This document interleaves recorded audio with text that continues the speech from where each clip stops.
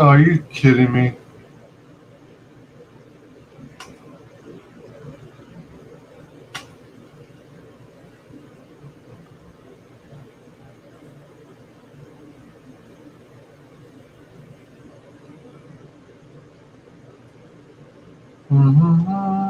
Periscope.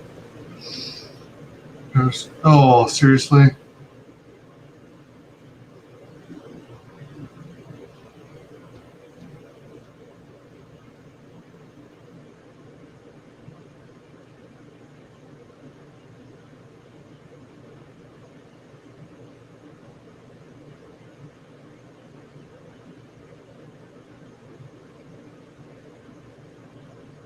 Oops. Crap. I typoed it wrong, didn't I?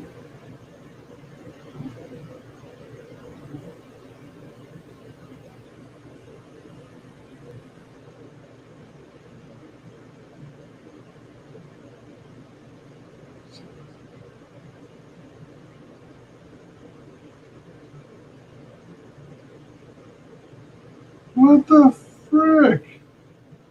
768. Yeah, that's the right one. Oh. Yeah, sorry. Excuse me. Welcome. Let me see. What the bippity boppity boot? Oh. What the? Oh, me oh my. I'm trying to get my Periscope to work. Freaking A. Welcome. Welcome to Wise Guys Entertainment. This is your host, Wyman. Today I'm going to do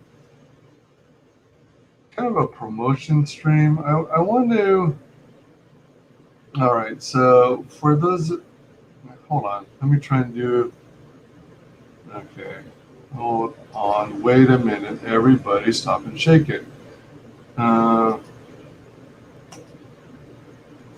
That's right. 9AQ.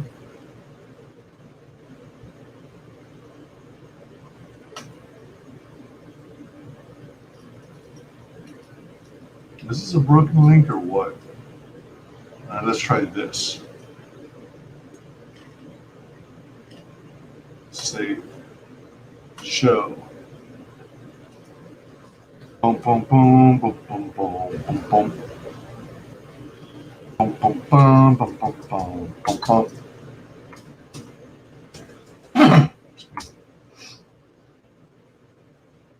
Alright, now that I'm live, I can also post this in the chat. But the thing is, I am having a heck. Curse you, Periscope! Curse you, I say.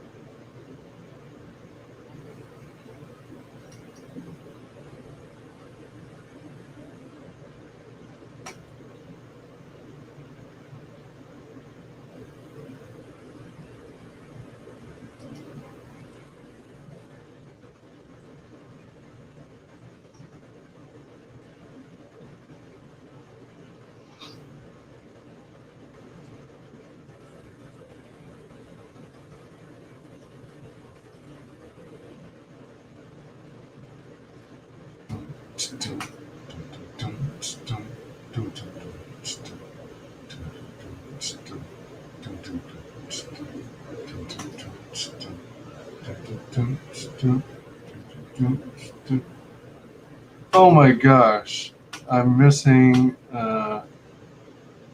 CGUK's Transatlantic Chitter Chatter, episode 8.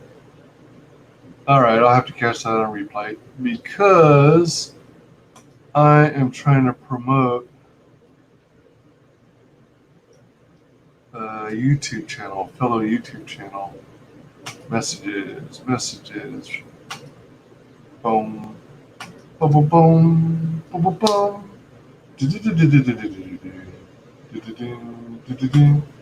You know what? Let me also. Where's my YouTubing it. YouTubing it.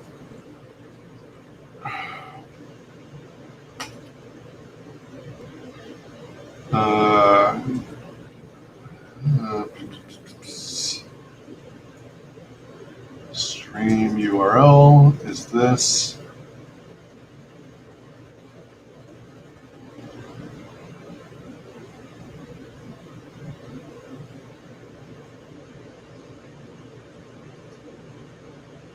You know what? I don't know. Maybe I'll just wait and see if anybody bothers to even hop into my channel. This used to be my playground. This used to be my Hollywood dream. This used to be the place I went to whenever there was a head any kind of doubt. Why did it have to end? And why do they always say la da da da? If anybody's here, please come and join me in the chat. Alright, so basically, I should probably, man, I'm showing a lot of my forehead.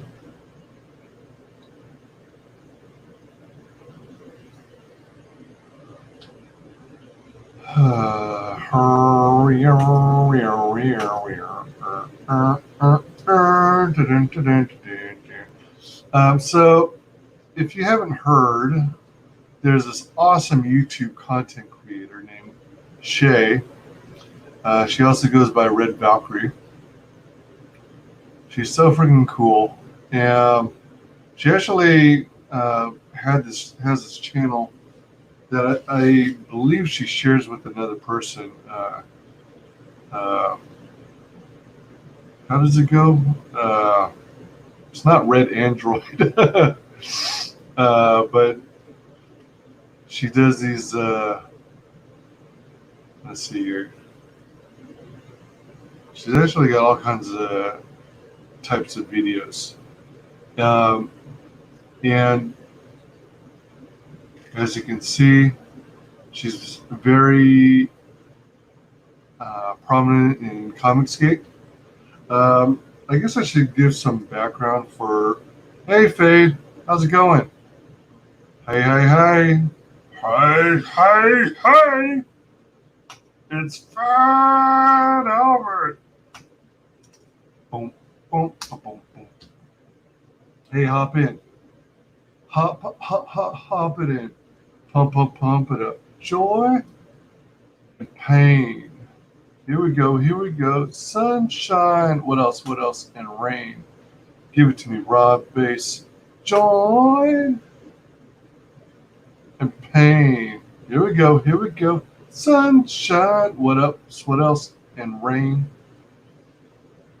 I'm trying to also troubleshoot an issue I'm having with Periscope. For some silly reason, Periscope does not want to cooperate.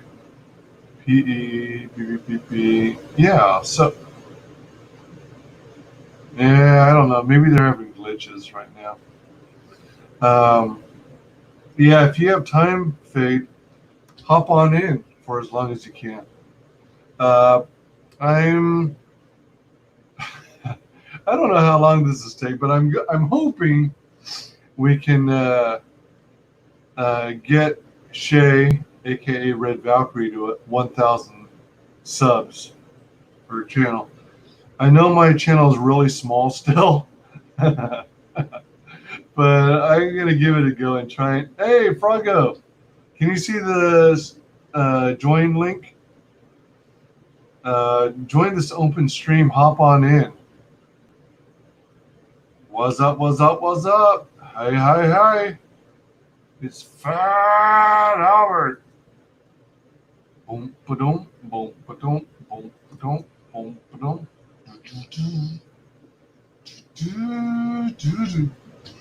Let me try Periscope again. I wonder if it would be more reliable if I. Oh wait, it's claiming that I. Yeah, all right. That I last used Twitter to. What? You curses! I should have taken a screenshot. Damn you, Periscope. What's the point of even having Periscope if you're going to treat me like this? Your account has been disabled. Oh, crap. Let me see. Forget you, Periscope, you moron. Moron of a platform. Oh, man. Let me see here. Yeah, so anyone who's able to hop on in, please do. This is going to be really silly, really goofy, and hopefully at least mildly entertaining. But we shall see.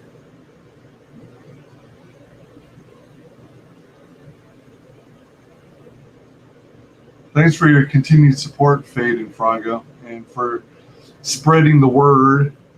Bird is a word, is a bird is a word. You gads. Man. Cursed Periscope. I guess I don't effectively know how to use Periscope or use it as a social media platform because, you know, other people manage to have channels on Periscope and they manage to make it work. Like, as far as I know, Scott Adams has been on it for a while. Hey, Fade, welcome. Oh, you have your. Oh, all right, there you go.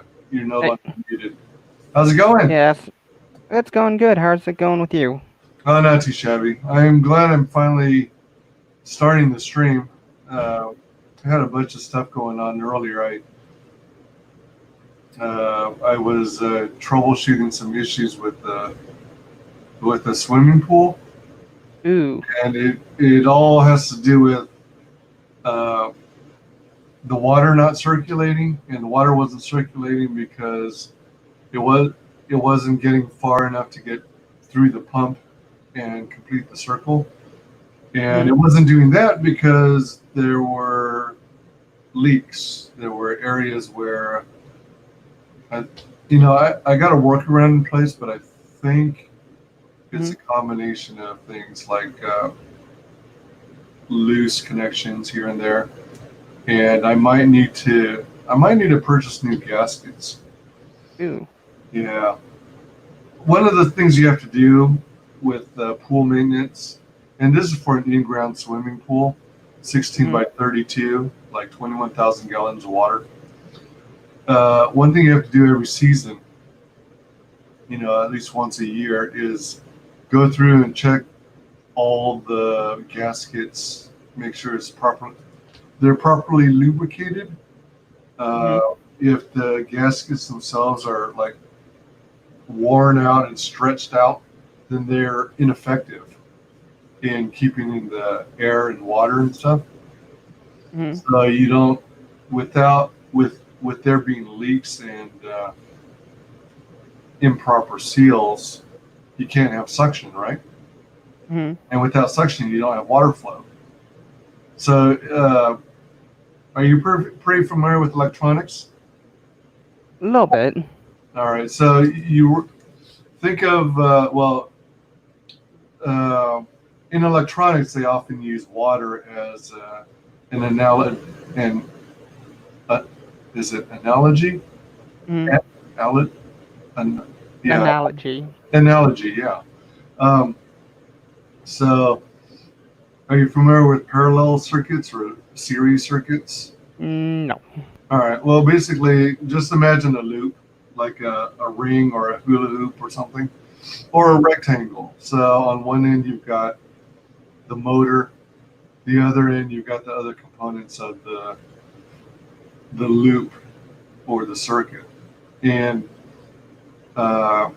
if one of those pieces in the ring or the loop break, then you don't have proper flow.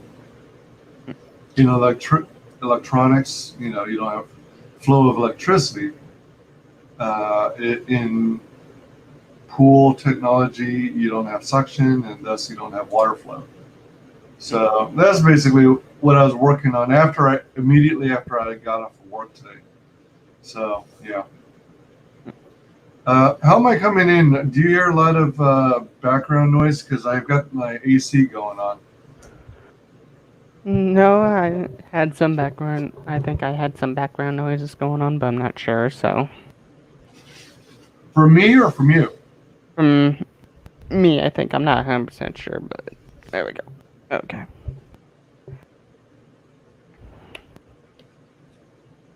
Hey, Froggo, if you're free, hop on in too. One of my Roof. Yeah, that was my dog. Sorry. Howdy, dog. Yeah, one of the things that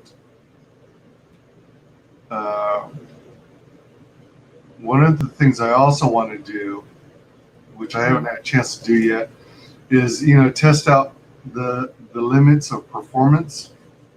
I have the full version of StreamYard, so I want to see what it's like to have 9 other guests on the channel, on the stream. Yeah. And because you can have a total of 10 people, so the host and 9 guests. So 369. I was picturing Hollywood Squares. Did you ever watch that TV series? When I was a little kid, I saw some of it. Hollywood Squares, is that what you're talking about? Yeah, that game show. That or whoops. Uh-oh. What? Oh, okay.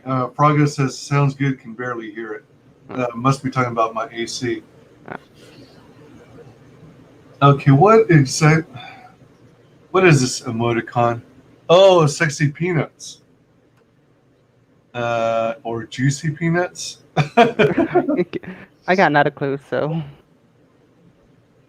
I think you're referring, Froggo, to Carla Tornielli's channel, who talks about sexy peanuts.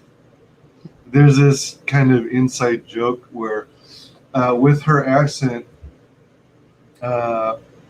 when she talks about, with her campaign, the Grim Reaper 2, she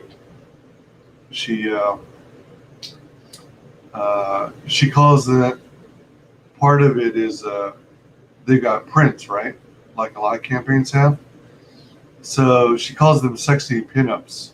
But with her, the way she pronounces words sometimes, it sounds like peanuts. So that's like an ongoing joke. So, hi, welcome, Froggo. Thanks for coming on. I don't know if you guys will be able to hear me or not. Oh, man, you're coming in faint. Yep. Yeah, I got my internet fixed, but both of my streaming headsets broke. But I'm actually fishing now. Both of your streaming headsets died on you? Yeah, my daughter abuses the heck out of them because she likes using them when she watches stuff. Oh, okay. She throws them around. Yeah, and blows the speakers out. Just the microphone stopped working. So I got these ones that I'm using now, which are hers. All right. But I got to kind of yell because the microphone's on the side of it. Yeah, I raised the volume on my external speakers so I could hear you better. Yeah. So so you're fishing right now? Yeah. Ooh. Oh wow. Let's check that out. Oh wow. Oh wait, Froggo, don't you realize certain people are gonna have a problem with you fishing on over here? Huh? I was trying to be funny and it backfired on me horribly. I am sorry. Yeah, I don't get the reference myself. But yeah, nothing's biting, but I figured I'd come out and chill. And then I seen you were streaming, so I'd hop in. I appreciate it, always. Figured I'd at least say hi, even if the audio sucks and isn't really working. I can show you my bait. Are you fishing alone, or do you have Tadpole with you? No, she's at her mom's right now. Okay. Uh, All right. So your bait are smaller fishes? Yeah, usually I'd use live ones, but I lost my minnow bucket because I forgot it when I was fishing, and I came back the next day and it was gone. Oh, So I man. caught some bluegills. I tried keeping them alive, but by the time I got here, only one was left alive. And then I used that, but a turtle, it must have been a turtle probably, because it bit and it ran with it, and it pulled it off the hook. That's what they do sometimes, the turtles. So now I just got the chopped up pieces out there. You can catch catfish, flathead. They'll bite on the chopped up pieces sometimes. Huh. Yeah. Cool.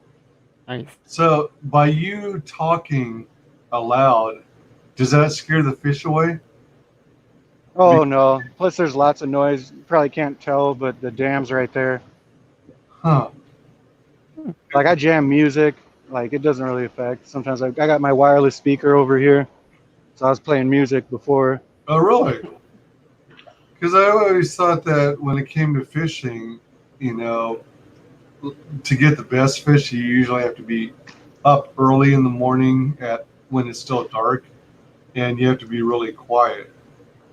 It depends what you're fishing for, but early morning or late at night's the best time. So I'm still pretty early. I got some more of this bait though. I'm hoping to stay till sunset, probably till dark maybe. But that's usually when the flathead catfish start moving around a little bit more. I've caught big ones in the daytime too though, but nighttime's sort of the best time around here. Huh. Cool. And to explain the nut juice thing with the peanut, Yeah. that was actually a sort of an inside joke a lot of people don't know about, but it was a Kyle Ritter, and one of the live streams he was in the chat and he kept putting that nut juice, the nut and then the squirt, and we're like, man, what does that mean? Like, why do you keep putting that nut in the wet? And he's like, everybody puts that for jizz. We're like, what are you talking about? Like, I've never heard of that before. Like, I thought everybody put that for jizz. And so it's like a funny thing I post in the thing sometime, the nut squirt. I never heard about it, but he thought everybody knew about it, so it was funny. I love Kyle. Okay, now we know. Yep. And knowing is half the battle. G.I. Joe. So I was trying with the jig a little bit, but nothing was biting. The bass haven't been biting lately. It'll probably be a few more weeks till I start catching more bass. So do a lot of people fish around here near that dam? Yeah, it's a pretty common spot. It's almost overfished, but I don't know. It's kind of hit or miss here. It depends on the time of the year. I've caught a lot of bass and striped bass here. And I've heard about people catching big flathead here because it gets real deep. It's only like waist deep as far as the eye can see. And you go this way and it drops down to about 10 feet deep. Ooh. You go further there and it's waist deep up until the middle and it drops to about 20 feet deep in the middle there. So there's some deep spots. Nice. Yeah, I visited Tennessee, and a friend has, people own boats out there on the some of the lakes, and you can go out on your boat and fish from there. And there's also a dam over there, and supposedly you can find some pretty huge fish close to the dam area because it gets really, really deep out there. You just gotta know where the different spots are. Like, you can't see from here. I can't zoom in. I don't think either. No, but in the corner there where the water drops, spots where there's like high aeration or like water meeting like that. Sometimes you'll have like small fish that hang out, and then like larger fish will come there to feed. or where the water meets, like on the other side, you can't see either, but there's heavy current. There's a spot in the inside that's really treacherous to fish in, but we've caught real big catfish and flathead there, because a lot of times they'll hang out around them points and they'll wait for either dead fish to float by or bait fish to swim by. Just knowing the geography of the water, really, and luck. Nice. A lot of the channels and where like the water meets or mixes or breaks, where there's breaks in the current. You seem pretty knowledgeable about fishing. Do you actually take the time to do research and like do searches on the internet to learn more about how to catch specific types of fish, what kind of bait to use? Yeah, I've done a little bit of research. Most of it's trial and error, though. Especially I'm a bottom fisher, mostly like I'm doing now. But I've been using a lot more. I was casting a jig earlier with this one, my fancy bait caster. Remind me what a jig is. It'd be a rubber bait or a plastic bait, like a lure. So it'd be like a worm, or it might imitate a small fish. And you throw it out and you reel it in, and throw it out and reel it in. And those like big fish, the game fish, they're ambush predators a lot of the time, like bass. Catfish are bottom feeders, but channel cats especially are ambush predators too. So sometimes when you're reeling it in, they'll see that swimming, they'll think it's a fish, and they bite it. And so you fish like that. Yeah, so depends on the time of the year, depends on the type of jig you're using, and also the color of the jig. So the whole idea is for it to simulate a live piece of bait, simulate motion to grab the fish's attention. Yeah, and a lot of times it can be something silly. Like you'll see like a professional fishermen, sometimes they'll do challenges where they'll use like stupid baits, like silly looking things. But sometimes with ambush predators, it doesn't matter. They'll see something swimming by and they'll smash weird things you wouldn't expect. People catch fish on Twizzlers, on like gummy worms. Gummy worms. I've caught fish using leaves. Leaves? What? Yeah, especially small fish like bluegill and crappie, stuff like that. A lot of times you can throw a leaf out there, and as long as it's moving and they see it falling, they'll try to bite it. So what? You attach it to the end of your line, or do you have to use one of those little weights to keep the leaf underwater? And yeah, it depends what you're doing. A hook with a leaf, or you got like different jig heads. So like this will be your example of a jig. This is like a common used jig. Got that little tail. When it swims through the water, that tail like spins around real fast. But I've taken these little jig heads and I've thrown a leaf out there and I've caught crappie and bluegill. Wow. Or, I know this sounds blasphemous, but there's the frog. It swims on the top of the water and the legs kick behind when it swims. That's funny. You fish on top of the water and the bass will just smash it off the top of the water to eat it. So bass are known to eat frogs? Or they're just attracted to the motion? Bass will eat frogs, other fish, tadpoles. I actually I was fishing for crappie one time, and I hooked a crappie and I was reeling in the crappie, and then a bass ate the crappie that I was reeling in, and I caught the bass. It was a huge bass. Oh, that's always fun. It's like a circle of life moment. Yeah. It was the worm to catch the crappie, and then the crappie caught the bass. Yeah. And then the great white ate the bass, and then the Dilophosaurus ate the great white. Yeah, and there's a lot of minnows in here too. Like if I had a minnow net, I could catch minnows that are in here. I've caught minnows here in the same spot, and then throw a minnow out there and catch big old sheephead or catfish sometimes. So can you actually, let's see, catfish are bottom feeders, right? Yeah. So they'll ambush too, but they'll bite on jigs, but not that often. But if you're in a good spot where the current's breaking or on a channel, sometimes they just sit there waiting, and they'll bite something that swims by. But for the most part, catfish are bottom feeders.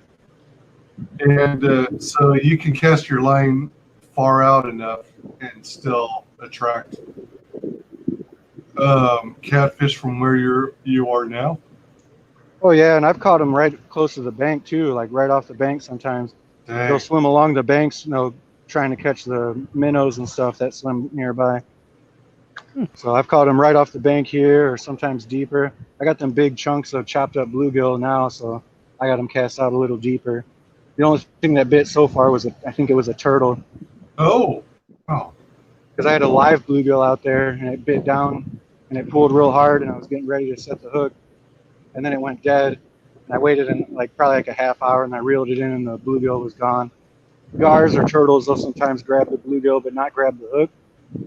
So they'll pull it right off the hook sometimes. They're smaller catfish. Any idea how big the turtle was? Oh, there's big turtles.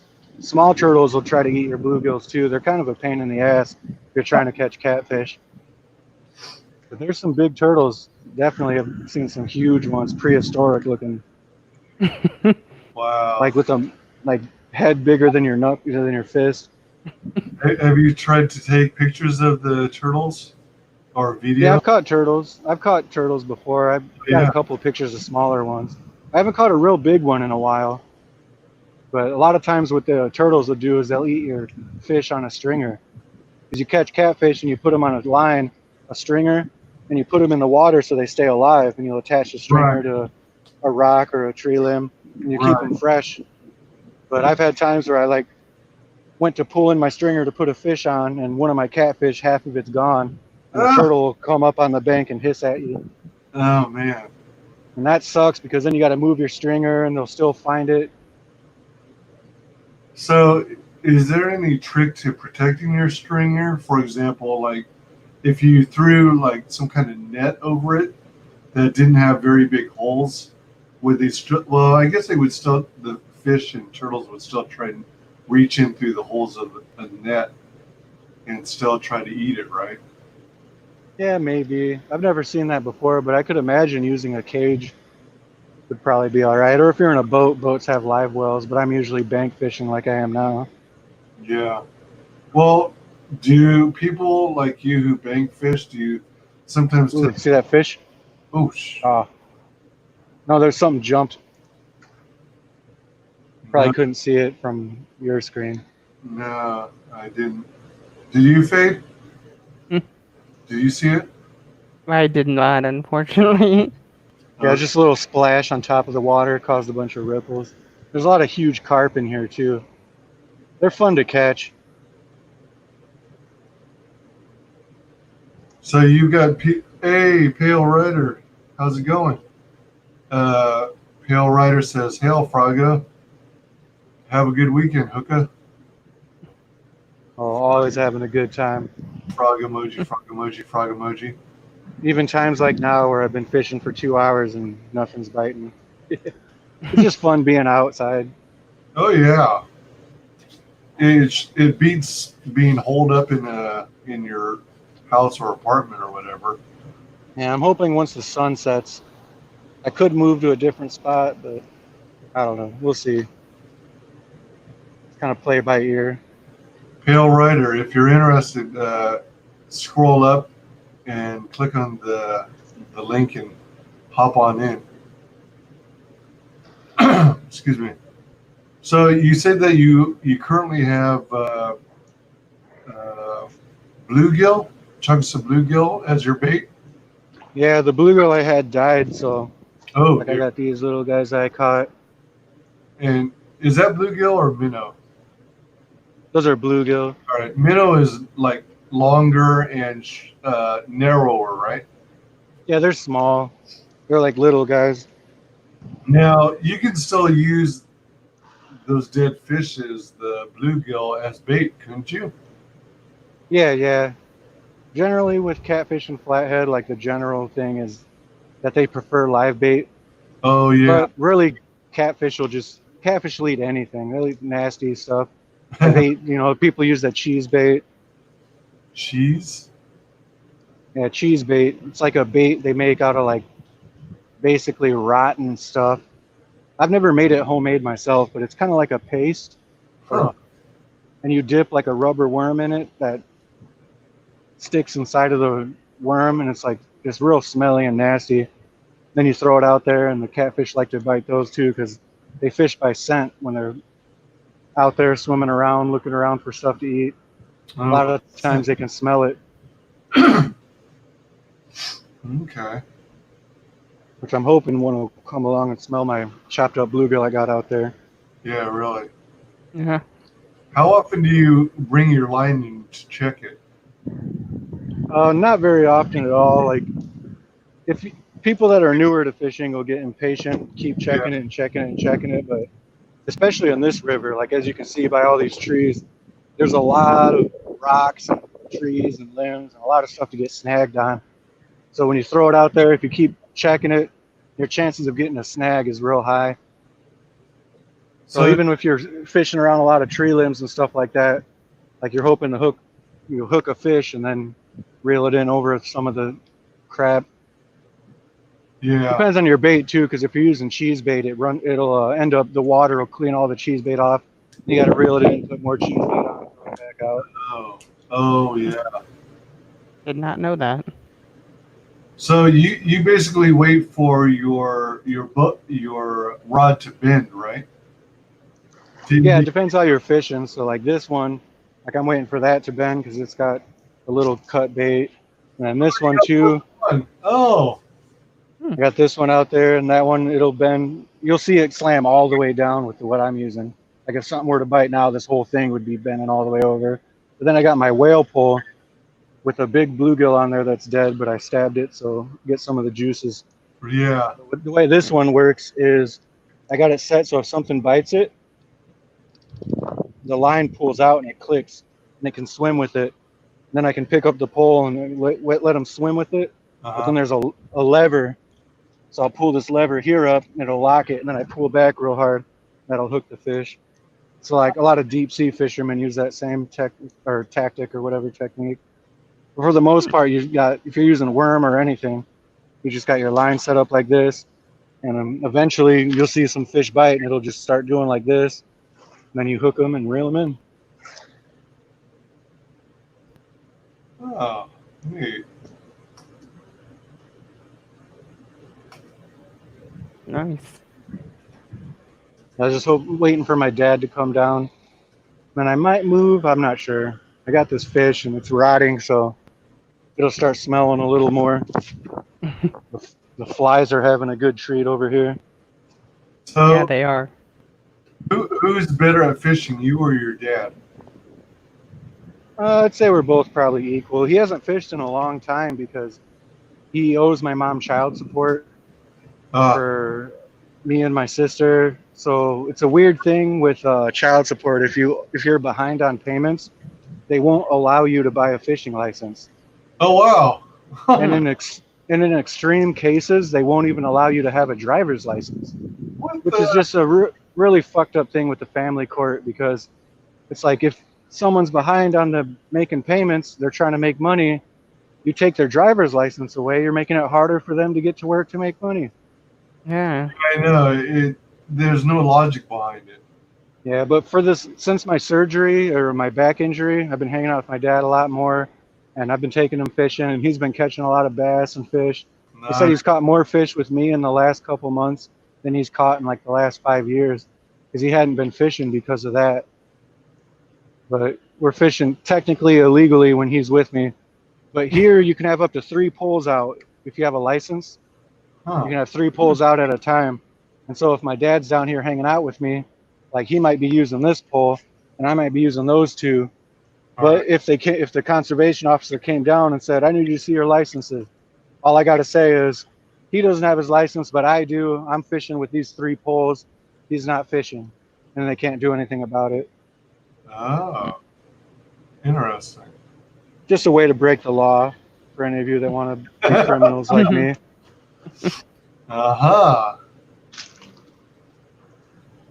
Pale Rider, let us know if you want to hop in, if you're still around.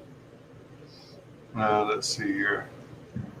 Looks like we got 1 viewer from Twitch and 2 from, well, actually, officially 1 person from YouTube. Yeah, so what we're here for is to hopefully get some more support for Shae, Red Valkyrie.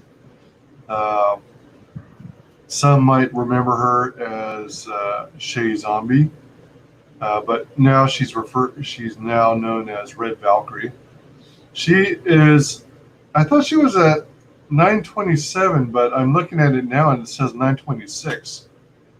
So I don't know if I'm just dreaming or if YouTube's being funny again and messing around with the numbers. But yeah, so a little background for anyone just joining. So we've got this movement called ComicsGate. DC and Marvel Comics were the main big two for the longest time. And somewhere along the line, they got invaded by SJWs, social justice warriors. And then they got convinced that male characters were suddenly toxic. And that was a bad thing. So they started hiring all these SJWs into their companies. And suddenly everything took a different turn. Well-known franchises that people enjoyed suddenly changed in a way where there was a lot of race bending, a lot of gender bending. They were taking characters that people loved and grew up with and turned them upside down into like alternate universes, or they made what were once good male role models, as an example, into losers, and they replaced them with usually young female black characters for some reason. And they kind of I don't know who came first, the SJWs in the comic industry or the SJWs in popular movie franchise entertainment and TV entertainment like Ghostbusters and Star Wars and Doctor Who and Star Trek. Someone like Ichibaka would know. He's been studying the behavior of SJW invasions for quite some time. But going back to ComicsGate, they more or less single-handedly destroyed the industry. And when Corona came about, it became very clear that the comic book industry as a whole was not welcome. Whoever just joined, great to have you. If you want to hop in, click on the hyperlink in the chat, and we'll add you to the panel. I can have up to 9 guests. Yeah, I'm trying to give some background on ComicsGate. So I also have a channel. A video I made about ComicsGate. That's a little more in depth, at least from my perspective. And so Marvel and DC and their execs, they were like shitting on the fan base, the people who had stuck with them for years, and somehow they thought that was a good idea. So Corona came about, and they had the governors and mayors of states nationwide were closing businesses that were classified as non-essential, and among those were comic books. And with I think a whole lot of comics were still being sold through comic book stores, comic book shops, local comic book shops. I know there's a market out there on the internet as well, and places like yard sales and flea markets, but I think for the most part, people still associate buying comics with going to a comic book shop, going to your local comic store. And with all those stores closed, DC and Marvel kind of faced a dilemma. They had all these properties where they were starting to push agenda politics and race bending, gender bending. Instead of creating brand new characters with those new races and genders, they opted to destroy existing franchises and remake them into this other vision, if you will. So they did that. Additionally, it was very clear because that DC and Marvel, being the big two, they were heavily reliant on monopolistic distribution system. They were going through Diamond,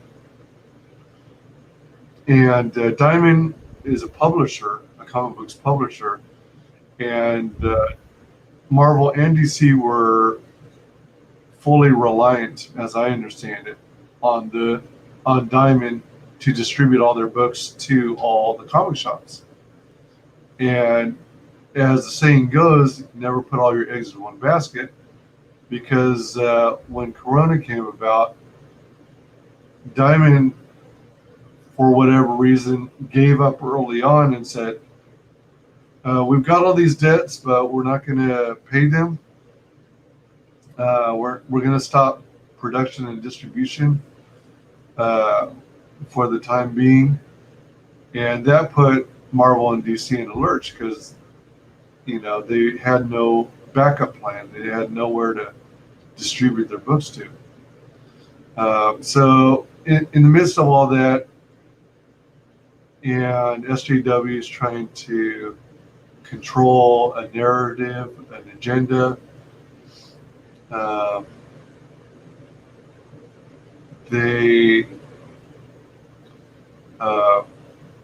A movement of comic book fans started. I mean, it probably started earlier than 2016, but that's when things started to ramp up. But it started with like people like who, besides your boy Zach, who was the other? Captain Cummings. All right, your boy Zach and Captain Cummings were a couple of the key people, noticing the changes that were happening and the gradual degradation of the quality of comics. It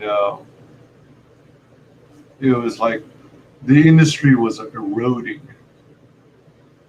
And then over time, more and more fans got on the bandwagon and realized, yeah, they're no longer interested in, making the fans happy.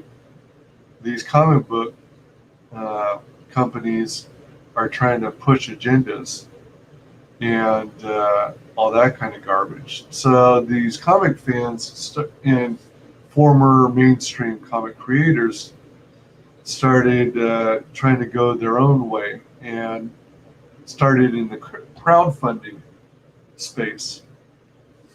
First through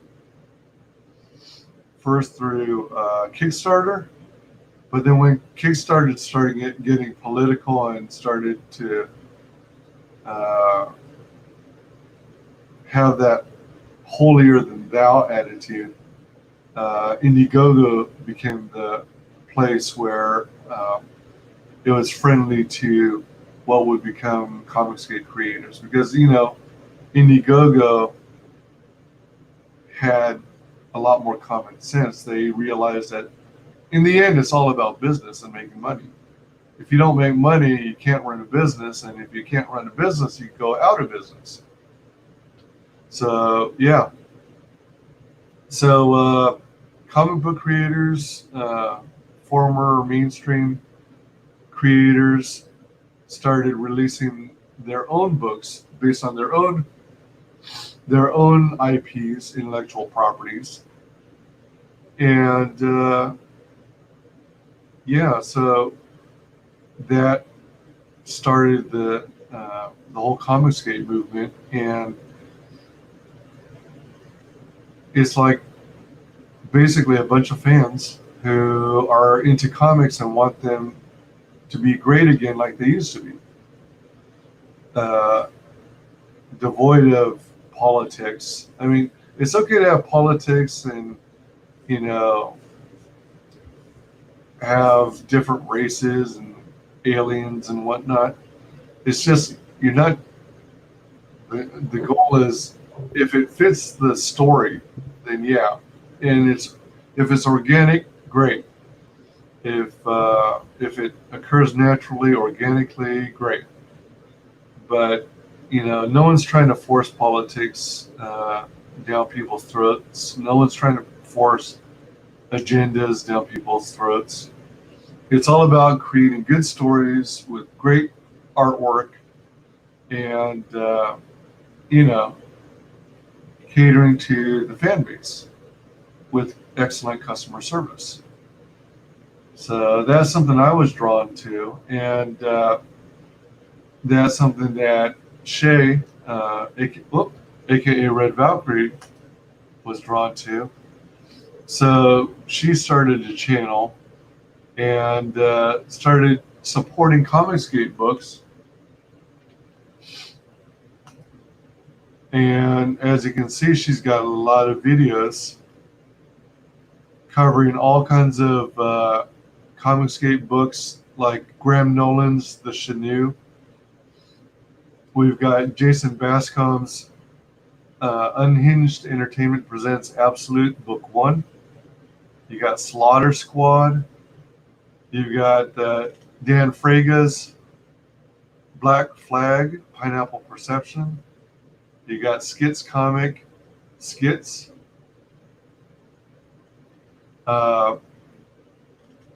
You've got The Lucent by Michael Bancroft.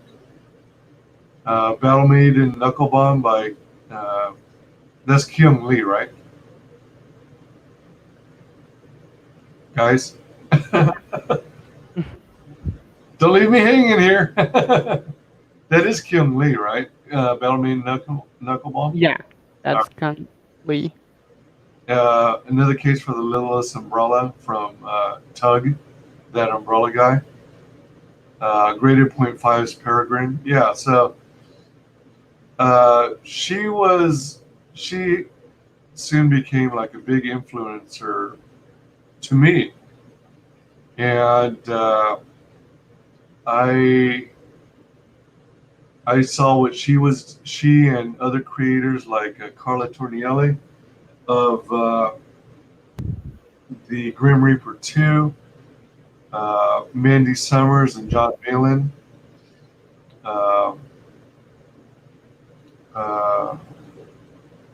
Rosetta Allen, Charlie's London.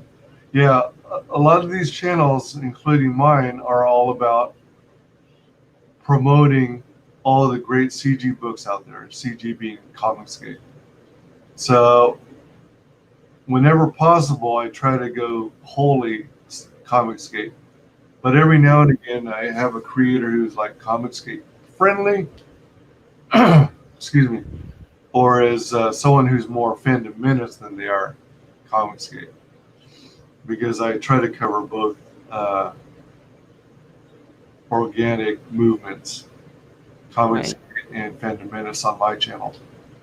So she's been a huge inspiration. Excuse me. I like her streams. I like her videos. I've been kind of keeping tabs on her channel. I see that she's presently at 926 subs, and I was hoping in some form or fashion to generate interest and, you know, kind of highlight her. Well, There went my dog. Highlight her channel even though my channel is much smaller than hers, I still wanted to like give her props and try and get more eyeballs on her channel. She's at 926 subs. One of the goals that comics. Oh no, Froggo jumped left. Oh, hold on. Be right back. Moving my stuff to a nearby spot. Okay. All right. I was focused on Red Valkyrie's channel that I didn't realize Froggo disappeared on me. Yeah. I need to be right back, so. And you didn't even notify me, Fade. What's up with that? Well, I figured I would let you continue talking instead of interrupting you, waiting till you're done. You could have gone, hey, Wyman, shut up. I got Oh, something you to were say. being so passionate in your speech there, you know? I gotta say something. I gotta say something. This channel needs some more cowbell. We need some more cowbell. Cowbell. Mhm.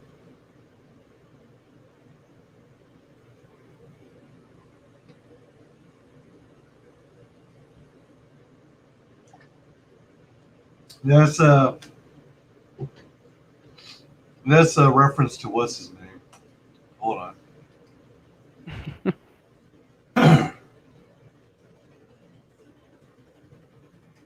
I don't know why I'm blanking out on his name.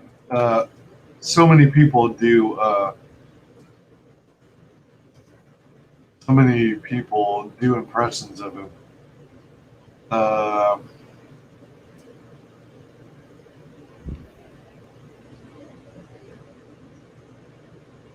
Christopher Walken. Oh, You remember Christopher Walken? yeah, I know of Christopher Walken. Yeah, he's he's an actor, and he was actually in 1989's Batman, Tim Burton's Batman, Hmm. 1989. Hmm. He was Max. Oh man, I am like blanking out big time. Batman, 1989, Christopher Walken.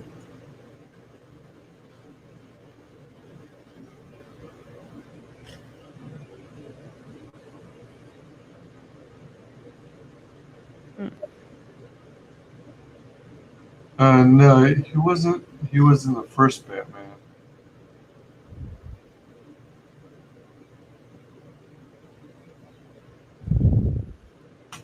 Come on.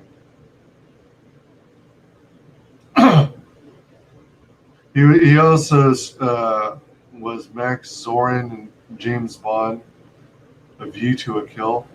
Hmm. Oh, Max Shrek. All right, that's the name from Batman. That's his character's name, Max Shrek. Yeah, yeah, he's pretty cool. There was actually a music video with Christopher Walken. Yeah, it's pretty entertaining. I don't remember the name of it though. Yeah, so I don't know if my long ass stream is going to result in anyone subbing to Red Valkyrie, but I'm hoping we get the numbers up because I want to see her hit 1,000 subs. There is, let me show you a little behind the scenes Oh, for any. joy. For, wait, what the heck? Why do I? For anyone. Oops. I didn't mean to just pull. No, I didn't want that. It's,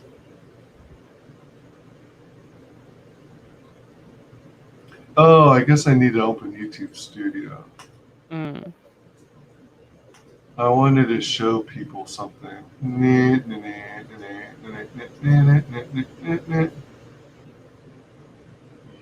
Actually, maybe I can get away with going to my channel. Excuse me. All right, so oh no, I do have to go to studio. All right, some behind the scenes stuff. I'm big on behind the scenes stuff. Um, so if you go to monetization, Hmm. YouTube channels, in order to become monetized, you need to have 1,000 subs. Right. Oh shoot! What the? I didn't mean to do that. So as you can see, I'm at 153 out of 1,000 required. Mm.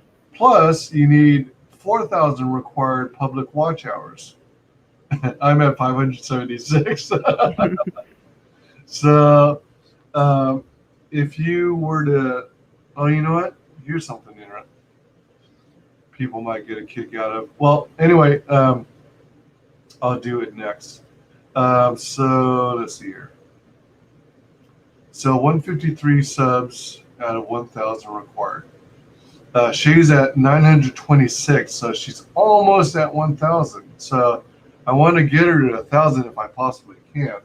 So everybody, please share her YouTube channel with all your friends and family. Get everyone you know to sub to her channel. She's got great and entertaining content.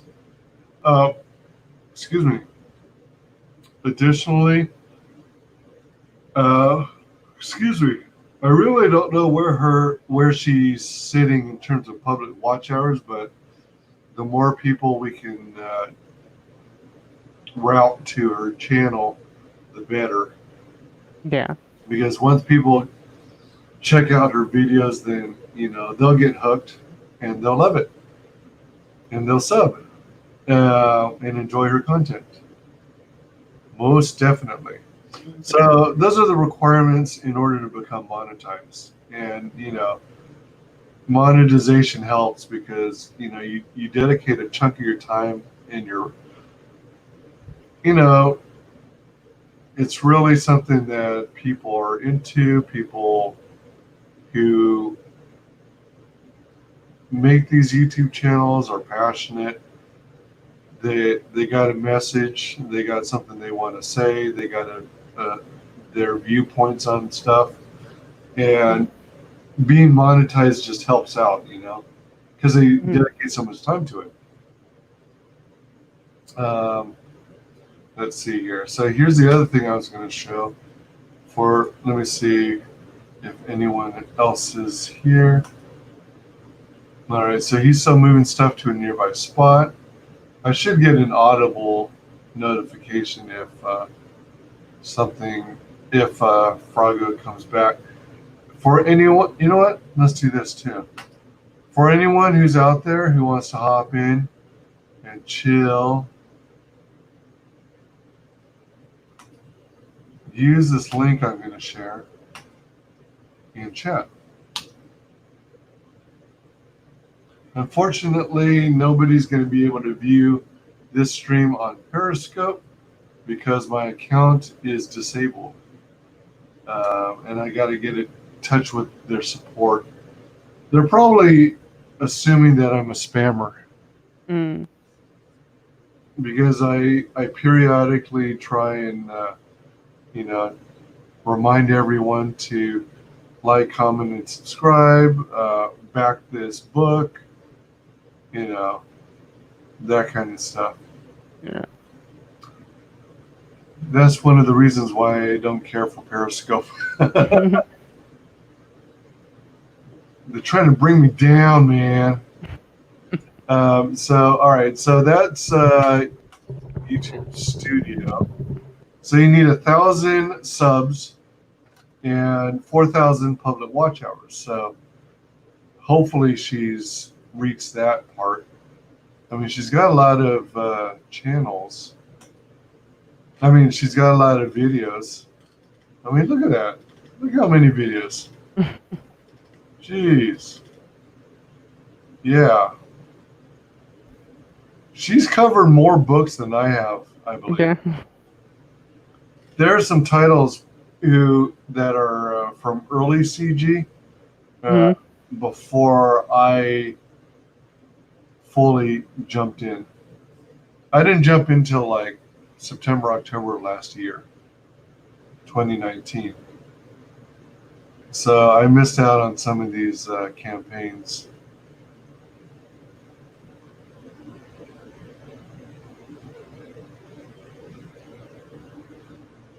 One of the other cool things about her, by the way, Hmm. is that when she has a new guest, she'll do a cosplay of one of the characters from the book she's promoting. Yeah, I noticed that too. I think that's pretty cool. Yeah, one of the neatest ones was when she had Tug Mhm. for another case of the Littlest Umbrella. I'm going to mute this. And let me just jump over there. See that? Yeah. She cosplayed as Lug, a little umbrella girl. Mhm. And what's funny is she's even got speech bubbles in her background. Oh yeah. Yeah. So it works out really well. Hey, check it out. There you are, Fade, Oh yeah. in the chat replay. Toasted cornbread man.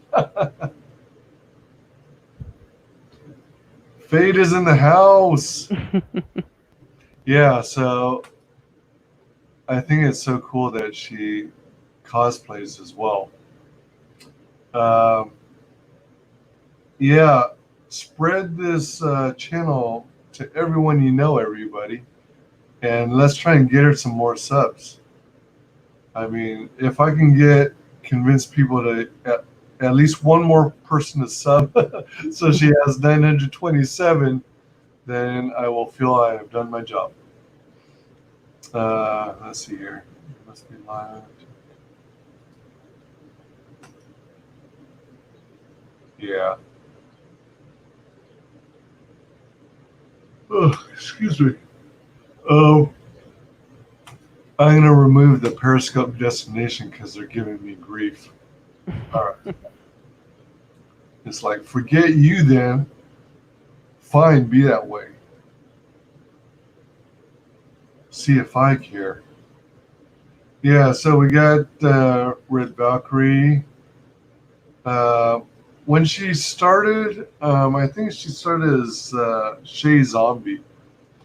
Mhm. She was big into zombies, but now she's Shae the Red. So it kind of follows in line with, I guess she's got like Viking ancestry, legitimately.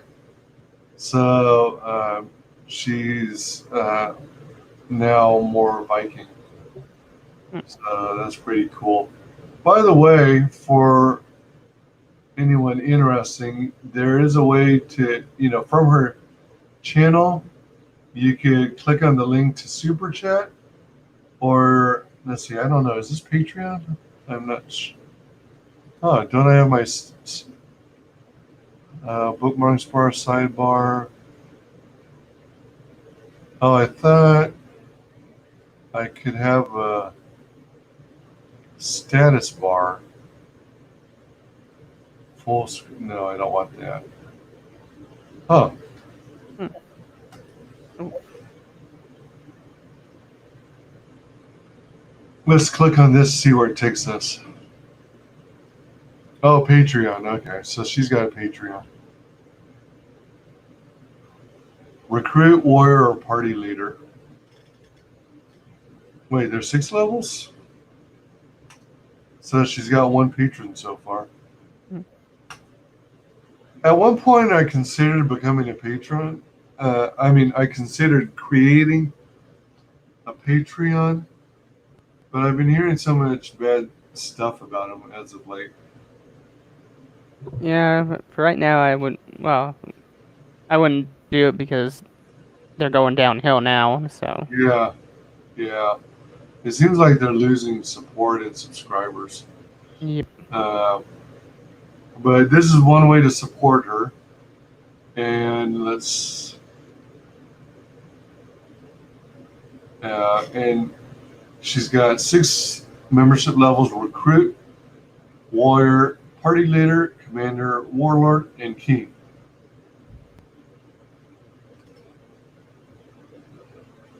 And they get progressively larger in terms of all the goodies you get as a member. Right. So that's definitely helpful. And then the other one is it says super chat. So I didn't think there was a way to do a super chat. So, oh wow, Hmm.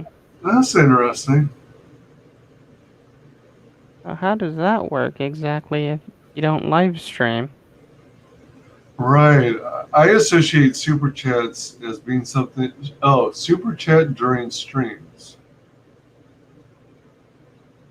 Huh? It almost seems like, wow. Hmm. It seems like you can do an offline super chat or something. Yeah. Um, this reminds me. Let's see. It says name, donated amount, your message. So I'm guessing that if she's streaming and you send one of these, it's a way to send. Let me see. That's her Twitter. This is her Patreon. Huh. I wonder if this is actually usable offline. I mean, when she's not streaming. Maybe. Because this, I'm thinking what happens is when she gets a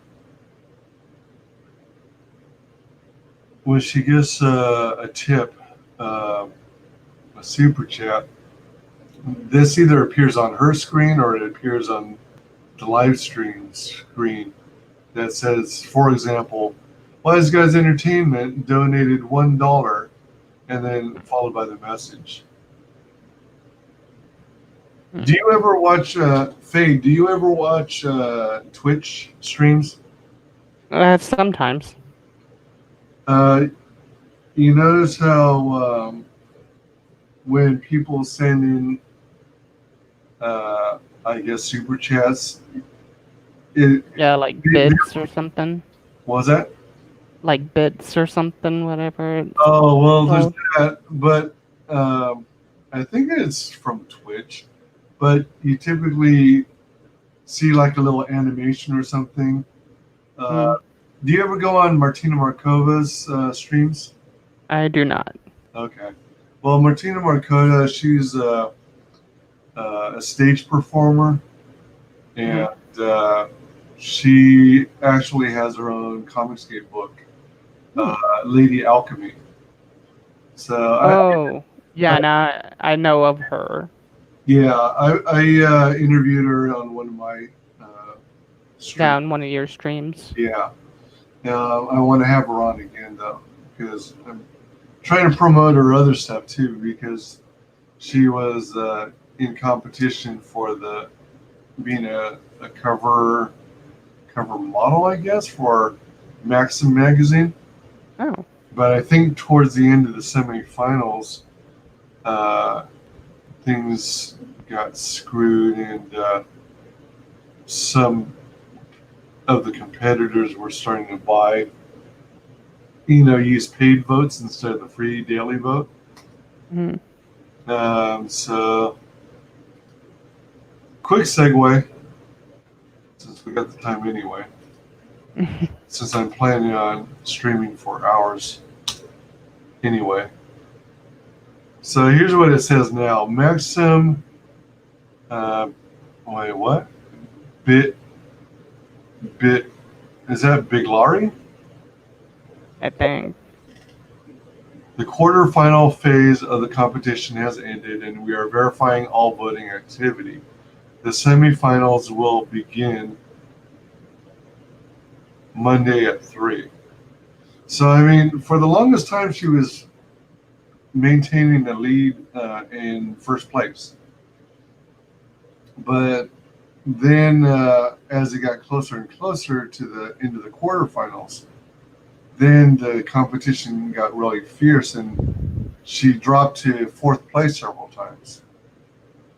And I kept trying to get her back up to first. And so I don't know where she ended up at the end, but I was trying to push her to first. Let's see, but that's presently what it's saying. So I won't know what the latest status is and whether she's still even in the competition until semifinals opens Monday at 3 p.m. Eastern. Yeah. So when she does her streams and someone contributes, I don't know, maybe it's whatever platform she's using. I don't know if I don't know if she's using Twitch or if she's using Yeah,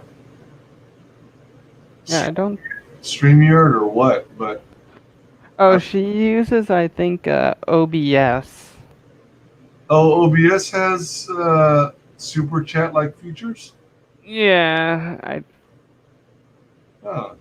Well, in any case, what happens is like when someone donates money, you see like this cute little animation or something, or it'll make or you can have like your own collection of images that display whenever someone does this amount of donation. And there's like sound effects, there's sometimes like a bit of music, and animation. It's like a fancy super chat. It's basically what I was getting at in my own roundabout way. So yeah. So here's another way to support Shae with super chats. It mentions here. Well, white on light blue is kind of hard to read. Super chat during streams. We appreciate any and all support. And that's through streamlabs.com. That's interesting. I didn't even realize that was a thing. I haven't explored all the features that I have access to. I should, though. All right, so let me see. All right, so again, channel monetization. With YouTube, you need to hit 1,000 members, and you also need to have 4,000 public watch hours. So the other thing I was going to get to, again in my roundabout, verbose way, is this website called oh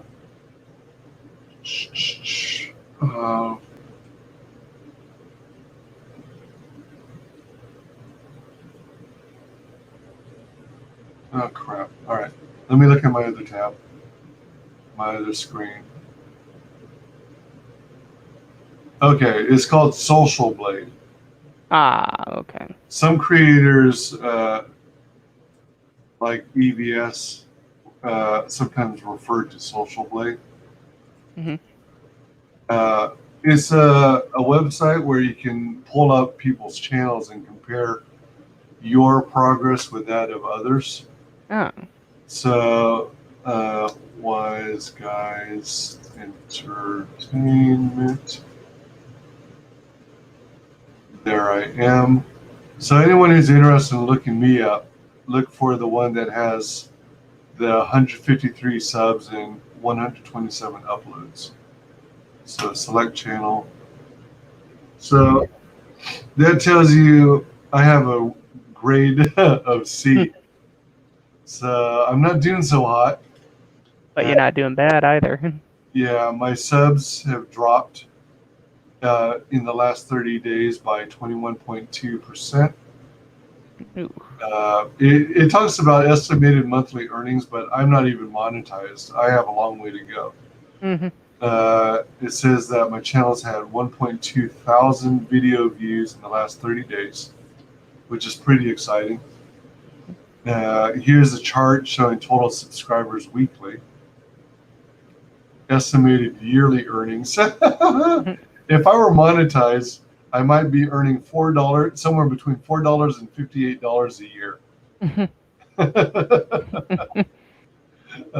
Total video views weekly. So I'm like a mountain range. Mhm. And then what's cool is you can look at particular points. Unfortunately, for some reason, it's got gobbledygook descriptions instead of telling you what the name of the video was. I don't know if that's a bug or what. But my rank in Social Blade is 8,040,477. And you want it, the lower the better, basically. Mm. Subscriber rank, video views rank, country rank, channel type rank is diddly squat. And what I usually look at, let me see, is this it? Oh wait, no, that's just a certain window of subs. Monthly gain video views, monthly subscribers. So it is claiming that I'm extremely popular and that, at least on Social Blade, and I'm trending. Future projections is what I think what I was looking for.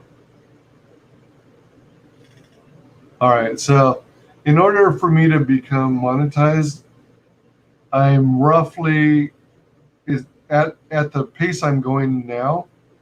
It's projected that I might be monetized in maybe 8 months, because that's when I'll have a predicted excess of 1,000 subs. So that's what I often use Social Blade to check out. Now, let me see. Let's say compare. And let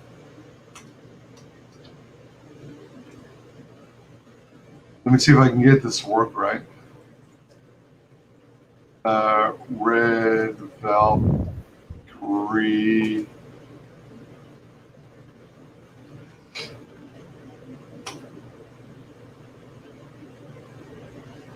Compare results. Gobbledygook, gobbledygook. But it does have a logo. All right. See, check this out. I'm the little red line, and she's the blue line.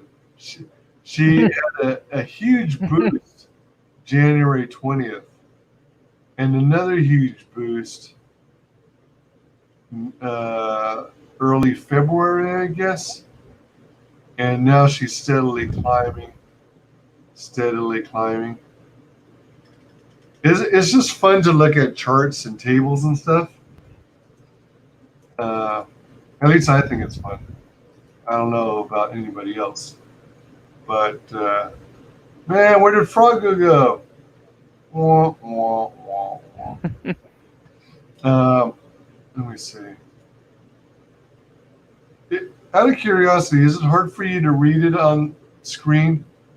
Let me actually go full screen layout. And then let me also zoom in a little more. All right, so let's see here. Yeah, so she's still at 926 subs. So far I haven't done diddly squat to help her.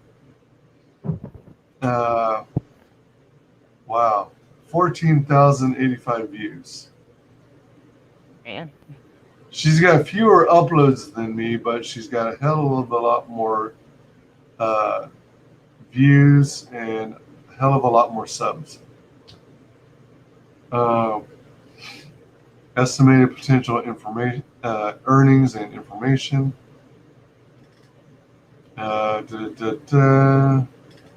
Daily subs. Wow, she had a huge spike over here. Over 80 in one day. I wonder what video kicked that one off. Yeah. Late January, it looks like. Oh, that'd be curious. That's a trip. Future subscribers for Wise Guys and Red Valkyrie.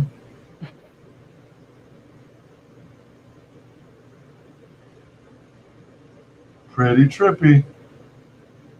Yeah. Pretty trippy. Subs and six. So let me see something. So all right, so in 6 months, she's expected to definitely hit over 1,000 subs. So let me see. Wait a minute. So what date is this? Oh, all right. So let's do this. Let's look at. I'm looking at Red Valkyrie, which is the blue line, and I'm looking at her future subs, and I'm gonna look at 1K. Let me see if I can go increment. No, it won't let me. I was trying to be more precise by using the arrow keys because right now I'm just using a mouse. Mm. And it's really hard to. I want to hit it. I want to get it to 1,000 exactly, you know? Mhm. Not 1,100. Well, let's see. All right, so let's look at 998, for example. So 998, that's predicted to happen August of this year.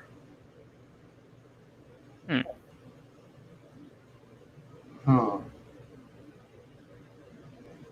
So they're not. I mean, StreamYards isn't always accurate, but I mean, it gives you some general projections, something to look forward to. So if you go to 1.01K, August 6th, 2020. Well, so that's like about half a month, eh? Mhm. So in about half a month, they predict she'll have hit 1,000. Just for giggles, where does it show 1,000 for me? Holy moly!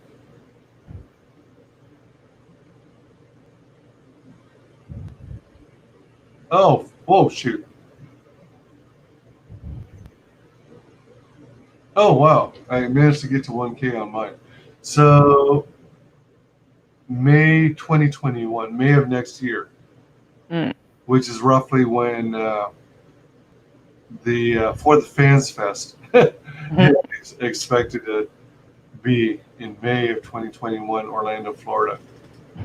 Let me try 1,000 exactly for Red Valkyrie again.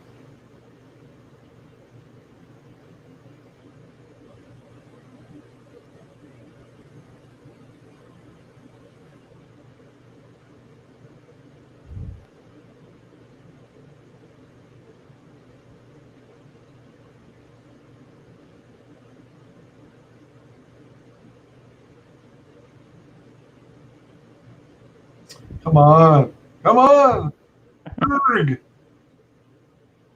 I either go too high or too low. I don't know how. Oh, you know what? I think I know what's going on. I think it's harder for me to do it on hers because she has a faster growth than I do, and because I have a slower rate of growth, uh, there's more plot points, or maybe fewer plot points on the graph. All right, so 5 years. Wait, what? How does this work? Wait, huh? Future prediction, subs, views in 6 months. So they're predicting in 6 months. Who does it relate to? Both of us or just one of us? Future predictions, views in 6 months. So in 6 months, the number of views is expected to drop by 5,753, and views in 5 years is expected to drop by 182,115. Am I reading that right? Huh.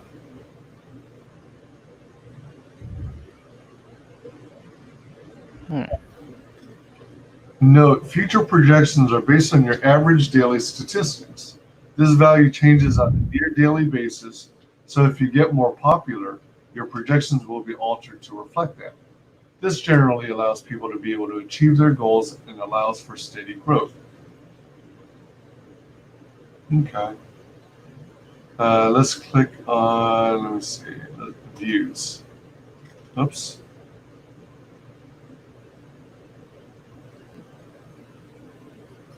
Oh, that's messed up. Doesn't even show a table there. Let's see. Oh, something's wrong with the views. I wonder if it's because I'm zoomed in so much. Oh. All right. Wait, huh? Daily video views for me and Red.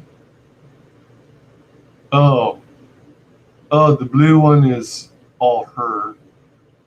How does she have this huge drop of minus 7K?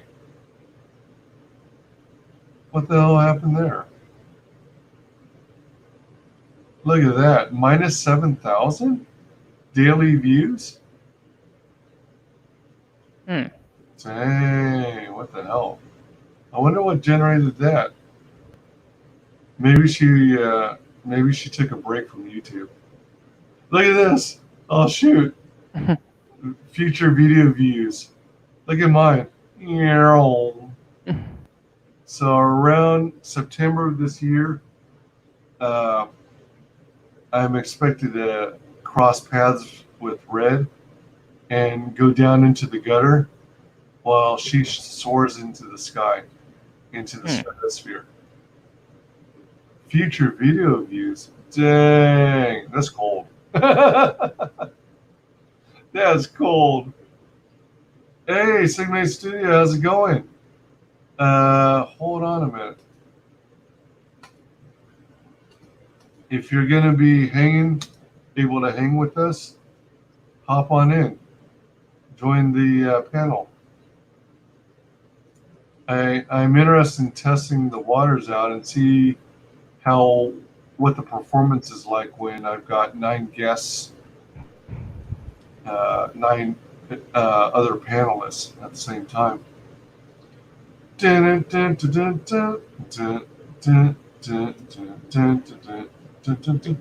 Really wise guys, Super Mario Brothers. Oh yeah. I have a tendency to sing that a lot. I'm one of the consoles I really enjoyed was the original NES, Nintendo Entertainment System, 8-bit console. I mean, I had the works. I had the whole game system. I seem to remember I used to get an allowance, and I saved my money to get it if I remember correctly.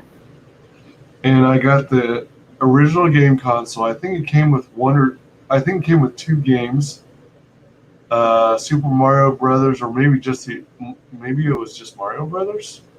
And no, I think it was Super Mario Brothers and Duck Hunt or Hogan's Alley. I think it was Duck Hunt. Plus, it came with the light gun, and it came with Robbie the Robot. So it was a trip. Oh, you just got up, Sigmate? Yeah, I've been up since crap. You know what? I think I know why I'm yawning. I got up. I've been up since about 1 or 2 in the morning. Last night, I needed to be sure I got up for work this morning. So I made it a point to go to bed earlier than usual. So I went to bed, but I ended up going to bed still around 9, maybe 10 in the evening. and then I woke up around 1:30 or 2 in the morning. And rather than go back to sleep and risk sleeping in and getting late to work, I opted instead to just stay up and consume social media. So I'm kind of drained. Let's see here. Dun-dun-dun. Have you eaten anything for? Wait, what time is it over there where you are, Fade? Almost dinner time for me. What is considered dinner time for you? 6 o'clock. 6. All right. Yeah, that's often what it is for most people. What are your plans for dinner? Figuring that out right now. Okay. Do you have anything already made that you might just reheat, or are you going to make a masterpiece from scratch? I'm gonna order something online. Oh, okay. Well, that's another option. Um, hey, SK, how's it going? Right now. Uh-oh. Uh-oh. Hey, Fed. Hey, wise guys. Oh, hold on. Oh. Welcome to the panel. Da, da, da. I'm gonna order something online. Hello? I hear a voice in the background. Whoever it is sounds very faint. Hey, how's it going? Hey, good, good. Can you hear me? Uh-oh. Oh, yeah, now I can. Yeah, just a bit of a delay. Oh, look, I'm not planning to stay long. I just joined to say good morning. It's Saturday here, so this is my usual sleep. My one day I can sleep in. So. Oh my God, the one day you get to sleep in and you're here. Oh no, it's about 10:30 now, so I've slept in. But I'm just gonna stay on. Come say good morning to you guys, and then go straight back and just watch you guys. I do something less stressful. Yeah, for sure. Awesome, fantastic. Refresh my memory. Aren't you in Australia? That's right. Yeah. So if it helps again, Saturday the weekend does come, so it's all good here. You're 14 hours ahead of Eastern Daylight. That's correct. So right now it's about 10:40 a.m. In Australia. So what are your plans today? I've actually got a lot of I've got a lot of work to get through. I mean work. So I write some documentation I'm a contractor. So I had a job come in, and I probably got about 40 something pages to write up. So it's going to be a fun weekend. Fun as in literally fun, or fun as in sarcastically fun? Fun as in sarcastic, like fun. Because usually when I write, it's my gut feel is I got about 30 hours of work in front of me to finish this off. So I'm just counting down. Every time I finish a section off, I'm going, yes, one more section done. It's not terribly exciting. I'm sorry. Do you do like technical documentation, or do you like contribute to history books, or does it really? Oh no, it's usually I'll give you a bit. My job isn't really that exciting. I work in IT, so a lot of stuff I do is I do a bit of network diagrams, and I write a lot of policy statements. If it's basically documenting how things work in an organization. If it came down to that, it's not the most fascinating stuff. Oh, so let's see, what are they called? Do you like help put together the training materials for those guidelines and service levels? And That's right. So if you guys, for example, if you got a Sev 1, you got to respond within 4 hours. You got to have a workaround within 8 hours, and you build all that documentation up so that when you bring a service up to, you launch a service, you've got all the everything's covered. And part of my job basically is to make sure that there's no loopholes that an organization can be held to. For example, if I say you've got 1 hour to respond and you don't respond within 1 hour, what happens then? You make sure everything is covered through. So all the clauses and like I said, it can get really dry, but it's honest work, so I don't mind it too much. Right. Yeah, for sure. I mean, someone's got to do it. Oh yeah, and that somebody's me. So look, I just came to say good morning to all. Look, and I do want to see Shae get to that 1,000 as well. So look, great job, you guys, of what you're doing. Well, thank you so much. Appreciate If it. it helps already, I've subbed a long time ago. I've shared her stuff. I think I got her like 30 something subs back when she was about the 600. But look, let's get her up there. So, what kind of magic did you weave? How did you get her the bump in subscribers? Oh, look, I don't think I can do it again. So what I did was I was on her show it was a previous project of mine. It was Wordsmith. So she brought me on really nicely, and we talked about Wordsmith, and she helped give me the really nice signal boost. I returned the favor by giving her a signal boost back up to all the people I know to say, hey, look, guys, watch me here. It's a live campaign, all the rest of it. And the usual, hey, if you watch me in the video, if you like what this channel is doing, please subscribe. If it helps, I gave you exactly the same signal boost as well. So if you look in Twitter right now, it's the same signal boost I'm giving you as well. Saying, hey, look, I'm doing transhuman pre-launch page. Thanks to Wise Guys, please sub. Oh, thank you so much. Awesome. And the problem about that is you can probably imagine the people who sub I can't get them to sub again. So I've done my true. Yeah. So I've already hit up my audience already. So I'm going to hit up my audience for you as well. So you don't have to worry. You bring me on, I return the favor. But once I get the bump, I'm done. Unfortunately, I can still share things around, but the people who like listening to live streams and who like listening and who I introduced to Shae already would have already subbed, if you know what I mean. Right, exactly. Yeah, I hear you. So unfortunately, I can't do too much to help, but I'm really hoping that she does crack that 1,000 monetization as well. Oh yeah, me too. Yeah, I'm looking forward to when it happens, whenever it happens. I mean, I'll be happy if I can get at least one more sub to her channel. But yeah, I appreciate all you're doing, and I definitely want to have you on again for to continue promoting your projects and stuff. Oh, look, thank you. Even if it's just somebody to talk to, and look, I just hope you find it interesting. Like, that's probably the thing is I always find I still got the imposter syndrome. I'm always thinking, oh, these people are being nice to me. Do they actually find what I'm saying? Like when I talk about color theory and stuff like that, do they actually find it interesting?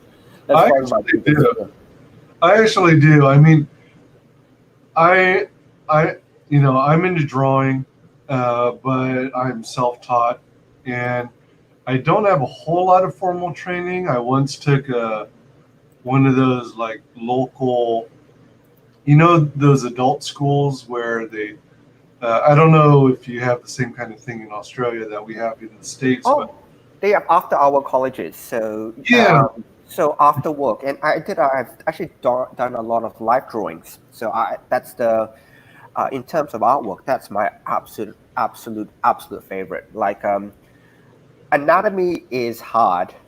let's just put it out there. Anatomy is hard. And you see the way, like, when you draw like the hand, for example, there's something like how many 50 something different muscles in the human hand. Right. And when you look at it, you go, oh, it looks pretty straightforward. But when you actually get down to the nitty gritty, if you don't account for a certain muscle, or you don't account for a certain bump, or certain knuckle or whatever, it just looks weird. Yeah. And the thing is, and sometimes the funniest thing is, you don't know why it looks weird. And so I don't know if you heard there's an Australian guy. His name is Clayton Barton. He does how to draw comics. Clayton Barton. He does Kozo, and anyway, I bounce. He's great because I bounce stuff off him all the time with my artwork. I'm going, something's wrong here, and sometimes because you're so close to the artwork, you can't pick it. So for me, it's like he's been great to me. And I've asked him before. There, he's up how to draw comics. Yeah, so that's him. So for me, when I talk to him, he's great because I remember I sent him a sketch once, and he's going, okay, your eyes are slightly too large, and the angle here is not quite right. And it's stuff you can't see, sometimes you can't explain. You just know it's wrong, the anatomy, but it's very, very difficult to sometimes pinpoint what's wrong about the anatomy. Huh. And his stuff is absolutely gorgeous stuff. So Yeah. Damn.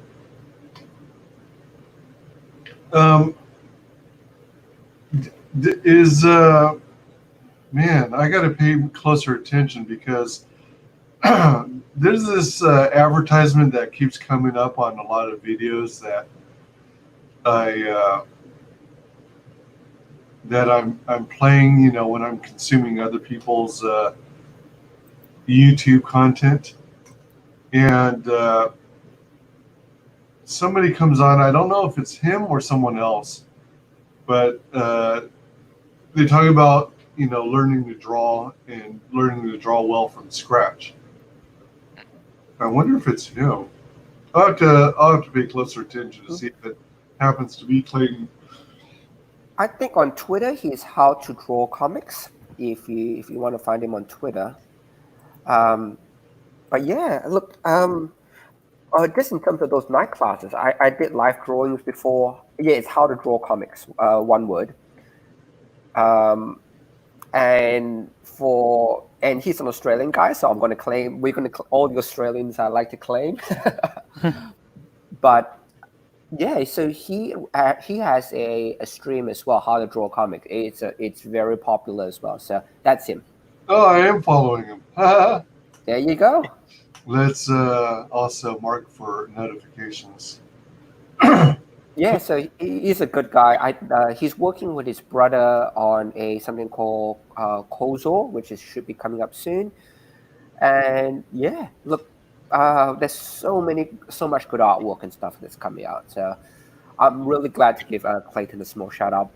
But yeah, no, back to the night classes. Yeah, I don't have time much anymore.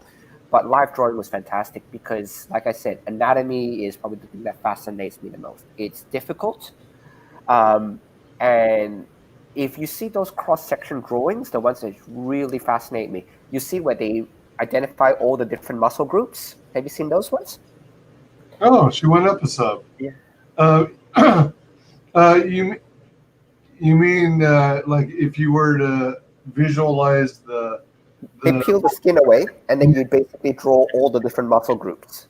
Yeah, I used to have to draw that kind of stuff. There was an anatomy book. I don't know where it is right now, but I'm pretty sure I kept it. That was nothing but anatomy, and we would be assigned a particular page to draw, and then we would be expected to draw it. You know. Basically copy it and you know, gain a better understanding of, you know, what musculature actually entails, and also exploring the skeleton. Yeah, definitely. And for me, I miss it. I honestly, unfortunately, I don't have time for it anymore, and especially now with restrictions in Australia, it's very difficult to get a group of people to huddle around, you know, in a small room and, you know, sketch a model. in the next year or so, that might all come back, but I don't think that's going to happen anytime soon. Like, with all the restrictions that are currently on now. Right. Look, I am looking forward to it. I would love to get back to actual sketching and stuff again. And it's really fun because you've done live drawing before, I'm assuming. Yeah. Yeah. Oh man, you don't have much time. It's the model moves every 2 to 3 minutes, and you've got to get this skeleton or this sketch or this reference down. I mean, what most people do is after the fact, they spend the time to try to redraw bits and pieces. But when you're trying to get those initial references down, 2 minutes is a very, very short period of time. When It is. You blink and it's gone. It's like, what? He's moving again. Don't move. Stay. Stay. No. Oh, the angle's all wrong. And it's all that. And Yeah. and they do. I think what was it? Usually it's like 5-6 poses. Model takes a break. Another 5-6 poses. Model takes a break, and then the teacher will come around and give advice. You should have done it this way, and then you adapt. Then you go home. You do your homework to fix it up, and you bring it back next week. Yeah, that was always a fun class. I mean, a part of me always wanted attractive-looking women to draw, but at the same time, most of the time you get a variety of ages and men and women, and it's quite interesting. I would actually say, and it's actually better to get the varied audience because Yeah. and this is beauty, and this not talking. Oh man, you got me ranting. That I love it. When you're sketching and drawing people, the thing that makes it beautiful is symmetry. It's always symmetry that makes things look nice and beautiful. And there's actually a whole study done about what appeals to the human eye. And if you get bored, do some Google and you can read a lot of theory about what makes something like an attractive person. It doesn't matter what culture, what race, or whatever they are. If you're attractive, you're usually attractive to the entire human race, usually. And it's all to do with how the face and symmetry as well. So if your body is in a certain ratio, and this is all math, it's really funny, it's all maths. If your body is set to a certain ratio, certain dimensions, certain proportions, that's what makes someone beautiful. Or that's what humanity deems somebody to be beautiful. And it's all proportions and stuff like that. So what I find really cool is, in terms of, say, drawing, is you get all the ratios which are incorrect. So these are not, look, I'll be honest, I'm not a beautiful person. I'll just put it out there first. Yeah, you're just being humble. I don't fit any of the ratios. I am not symmetrical. My body dimensions are all off in terms of what constitutes beauty.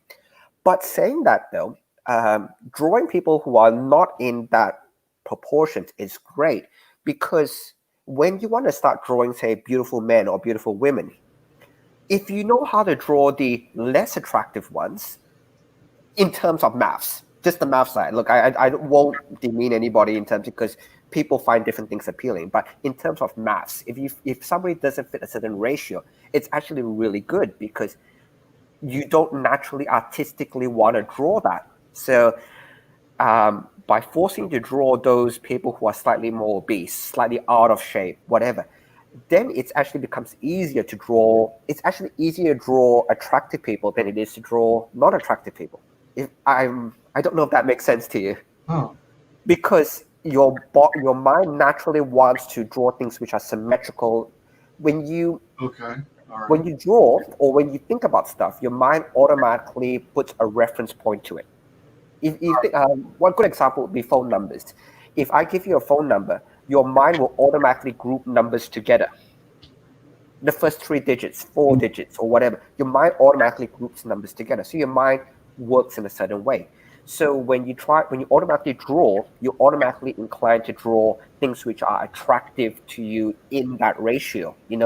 That symmetrical, that beautiful body. But by forcing you to draw someone who is normal or not beautiful by, say, by normal standards, it actually expands your drawing and actually brings your skill level that one step up. Yeah, for I sure. hope that all makes sense. I'm Yeah. ranting a bit. It does. That's awesome. That's a good point. So, as much as I like attractive people to come to live drawing classes, Yeah. I find that you learn a lot more when you get normal people there. Oh 100%. yeah, for sure. You learn a lot more because attractive people, your mind automatically fits certain ratios and certain dimensions and certain shapes and certain symmetries. It's when you get somebody who doesn't fit those ideal symmetries that you're forced to actually watch, learn, and actually sketch those ones. And those are the ones which improve your life drawing because you're actually using them as a reference and not using your brain to try to impose a reference on them. Yeah. Because it's kind of like when you study fabrics and how they fall on the human body. Like if you've got a towel or a sheet, like a bed sheet, Yep. pillowcase, or just a piece of clothing like a scarf, draped over the shoulder or something like that. With the human body, if you have what some might not consider the ideal body type, you then have to understand how not only how muscle works, but how fat works, how fat creates folds, and is how it interacts with the muscle, and how it folds according to the way you move an arm or raise a leg, and things like that. Our figure drawing class had younger people, it had a lot of older people, slim people, heavier people. So we did have a nice mix, and it was quite commendable how well they were able to, remain in position for minutes. I know. Oh, there's actually one interesting art technique, which actually, and I don't know if you've tried it before, where you try to draw whatever your subject matter is, you draw it upside down. And that's actually one initial technique a lot of people do, because when you initially draw, you draw with preconceived notions in your head. By forcing you to draw something upside down or mirror image or left to right, it forces you to actually observe the subject rather than use your preconceived ideas in your head. Oh, Because wow. so I remember the first class we did, everything had to be upside down. You had to draw everything upside down just to force you to actually watch the subject, as opposed to you trying to, oh, it's like this, my brain will process it this way. Oh, that's Have you interesting. heard? Have you heard that one? That Man, I don't remember having ever done that before, but I think I vaguely have a memory somewhere up here in my head about that trick, but I don't remember ever trying that in any of the classes I took. I mean, like in terms of formal training, well, I don't know if you got these kinds of books in Australia, but when I was younger, there was this book called Ed Emberley.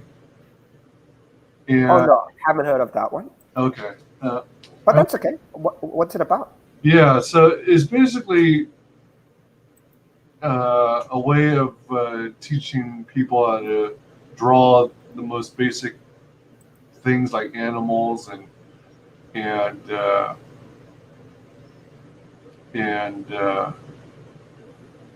hold on, let me see if I can possibly even. I've got to be a little rude now. It's 11 o'clock here in Oh, all Australia.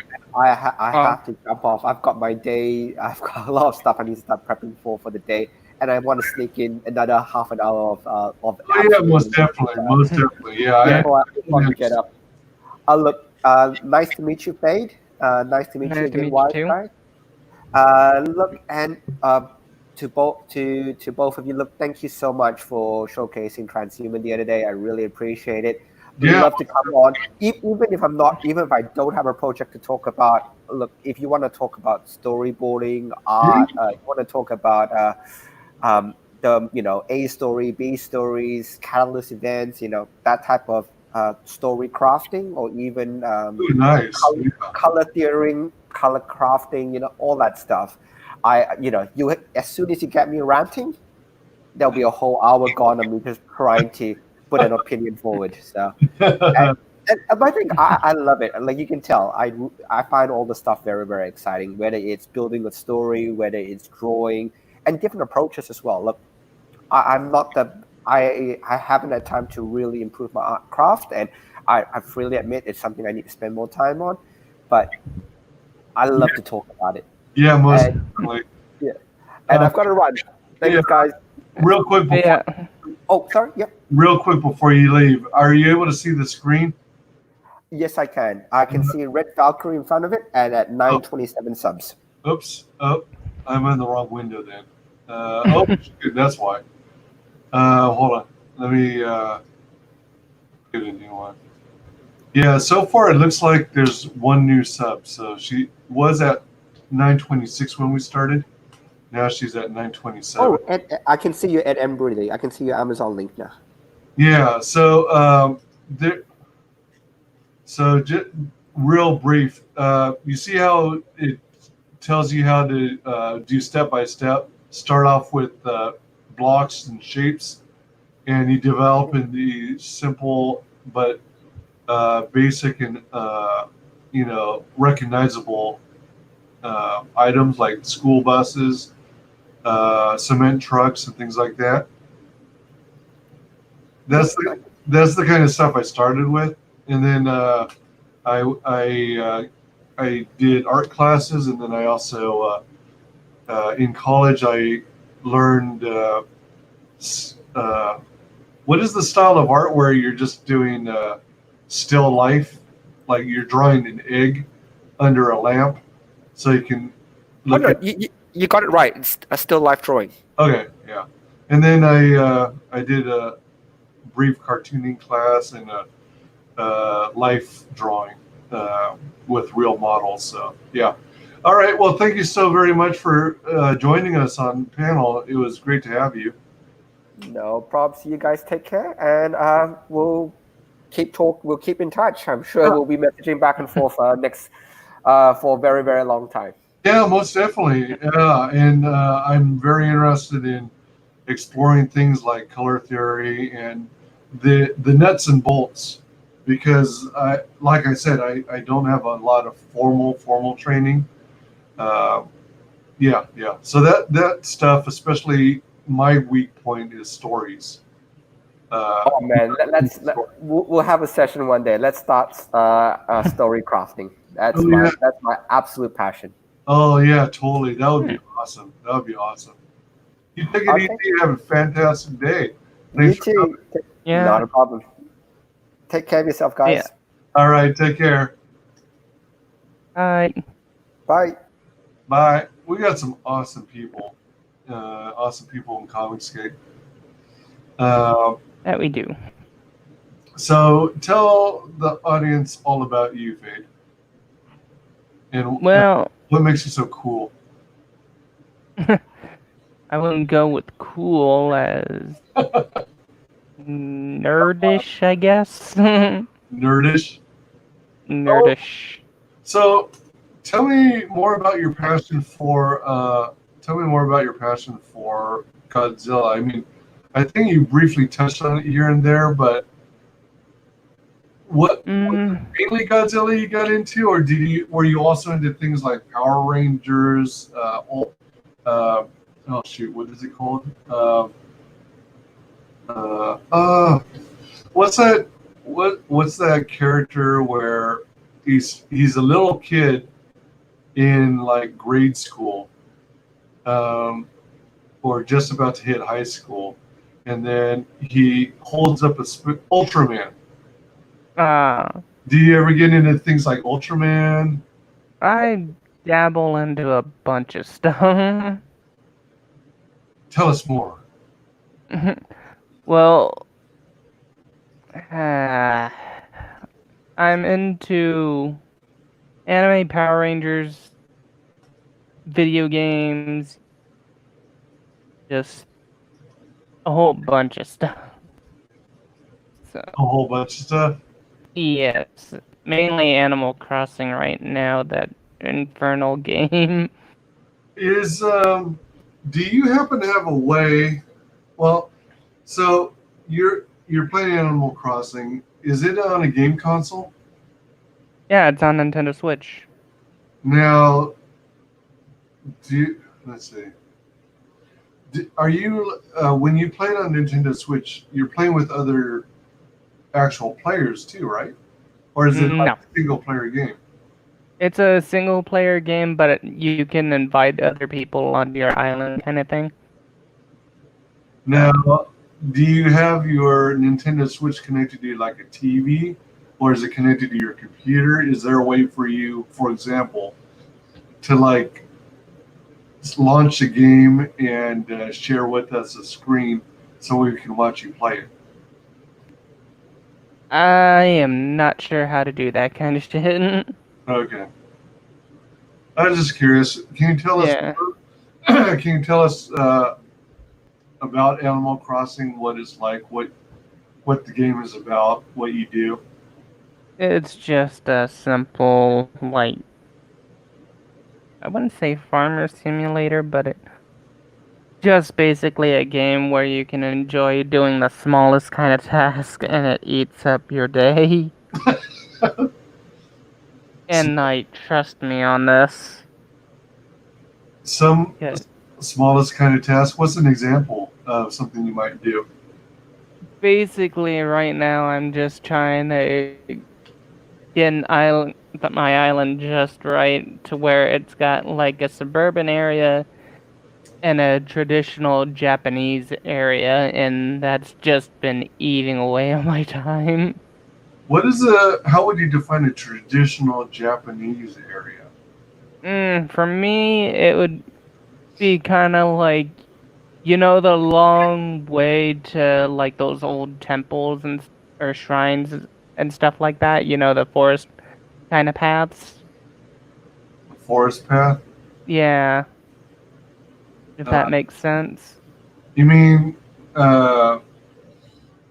it's like a winding long path. You're like you're flanked by trees and stuff and No, nature, and then it leads to a path that opens up to a huge staircase with thousands of stairs that you have to climb. nah, it's more like the forest kind of path to where you do have those stairs, but it's not like long, uh, up kind of stairs. Like, hold on, let's see if I can look this up. Hold on.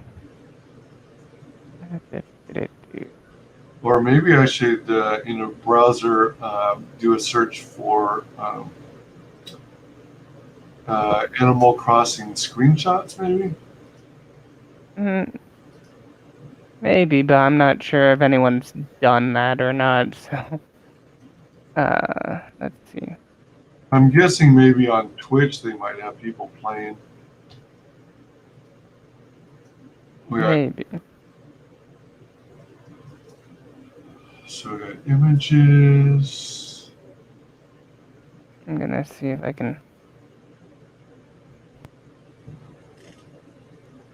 I can find an actual picture.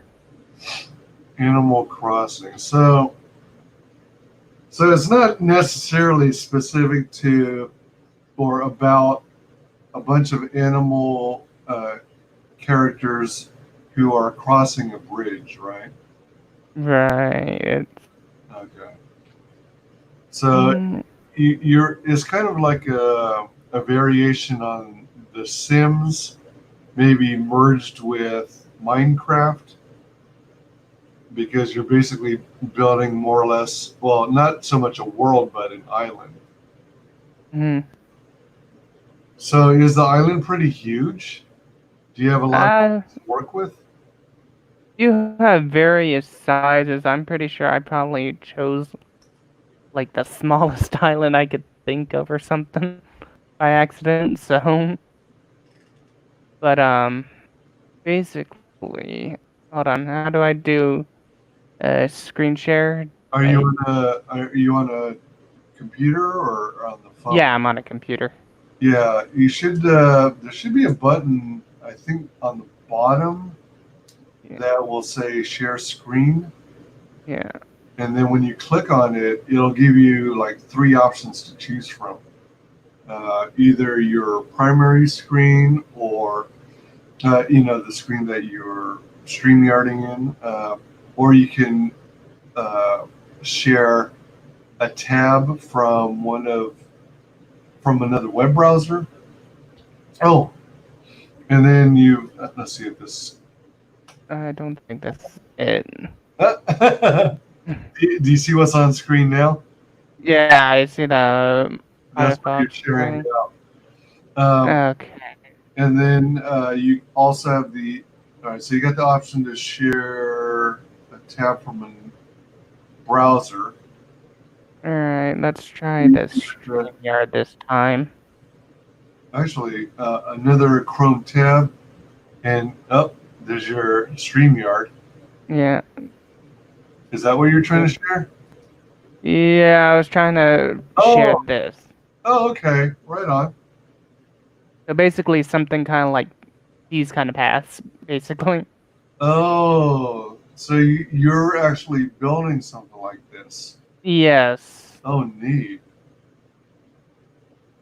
I've already got that built, but I'm trying to get the island just right, so... So do you have to, does it work similar to Minecraft whereby you have to destroy like hills and rock formations before you can build to the shape and size you're interested in? Yeah, kind of. But you can either destroy it or rebuild it, so... There's that. Okay. Yeah, there's a lot of Animal Crossing content. Yes, it is very popular right now. Yeah. A lot of people have, wow. Look how many views these videos get for Animal Crossing. 200K views? Yep.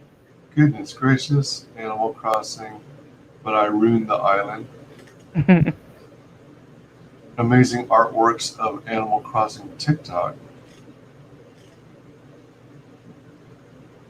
Why I play Animal Crossing.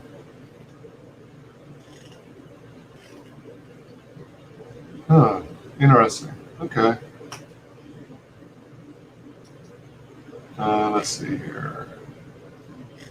I think we're done checking this out. Yeah, so that was Social Blade. Are you doing anything in your Animal Crossing island that is like a hat tip or an homage, if you will, to Godzilla or those kinds of interests? Yeah, I'm working on something right now. Right now, I have one giant monster in the front part of my island, so I'm trying to build a giant robot too, and then eventually if I can get, like, there are apparently variations of the monster in there, and you can only get a certain type from the game you're on. So I gotta hunt for different variations of it. Hi, Matanui. How's it going? Hello. Oh, look. Kiryu. That's my favorite version of Mechagodzilla. Mine too. Oh my gosh, you must have good eyesight because I can tell you're Mechagodzilla, but I don't know the subtle differences between the Mechagodzillas. I just think we're all the same. Hold on. will help you with this. Give me just a sec to Teach me, type in it. Grandmaster. Teach me, Godzilla Grandmaster.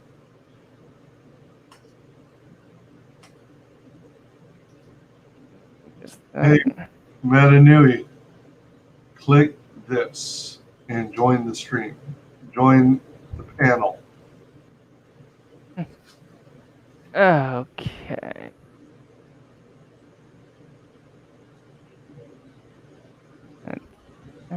Oh, all right. Get this set up. And voila. Can you see it? All right, just a sec. Okay. All right. So right here, over at this picture right here, we got the original Mechagodzilla. That's the original Godzilla? Yeah, back in the early days of it. Yeah, I remember how the hands resembled rockets. Mhm. Actually, are they always rockets in all the iterations of Pretty much. Okay.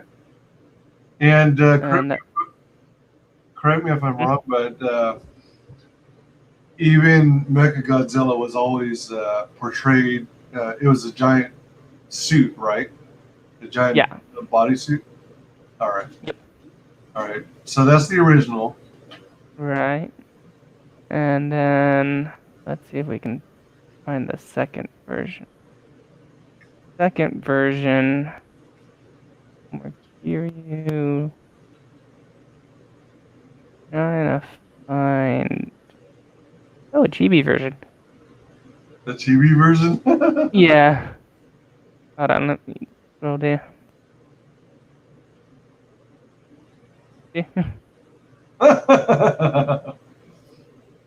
So, in order for something to qualify as chibi, it's supposed to have a large head, right?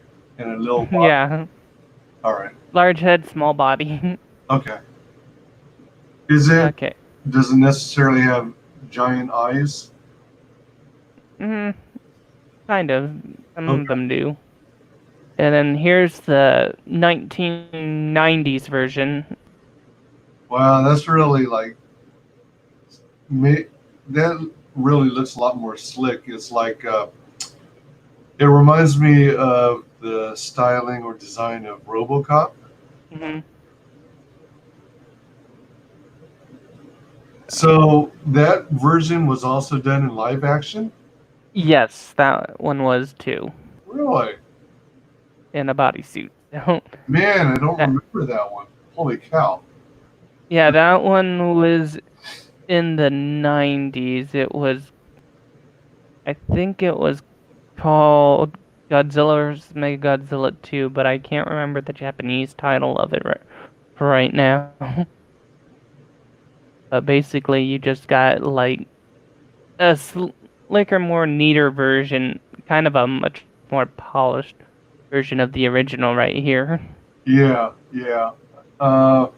Maybe Matanui will know the Japanese name. So, out of curiosity, was this version popular with fans? That one I'm not 100% sure on. Okay. Because I personally don't like it as much as the original. Right. And then It's too polished. Yeah.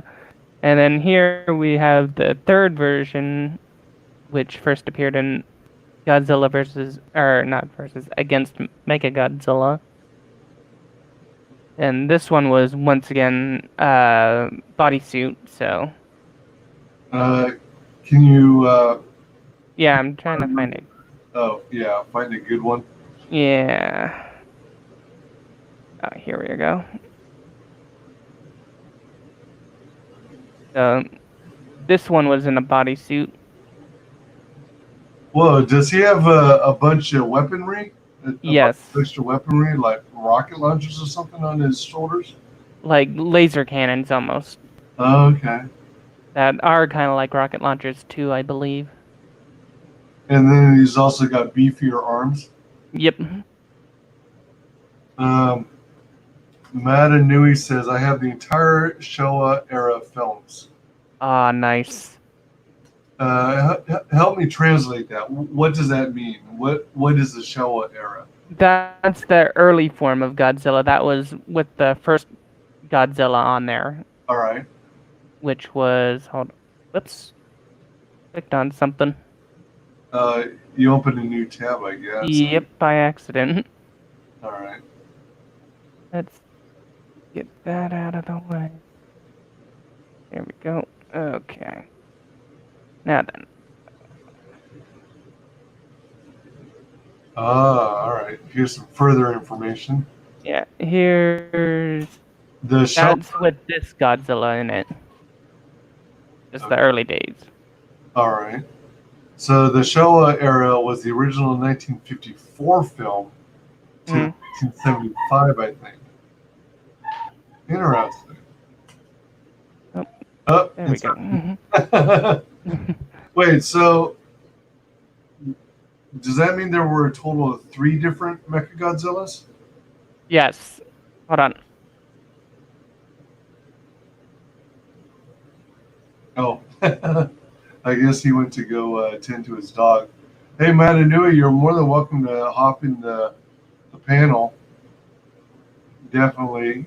I don't know if you heard earlier, but I'm trying to also, at the same time as promote Shae's channel, I'm trying to test out, the performance of StreamYards when I have a full panel of 9 guests, and total of 10 people. Total of 10 people, myself and 9 guests. So anyone who wants to join, hop on in. Sorry about that. Not a problem. Were you tending to your dog? Little bit. Also, my mom was coming up asking me from where we want to eat at. So. Oh, you guys are ordering delivery, is it? Yeah. Okay. When it comes to delivery, what's your favorite type of foods? What are you into? Mostly pizza, in all honesty. So, what's your favorite pizza joint? My favorite's gotta be the pepperoni and sausage. Oh, I mean like restaurant-wise. Oh, restaurant. Numero uno. Oh, I think I've eaten there before. Numero uno. Yeah. All right, right on. So you're into just a couple toppings. You don't like I myself am huge into Supreme. I like everything on it.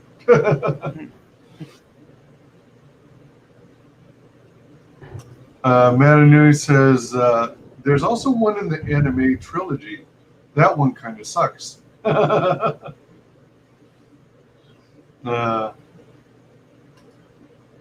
You just hear my TV in the background. I also have a puppy that needs a lot of walks. Not to mention I have a habit of being silent for long stretches. And that's sometimes. So that's cool. That's A-okay with me. Right on. Yeah, puppies and dogs are awesome. I also love cats. I've had both cats and dogs. Not at the same time, though. Let me see. Let me see. Let's check real quick. Oh, you know what? Yeah, so I was talking about Shae being inspirational and stuff.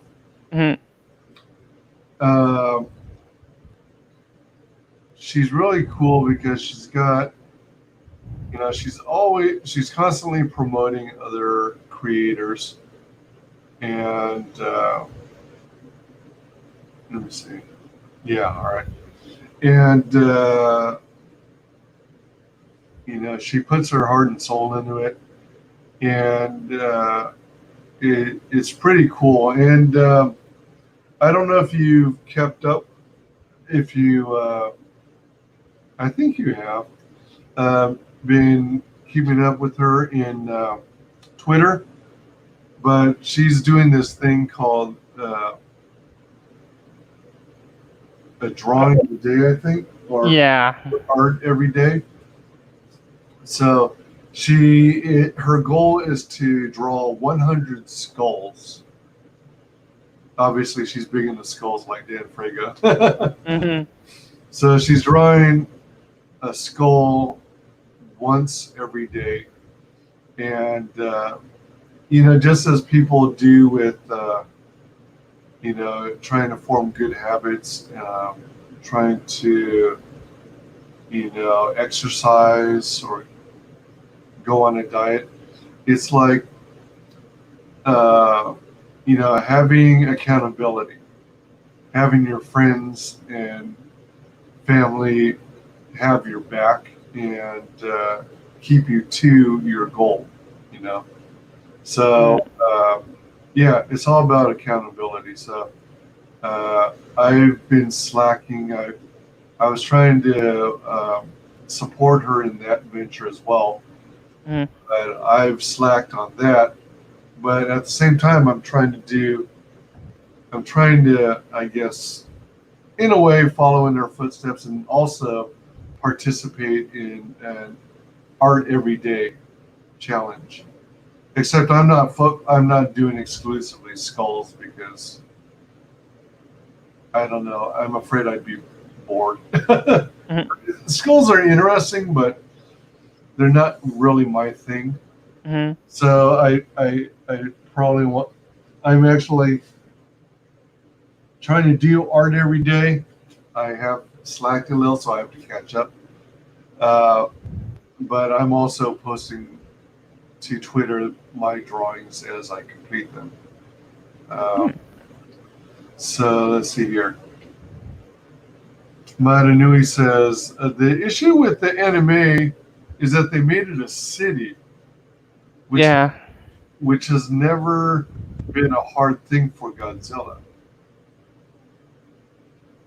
A city, so as opposed to an entire country to smash through, like you have a Godzilla that's above the clouds against a city. Yeah. Basically, Godzilla in the anime version was a lot bigger than the original size. He was about taller than a skyscraper usually, like really, really huge. And they made oh, spoiler alert for anyone who's in here.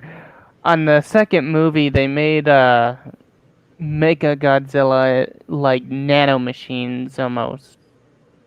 So basically, it can be in the form of anything, basically. Really? Hmm.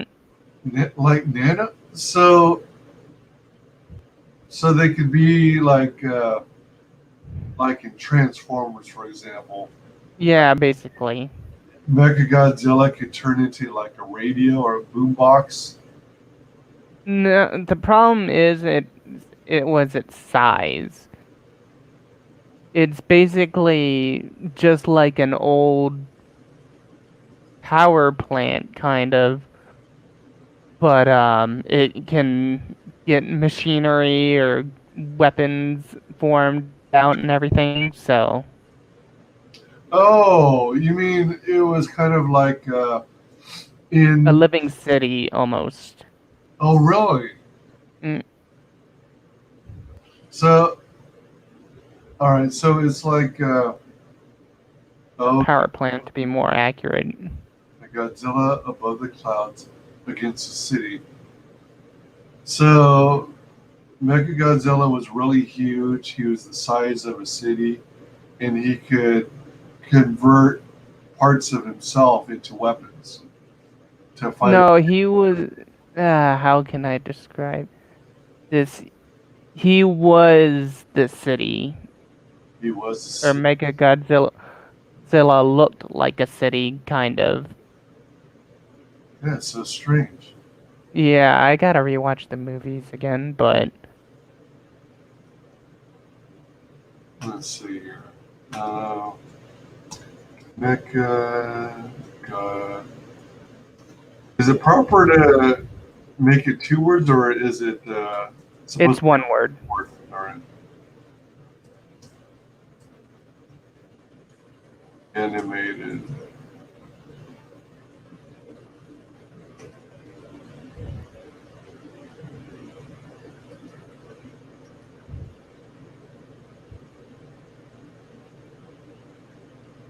Let's see, is this fan art or is it actually what he looked like?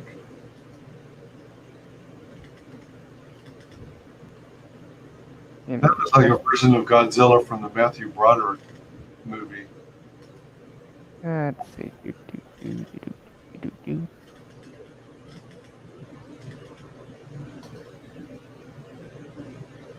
It basically.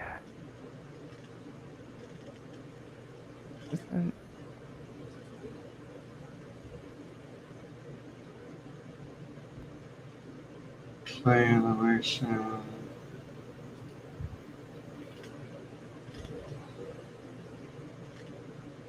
And I really gotta rewatch the anime again, but it basically kind of looked like.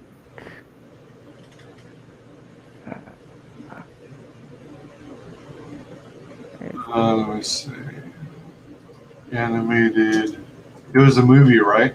Yeah, it's on Netflix, if that helps. Yeah.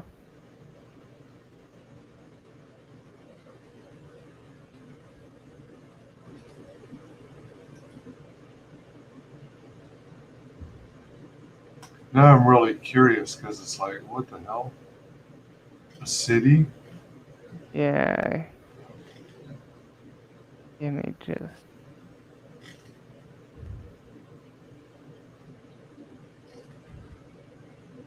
Jurassic City. Hold on. Let me get screen.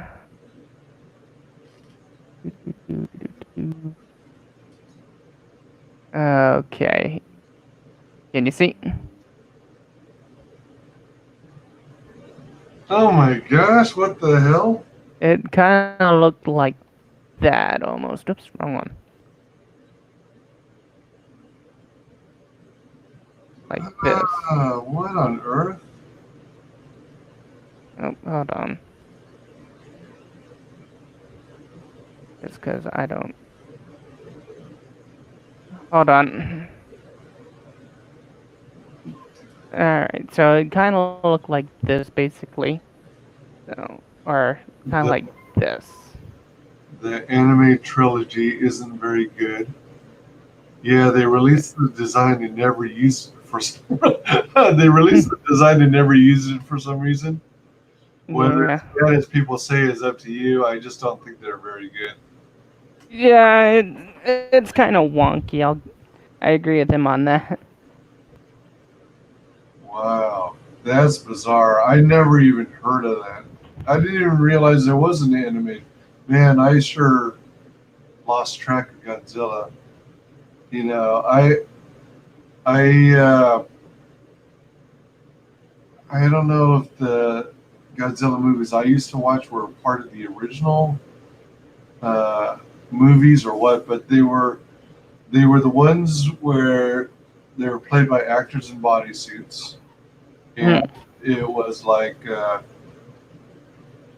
Godzilla, Mechagodzilla, Godzilla and Monster Island, Godzilla and versus Mothra, Godzilla versus Ghidorah.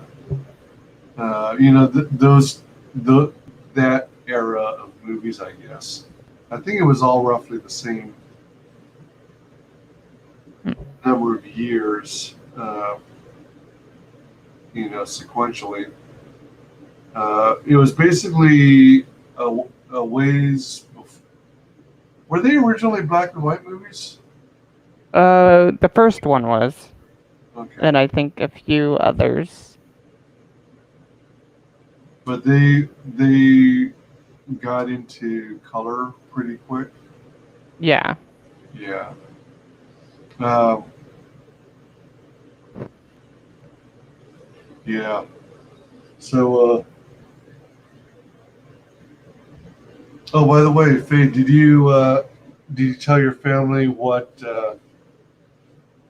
your vote was for dinner? Oh yeah, we're having Mexican. Oh, yeah. So, where are you guys ordering from? uh, just a close mom and pop restaurant. Oh, nice. Sometimes the mom and pop joints are the best. Yeah. Uh, did you already place your order as to what you're gonna get for dinner? Yeah, I gotta go help pick it up, so Oh, you're gonna go pick it up. yeah. So what specifically did you order? Just a simple burrito, beans and rice, so Just a basic burrito, really? well, a basic burritos, bean and cheese, but I got beans and rice on the side. Oh, so you're not that hungry, I guess? And they're huge burritos, man. Are they really? Yes. Oh, okay, right on. Are you blah, blah, blah, blah. Are you into spicy foods? Do you like using hot sauces and salsas? I like using salsas, but hot sauce, Okay, not as much. yeah, um, right on. So you have to leave for now? Yeah, for a little bit. All right. Well, if you have time later, after you're done, or even if you want to hop on later while you're eating, feel free. Will do. All right. Thanks I'll for try being to. here. I appreciate it. I'll try to be as quick as I can. All right. Appreciate it. You're definitely welcome back, as All always. right.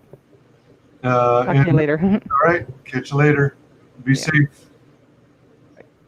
Drive safe out there. Matanui, you are more than welcome, or anyone who's around, more than welcome to join in.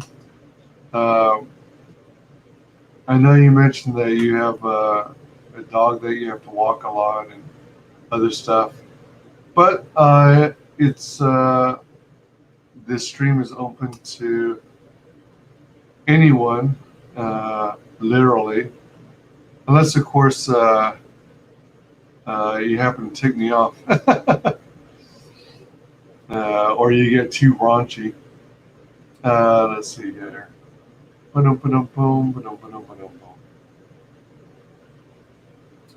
Let's see here. Who else do we have going on?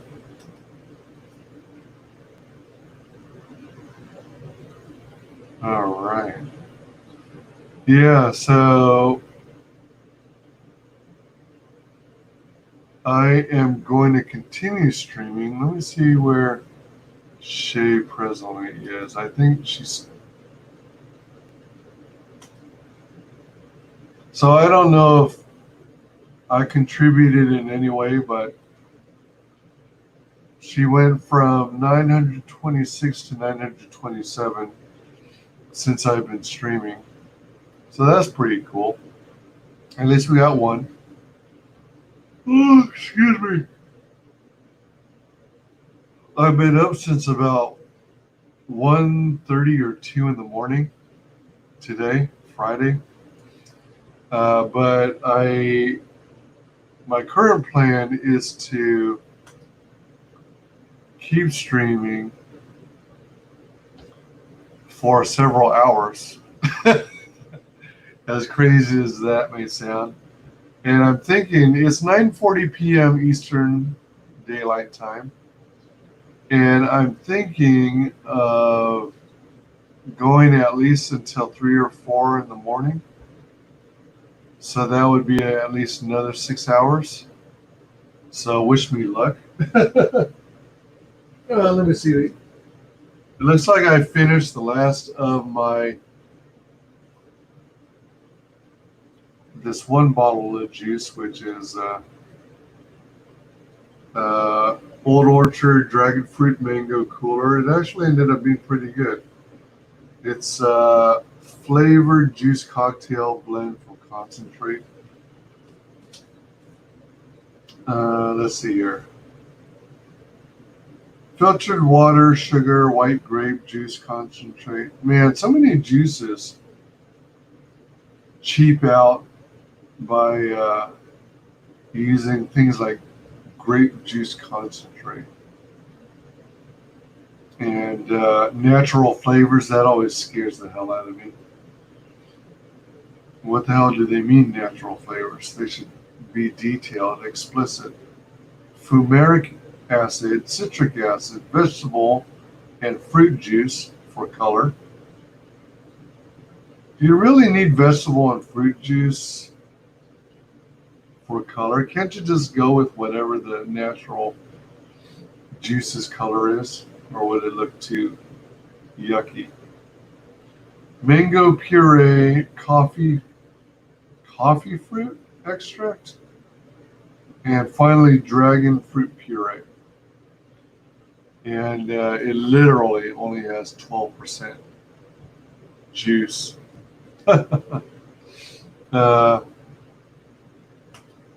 My copy of Ghost of Tsushima finally shipped. Really? Wait a minute. Ghost of Tsushima. Ghost of Tsushima.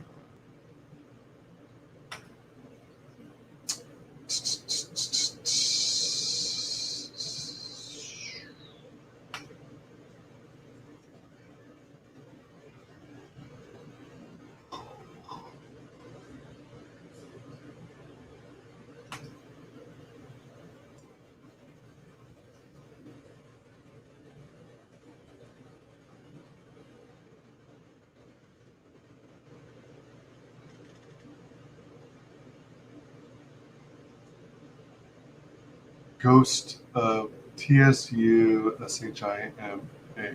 Ghost of TSUSHIMA. So, tell me more about Ghost of Tsushima. Is it not an Indigo? Is it a Kickstarter campaign? Let me do a broader search. Let me see. Ghost of Tsushima.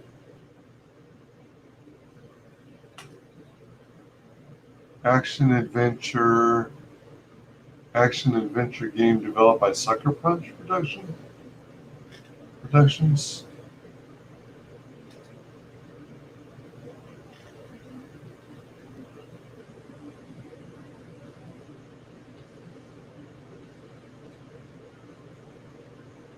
So there's a PS4 game.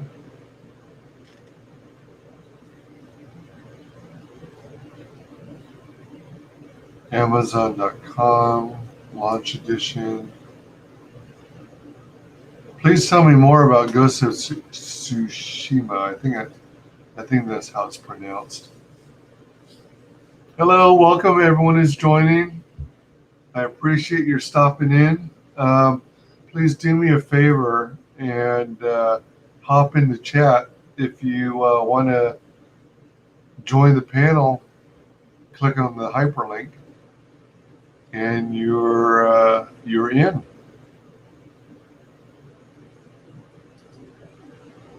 Also, while you're at it, stop on in and visit Shae with Valkyrie's stream.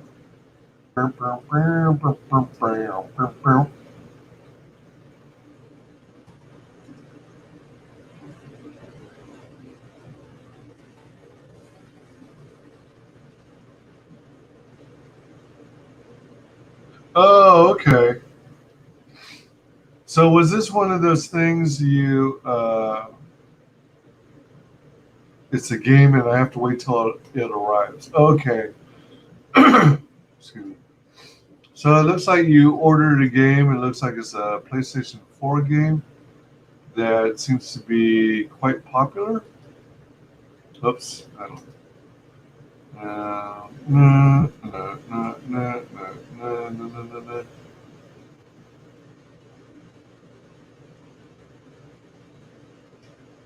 Dun, dun, dun, dun, dun. Oops, add to stream. All right. Basically, the guy's a samurai that has to learn how to use stealth tactics. Oh, wow.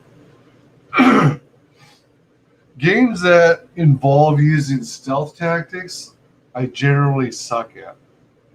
There was a game that was made, I think, mainly for the PC, which was Deus Ex, or Deus Ex, Deus Ex.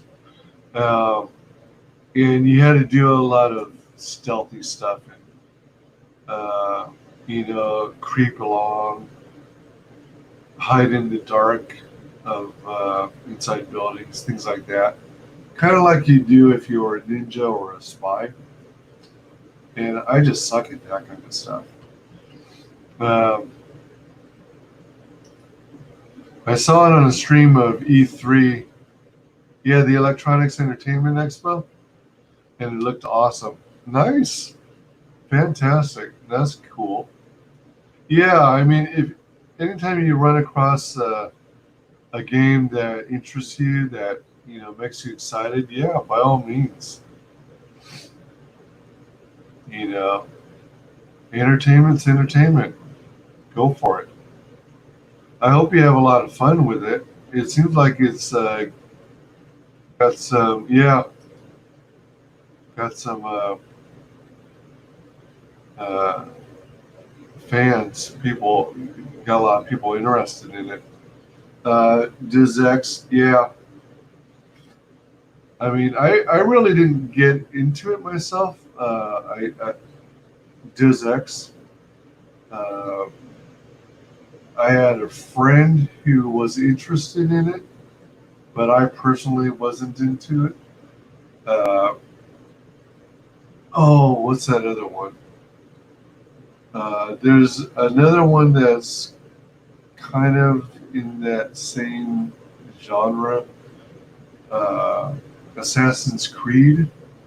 Although that's not, I don't know if it's so much being stealthy, but that involved a lot of climbing and jumping and nice. You can go in guns blazing. Sweet. That should be exciting. That sounds like fun. I had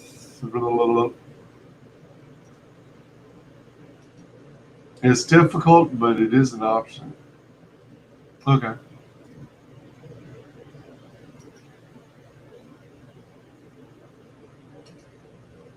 Ghost of Tsushima.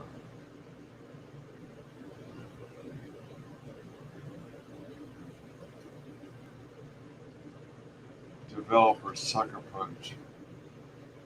I wonder, is there, let's see, dev increased load times on purpose. Listen to the latest Scoop podcast.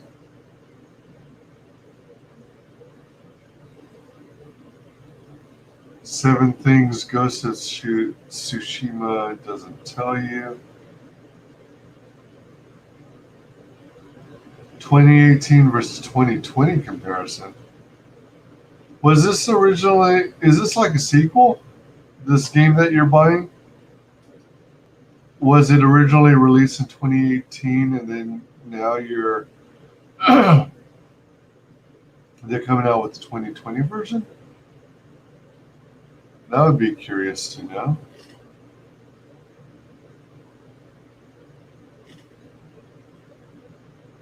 Man, video games have gotten so fancy and intricate. What a trip.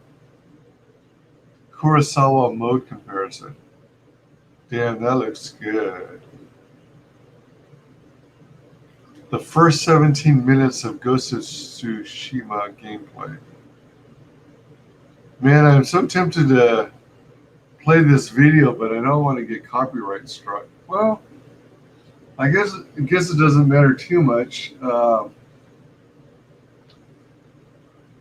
as long as I frequently pause it and provide some kind of commentary.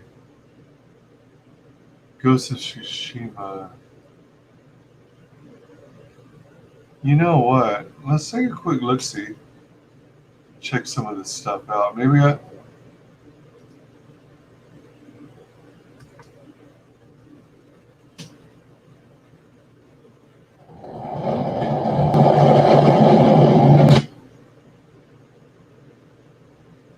don't know whether I should bother using audio. I don't know. I kind of want to do audio. Maybe I'll turn it down some and pause this video frequently.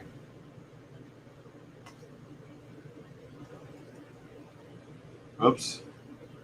No, it's not a sequel. They're just looking at how it changed since it was last shown. Oh, nice.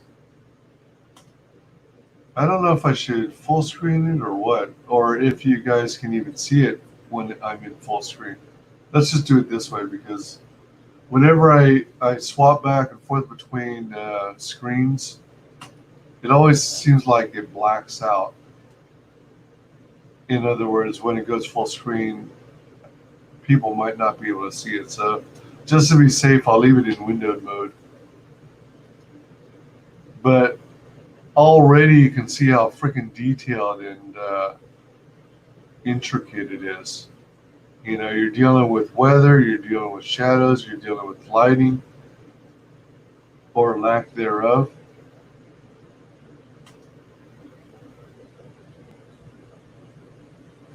Let's see, let's hear some of this. We are samurai!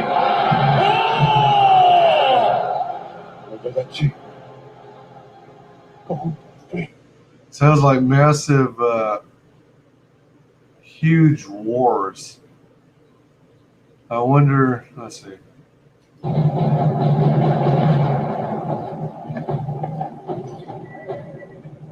Man, this looks like it's a massive battle, like something you'd see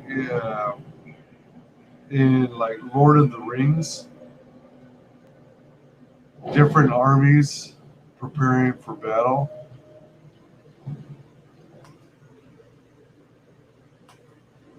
So, let's see. Can you tell me some more about it? Do you play as like one of the army leaders, or are you like one of the warriors of the army?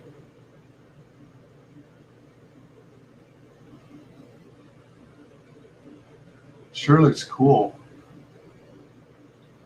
There's this video game, I think it was made for the PlayStation 3. It was called something like Jade Sword, which looked pretty trippy. I don't remember if I actually owned the game, but if I don't already own it, I should probably try and find it before, it skyrockets in price and it's hard to find. But you're like this female protagonist, and you got this bitchin' powerful weapon. I think it's a jade sword, and it's attached to a really long chain or something, and you could use it to make long distance attacks and things like that. And it's kind of a samurai / ninja type of mass type of battle game. Probably was a quarter isometric perspective, as opposed to, say, a first-person perspective, or one of those games like Age of Empires, where you're dealing with huge armies from far away, with a view from far away, because you're managing lots and lots of units at once. Let's check out some more of this.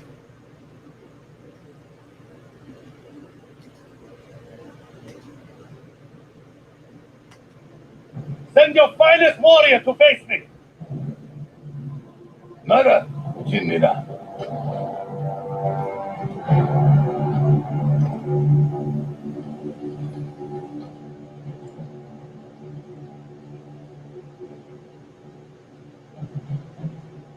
I am Harunobu Adachi, descendant of the legendary Yoshinobu Adachi. Man, look at the lighting.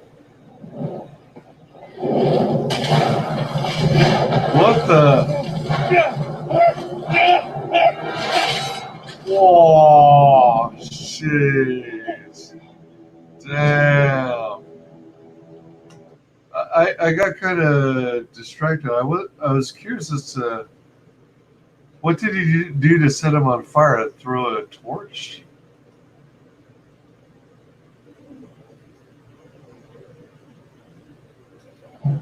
Outsiders, send your finest warrior to face me. 나라 진리다.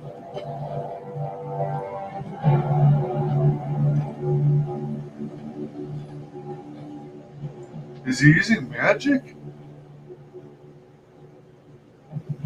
What the heck? I am Harunobu Adachi, descendant of the legendary Yoshinobu Adachi.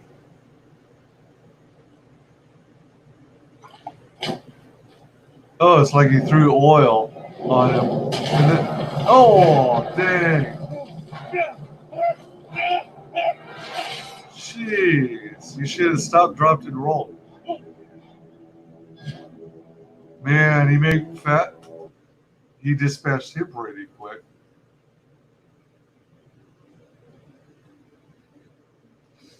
So you're the guy trying to stop them, and they're the Mongols. Oh. It's admittedly hard to explain a game I've not played yet. Yeah, I hear you.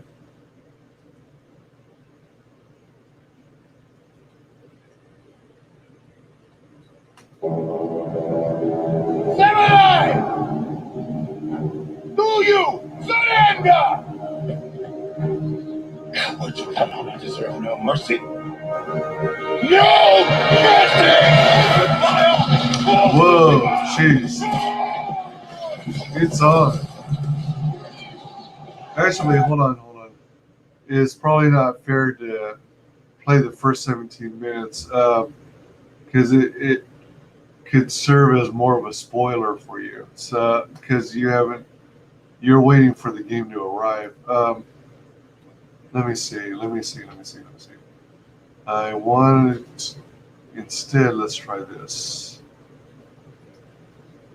Let's try and find a trailer, game trailer. E3.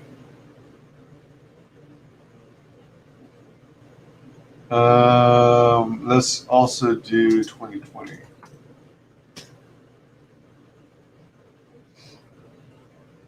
All trailers from 2017 to 2020. Oh, all right. Let's check this one out.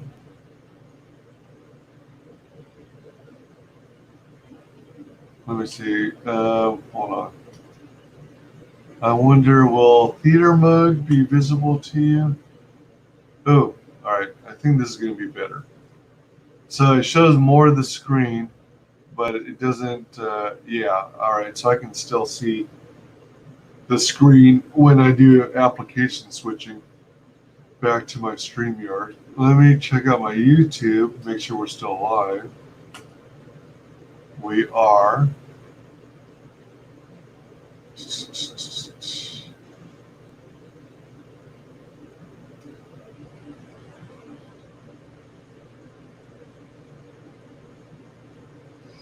Let me see. Beep, beep, beep, beep, beep, beep. Let's see.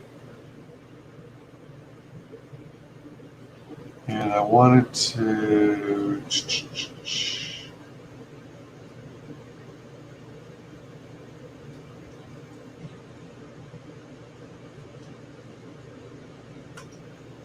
Let me do a little promotion real quick. Let's see.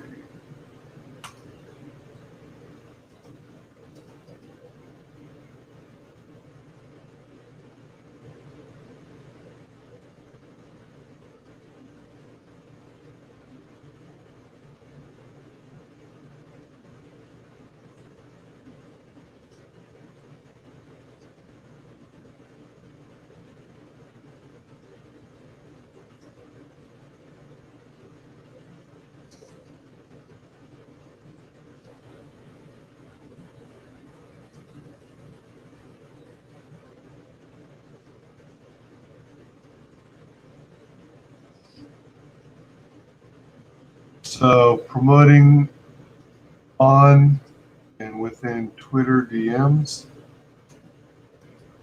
Oh, I guess I should have added it to the stream thing I've got here.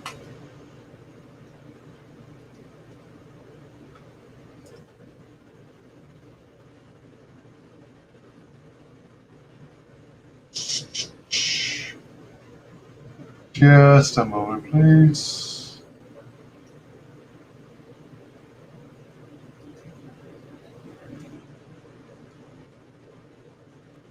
Boom, boom, boom, boom, boom. Bum, bum, bum, bum, bum, bum, bum, bum, bum, bum. Valkyrie.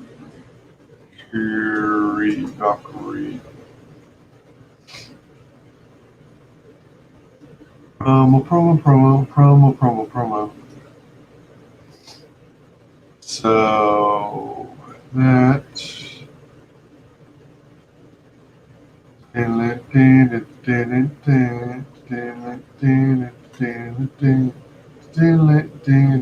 All right, so promoted on Twitter. Promoting on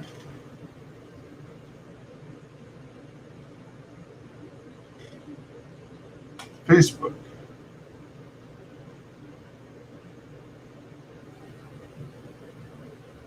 Let's also do a share from my Wise Guys Entertainment channel to, let me see. Can I share it to my personal one? BBBBBB in a group.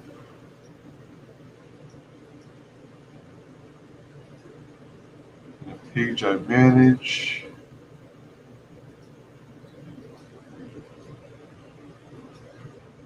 All right, so let me do this. Let me advertise this on MeWe.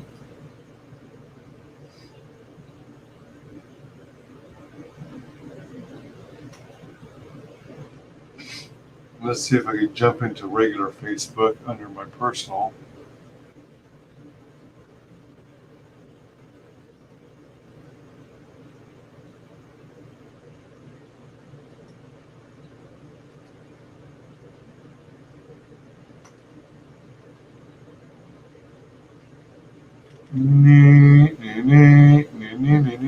Quack quack. Quack quack.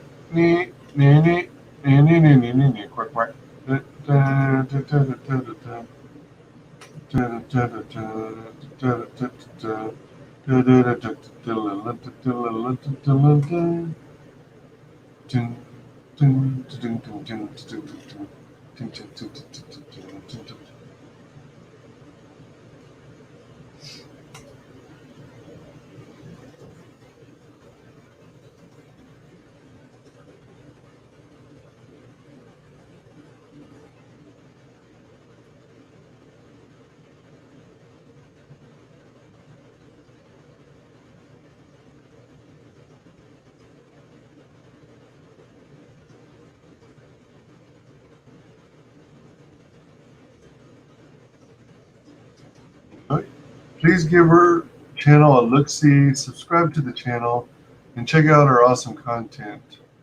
You know you want to.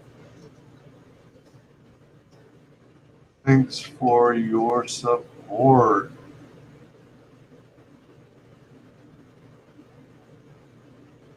She's almost there.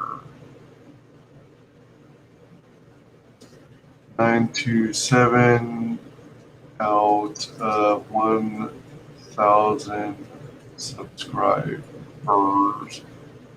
Fiber. I don't know if you're familiar with that sound, but it's from I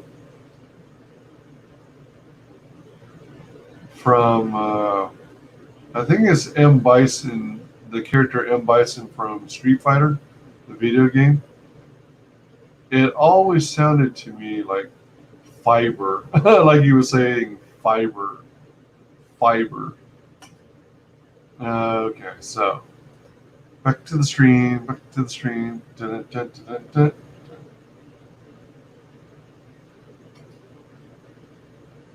I've never really cared about spoilers. I mean, I read the entire plot of Arkham City months before getting to play it. Oh, really?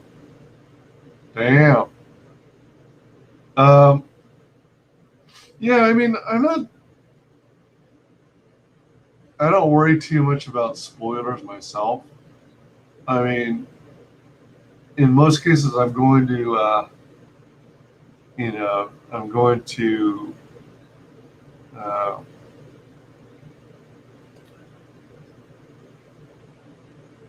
get the game anyway.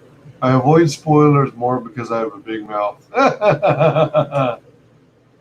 What are we doing? Oh, I was trying to every now periodically I do some additional promo on my different social media avenues. Yo, 50 is it pronounced 53rd tree or 50th try? Oh, all right. Gonna try with you. You seem smart. Okay. Thank you much. Yeah. Thanks for being here. One try. Looks like 50th try. One try. Are you a robot? Are you a bot? So let's check out this trailer here. And I'm probably, since it's almost about just over 4.5 minutes, probably going to have to pause every 30 seconds or so and, talk over it some so that, some gaming companies like Naughty Dog are real sticklers, and they're like censoring everyone who dares to comment on their game, The Last of Us 2. I just check people. You're intelligent. Oh, shucks, thanks. So let's see here. Let's check this out. This is the first time I've ever heard of this game. It's been a long time since I've even purchased the game. So I appreciate you mentioning this, Matanui. It seems pretty cool so far, so let's check it out. World premiere, PlayStation.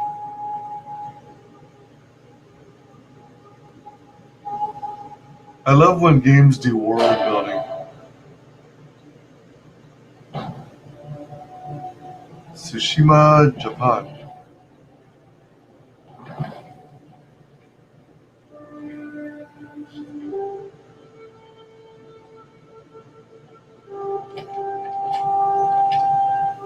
Whoa, man! You see the detail, the footsteps through the mud, the water, the puddles of water, the leaves in the trees. Man, they have gotten so good in computer games. Have fun, bro. I'm off. I appreciate your stopping in. You have an awesome night. Take it easy now. Thanks so much for stopping in. Followed you. Oh, thank you so much. If you have a YouTube account, please go to Shae Valkyrie and subscribe to her channel. Red Valkyrie. It's at this. Well, you can go here.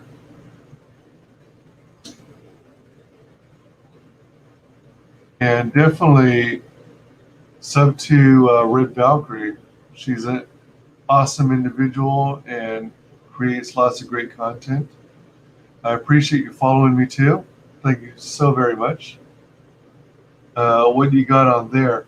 Well, I'm trying to promote Red Valkyrie's YouTube channel, and her channel is Red Valkyrie. She does all kinds of promotion for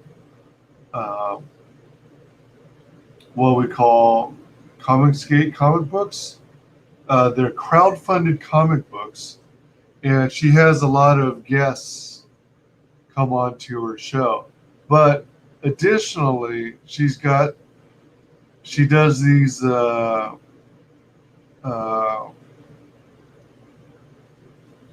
does these episodes called Writing Prose. So it's discussing storytelling, how you come up with a good story, how you write books. And she has special guests who are writers, who are fellow writers. And that's why it's called Writing Prose. So it's like a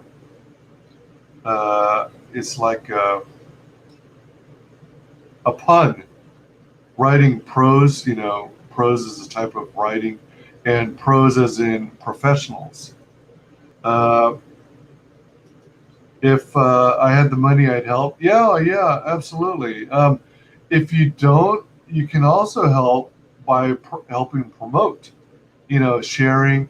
A lot of promotion for crowd-funded comics, at least the way I've seen it, is through YouTube and through Twitter. So if you happen to have a YouTube account and Twitter account, definitely it helps to retweet and promote. Oh yeah, absolutely. So many people are experiencing hard times with this freaking stupid pandemic.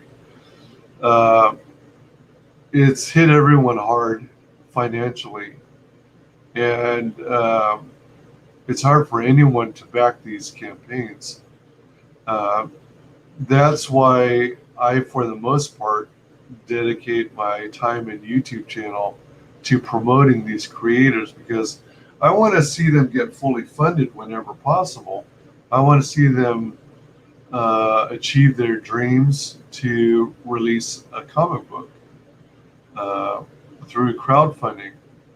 It's rough out there, and every little bit helps. If you can't contribute financially, if you can even spread the word to your friends and family, that's more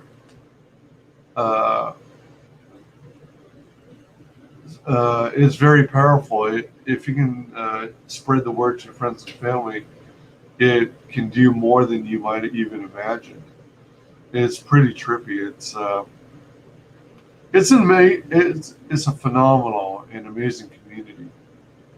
Oh, you're not into comics? Oh, that's cool too. Yeah, you don't have to be. It's not everyone's type or preferred entertainment. And okay, your friends and family aren't into it either. Yeah, I don't know. It's kind of like comic strips, comic books, and comic strips. In a way, are sort of a dying art. It's interesting because I want to try. I view comic strips and comic books as kind of a dying art, and yeah, I respect people doing their thing. Yeah, absolutely.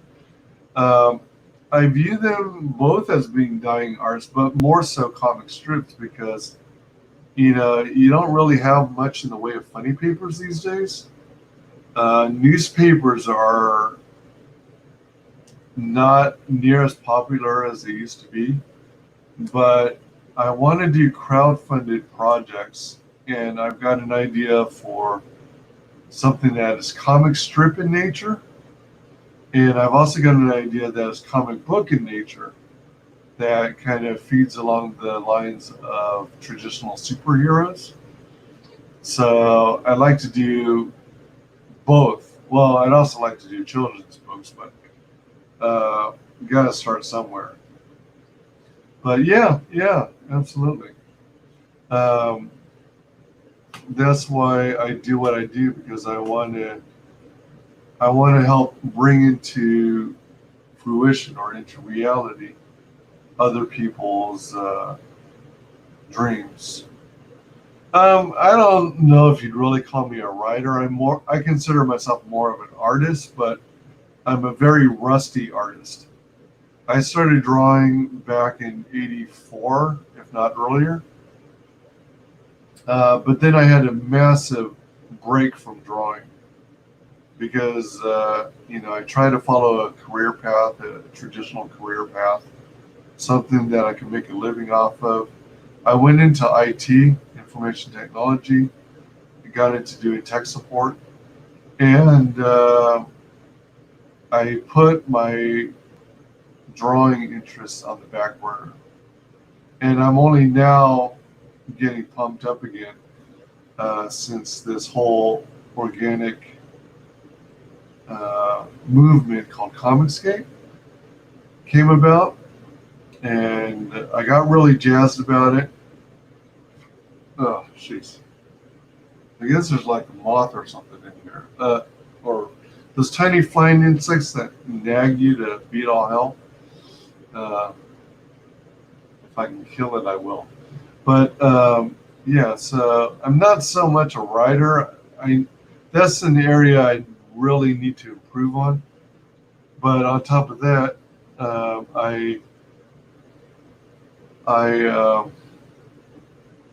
on top of that, I'm rusty when it comes to drawing. So it's like a double whammy.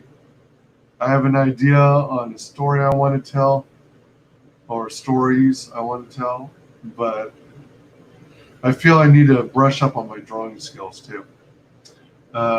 What is ComicsGate? It's actually spelled. It's like a hashtag on Twitter. I don't know if you are on Twitter, but Twitter relies heavily on hashtags, and it's a way of grouping together common subjects. So if you're into movies, you might use a hashtag or # movies. Let's say you're into Star Wars, you'll, for example, use hashtag Star Wars or # Star Wars. ComicsGate. All right, you're not into social media? Yeah, not everyone is, which is perfectly fine. Some will argue that there's too much drama on social media, and to a great degree, there is. ComicsGate is like an organic movement, so I got to find a way of like coming up with a more condensed elevator speech that's much shorter, because I tend to be verbose, and I go into really long explanations. So let me see, how do I sum it up better? So for the longest time, comics were more or less created and published by two big houses, Marvel and DC. And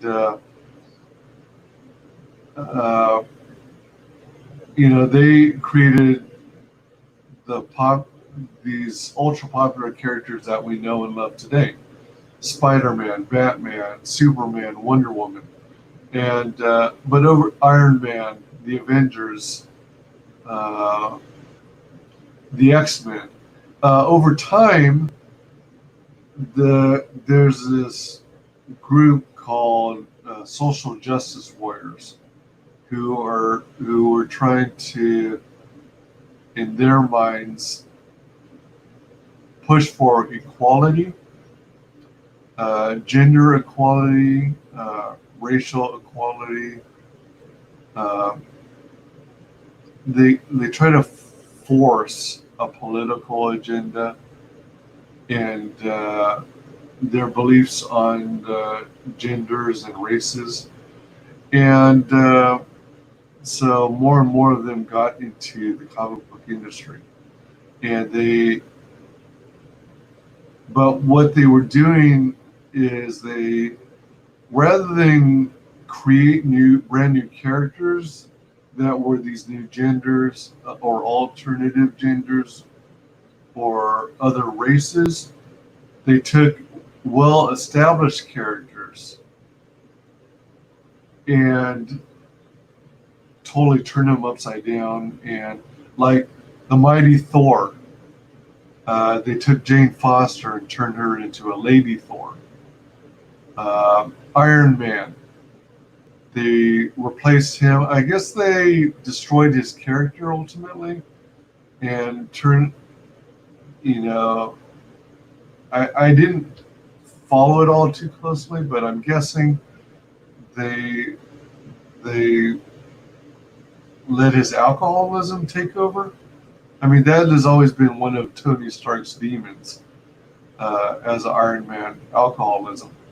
But they replaced him effectively with a young, brilliant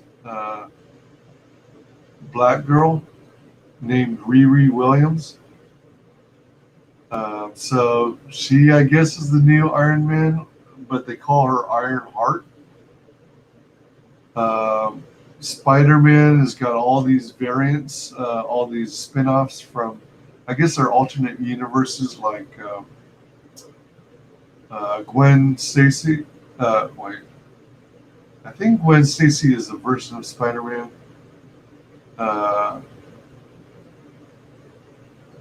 Let me see. There's also Gwen Poole, which is a merging of Gwen Stacy and Deadpool, I think. But Gwen Stacy is like a Spider-Man character in one timeline or one Spider-Verse. But then you've got Miles Morales, which is a black kid who is a Spider-Man of his own. Let's see. No, it's good. I like hearing people out. Yeah, I mean, that's all anyone can ask for, to be heard and to, you know, everyone's got an opinion, which is cool. Not everyone has to agree. Let's see, Matanui says, and then a bunch of morons got in and started taking them apart and inserting their personal politics into everything. Yeah, that's what SJWs are well renowned for. So not only do they do it in comics, which spawned ComicsGate, but they also did that in other franchises like Star Wars, Star Trek, Ghostbusters, Doctor Who. Yeah. So ComicsGate came about as a natural counter to what SJWs were doing. And you've got not only brand new creators, but established comic book pros. They started getting into crowdfunded comics, first through Kickstarter, and then once Kickstarter started to get kind of political on in their own way, they started frowning down upon comic book creators. So comic book creators found a new home in Indiegogo, and Indiegogo, you know, knows their role. They know they're there to sell products or, you know, help promote crowdfunded products. So they're very ComicsGate friendly. What do you think of the newest Ghostbusters? All right, so newest Ghostbusters, can you clarify on that? Let me see if you did. Matanui, who needed to have a sonic boom explained to her? Okay. Sorry, man, I just like hearing opinions. I'm out. See how many tries next person takes. See how many tries next person takes. Oh, okay. Oh, all right. Yeah, so ComicsGate is basically an effort to bring back good comic books. The big two, for a while, the fandoms of popular comic books wanted to see their original characters as they knew them when they were growing up, instead of these warped versions um, of the characters. So they figured if DC and Marvel aren't going to listen to us, then let's just create our own comic books and let the pieces fall where they may. 50 tries max. Riri needed to have a sonic boom explained to her. Oh, okay. All right. I wasn't following you. All right. Gotcha. In reference to your question about the newest Ghostbusters, all right. The newest ones that come to my mind are Ghostbusters 2016, which, in my opinion, they tried to harvest or steal the Ghostbusters name, the Ghostbusters fandom, and turn it on its head and make this female group of Ghostbusters based on essentially female comedians and make them the future of Ghostbusters. And I don't like them at all. I to this day have not seen the Ghostbusters 2016 movie. I've seen the trailers. I've heard a lot of bad reviews on it. Some people say that it's really not as bad as people are claiming it is, but if you give it a chance. But I've tried to watch it on numerous occasions, but I just can't get through it. I find it disgusting. I find it lame. I'm sick of the trope where men are supposed to be stupid and inferior and moronic. So, yeah, it just doesn't appeal to me. There is another Ghostbusters where it seems like, let's see, the original director was it Harold Ramis? And now the newest Ghostbusters is being directed by his son. I might have the names totally wrong, but it looks kind of promising. It looks like they're getting back to what I envisioned as a sequel to Ghostbusters. I mean, I wasn't particularly expecting a sequel to Ghostbusters at all, but if there were a sequel to Ghostbusters, then, in my opinion, the right way to do it would be to have the original cast, not to start off with a brand new cast from scratch. And then, similar to what they should have done with Star Wars, is bring back the original cast and then gradually introduce some new characters who will eventually, the original cast will pass the baton to. So I've also heard in other people's reviewing of the trailers for the very, very newest Ghostbusters, which kind of unofficially is coined as Ghostbusters 2020, or at this point, because of all the delays with movies being released due to the pandemic,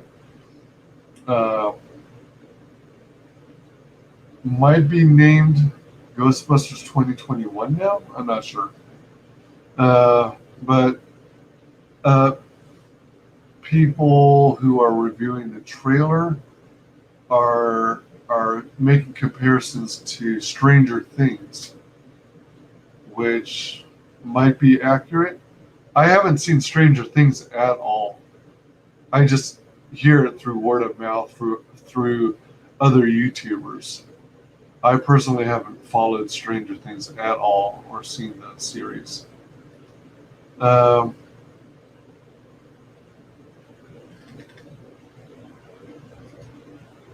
Yeah, yeah. You know what? I am going to have to turn off my air conditioner. It is actually, believe it or not, starting to finally get cool enough or chilly enough. So I'm going to step away briefly. So there will be kind of an unofficial chair stream temporarily.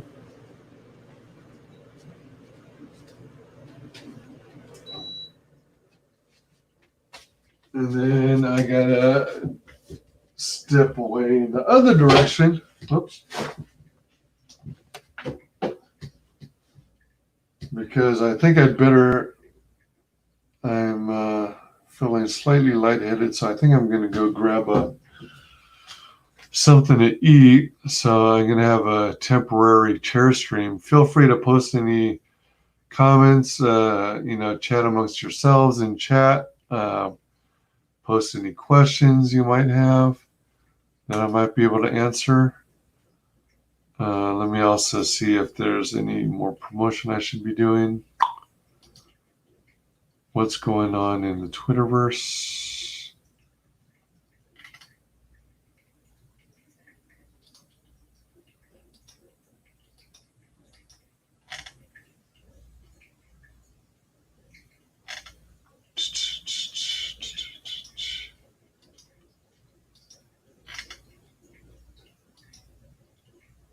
Yeah, there are a lot of other people streaming right now too, so that's part of it. Part of why.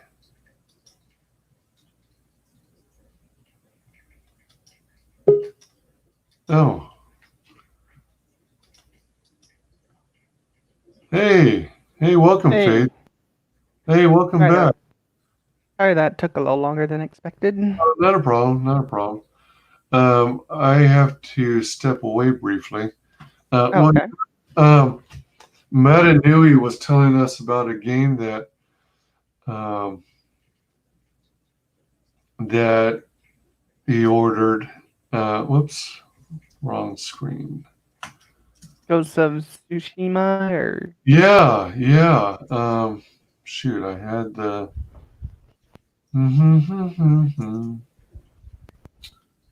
Is it this one? All right, yeah. So we're let's start from the beginning actually, and I'm gonna try and play it in 30-second increments or less Oh, to okay.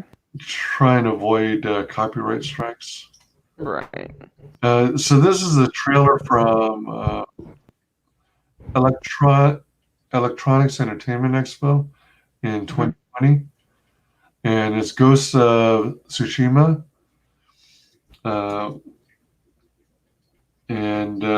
So Matt Nui, we were talking about this trailer. We're about to go into it, but real quick, 50th try popped in, and I was trying to, describe for 50th try what ComicsGate was and crowdfunding comic books. 50th try is not into comics, but likes hearing people's opinions and whatnot.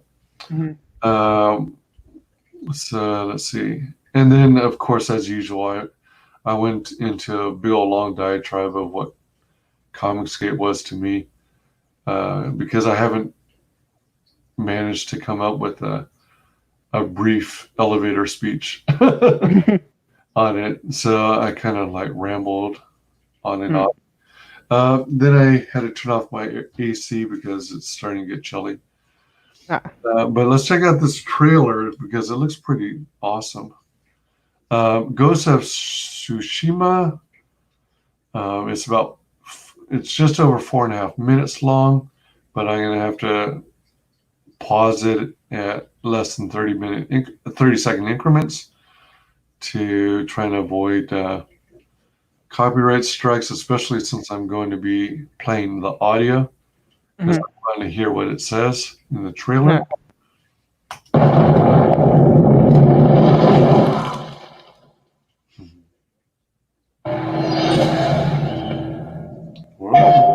PlayStation.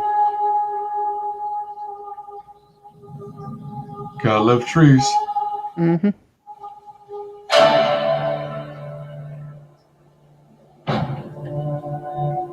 too much Japan. I wonder if this like original. Well, it probably is original music. Oh yeah, they had like an actual person playing this kind of music over on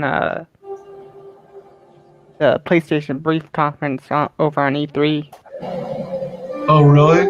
Like, Playing this actual instrument. oh my gosh! So it was a single. It was a single person playing it. It wasn't like a whole orchestra or anything. No, he played this like weird kind of guitar thing that does that kind of sound. Sweet. Yeah, and I was remarking earlier at the graphics on these games, man. They keep getting better and better. On some of them, yes. Oh, on some of it. Yeah, that's a good point. Not everything is taking advantage of the technology.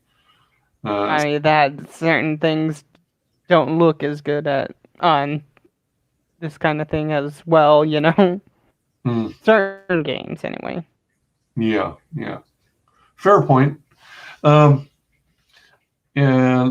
I was also remarking at like the special effects, the boots walking through mud and water, the puddling, the light diffusion through the trees and the yes.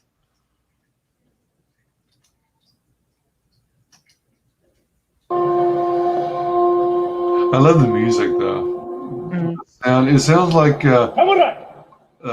blowing through bamboos.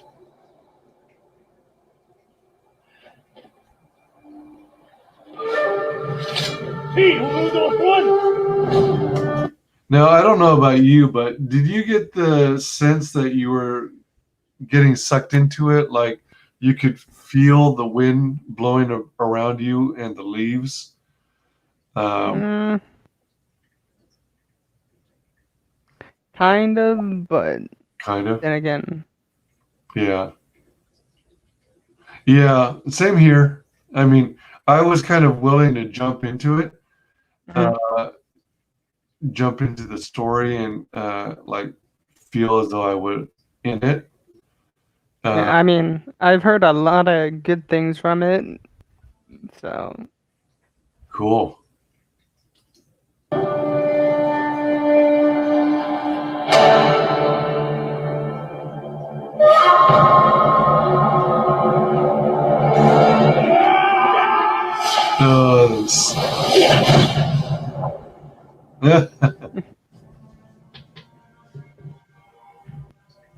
Oh my gosh. The ghost.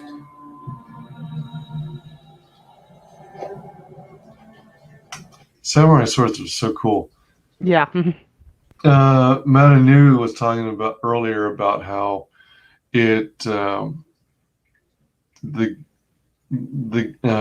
what they were able to gather from the trailer or the announcement at E3, it involves a lot of stealth. And when I think of stealth, I think of games like DizX. Metal Gear. Oh yeah, that's a good point.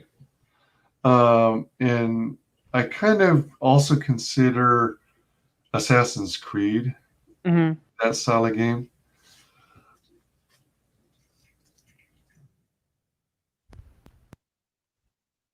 Some say Oh, he died on the beach. Others say he is a storm made of flesh. look at that! You see the whatever the plant is, and how the wind blows against it and it springs back because it's a it's probably spring or summertime where the stalks are still very flexible and stuff. The attention to detail and stuff. Go ahead. I was gonna ask, do you know who made the game? Oh shoot. I think it was by Sucker Punch, if I remember right. You're absolutely right. Yeah. Yeah. You're absolutely right. Because those guys did a great job on. Have you played any of the Infamous games? Infamous. The name of the game itself is Infamous? Yep. No, I have not. Tell me more about them. What is Infamous? It's a superhero kind of game where your choice matters. Basically, you can either be the hero or the villain of your own story. Is it kind of like how BioWare is known for like different game paths based on your decisions, like what they did with Knights of the Old Republic for the Star Wars franchise? It's kind of like that, yeah. Okay. Yeah, we'll have to pull up a trailer or something. Oh Show yeah. you that.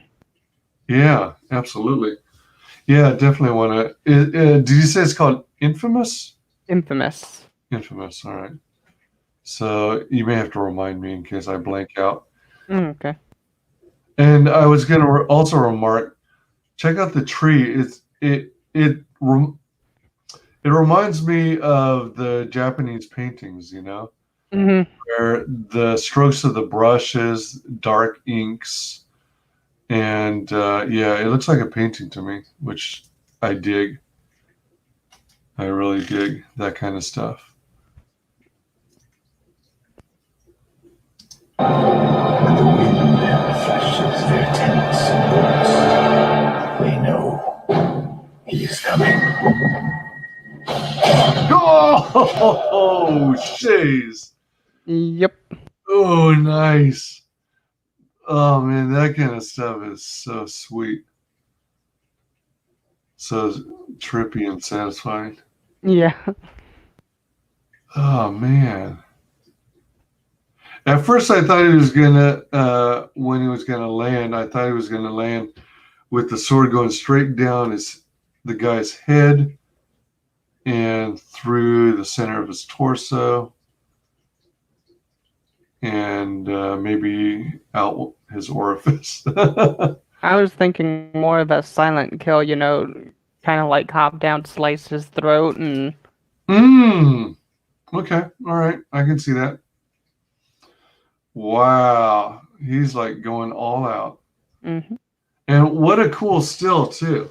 hmm I mean, imagine having this still as a print hanging on your wall. yeah.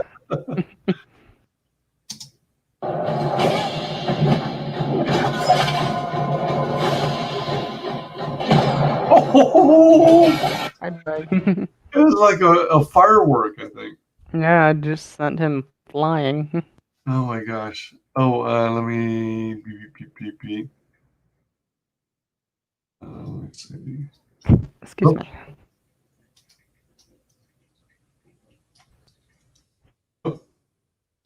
trying to do promotion. Promo. Hmm?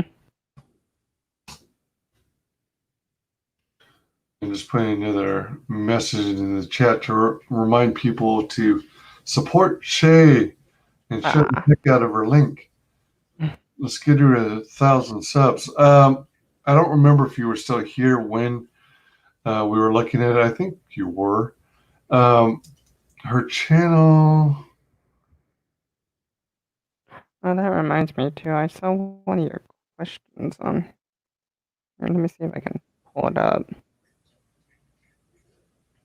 So I don't know if it was directly a result of my stream or if it was just coincidence, but she was at 926 when we started the stream, and now she's at 927.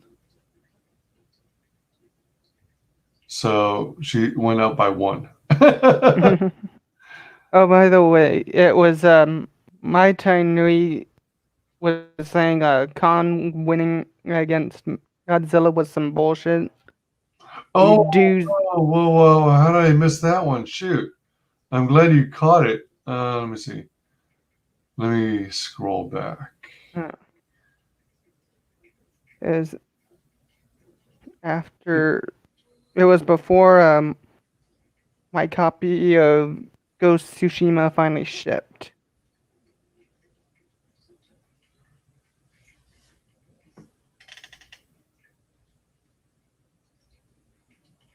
You see it? So there's that. and then you showed the link before that, and then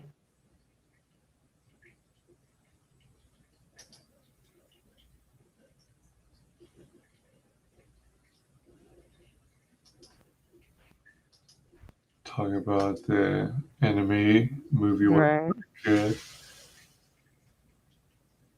Yeah, I was noticing that when I checked on one of your things, some of the messages weren't showing up. So Oh, is that right? Was it one of those stupid things? yeah, Oh, shoot. I clicked show and it shows them now. So Oh, I have to. All right, hold on. I'm going to refresh my browser. ah, I'm going to refresh the one that, has the StreamYards in it. right. Hello. Wise guy will be back in just a few minutes, hopefully.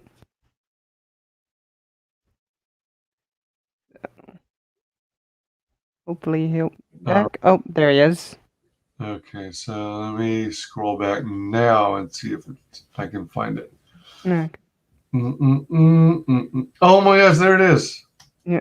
Thanks for catching this stuff. I forget sometimes that they do. I guess it's YouTube that does all this. Yeah, it's YouTube that does it. Yeah, this freaking filtering. And So, some people who are in chat rooms, their comments are constantly being held back. yeah, on some of them. Yeah, that's a pain in the rear because you're racing as quickly as you can to stay up on it. Yeah. But at the same time, if you're are you a moderator on other channels as well? Nope, just on this one. So. Okay. Yeah. I'm a moderator on Dan Fraga's channel. Huh. And am I on Carlos or Shae's? I don't think so. There was another one I also happened to be a moderator on, which is kind of surprising to me that someone would trust me to do it. But there were a couple people whose comments would keep getting held back. So it's like a race to keep hitting the show button because they had legit stuff to say, and it was Right.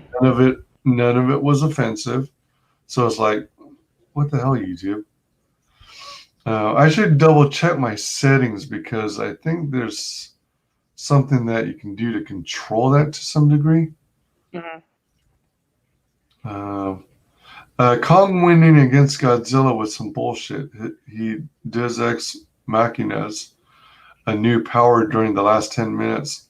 Oh man. On that movie, there's actually, believe it or not, there's 2 endings to that. Huh? Really? Yeah, in the US version, Kong won, but in the Japanese version, Godzilla won. Oh. Uh-oh, what am I missing? This is an older message in the chat that I also somehow missed. Yeah, I showed that one too. Wait, what was that one that you had to approve? Yeah, there were man. 2 that I had to approve of. Have you seen any more that were No, I think those were the only 2. that I was oblivious to? Oh man, Yeah. I feel so bad. I think I got it right now. When I share the promo for Shae, now it looks like it has a complete URL. Yeah. So previously it was probably cut off. So yeah. Okay. Yeah. Whenever you come across this kind of stupidness with YouTube, definitely bring it to my attention. Let's see. So, all right. So she's at 927 subs. Is this legit? Yeah, 927. Let me see something here. You see how it has my subscription showing on the left? Hold on. On YouTube or on StreamYard? Oh shoot! I'm not sharing my screen. Dang it! It would help if I just share my screen. Might a little bit. Just maybe.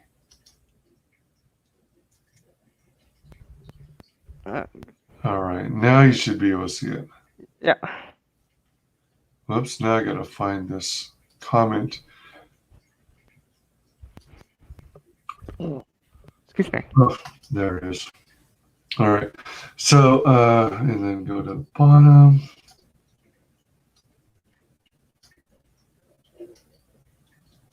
All right. All right. So it looks like I'm caught up. Oh, all right. So some new stuff.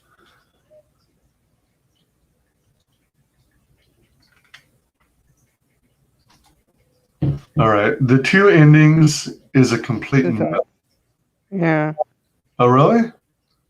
So. I read it somewhere, like in a book, so. Oh. Kong wins in both versions.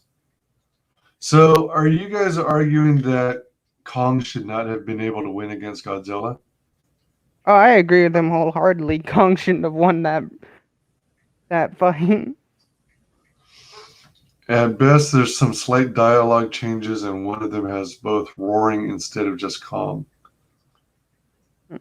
I mean, the way I see it, with Godzilla's flaming breath, he should be able to set Kong on fire, and then, he's basically a burnt marshmallow, right? Yeah, but somehow in the Japanese version, he has the power to harness electricity or lightning or whatever. Oh, I think I vaguely remember something like that. It's been so many years since I last saw that movie, Godzilla versus Kong. So it's like lightning, for example, didn't really harm him. It didn't really phase Kong. Mm-hmm.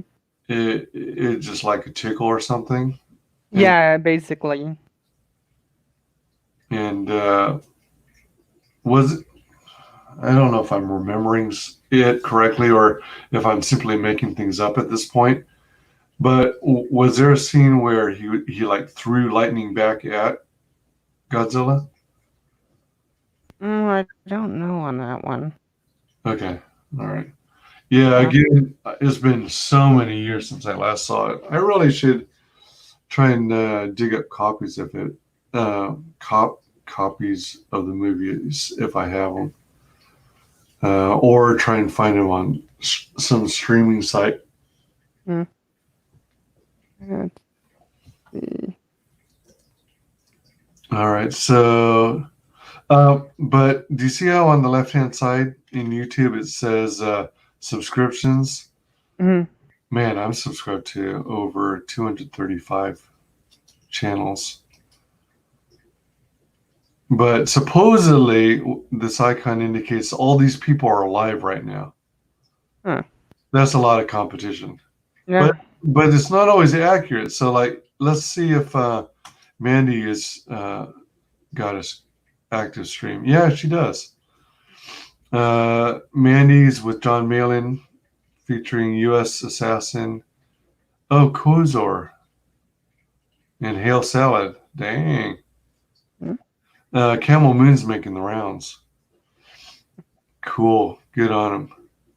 Yeah, Mandy Summers is another one I love. She's freaking awesome.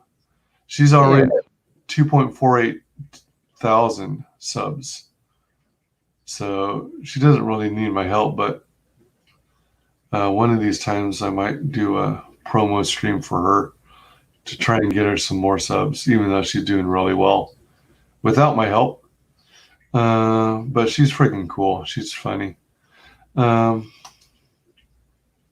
right, so in this case, it was accurate that she is streaming.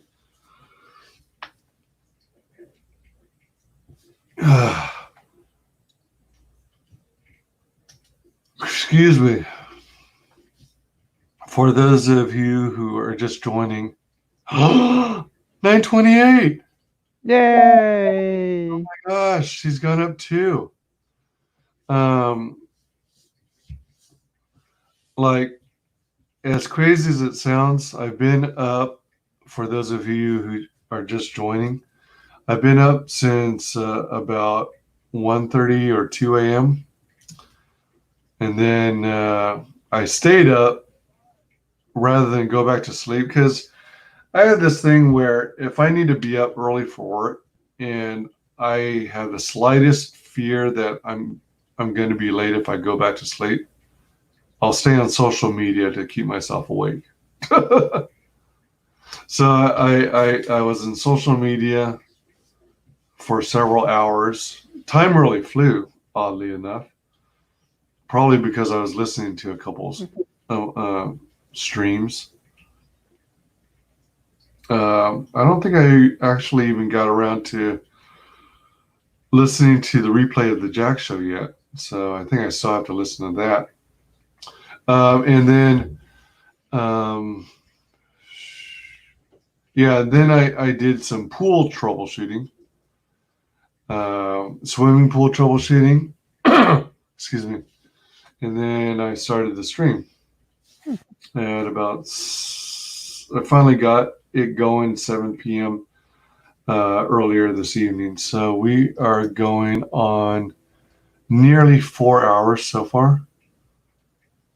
But I'm prepared to go into tomorrow morning. Even though I may be totally wasted by then from sheer exhaustion. Yeah. Go ahead. I was just going to say I know the feeling on that. Yeah.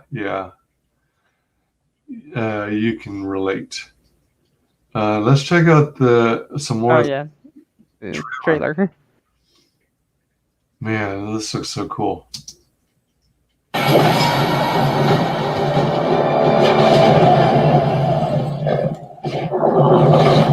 Oh. Yowzers. Oh. So those kinds of scenes are pretty cool where you've got like a cut scene. Mm-hmm. You hear the sounds and the effects of all the slicing and dicing. And then you cut to where the opponents, you got this like end kill pose, kind of like what he's doing now. And then all his enemies surrounding him fall to their knees and keel over dead.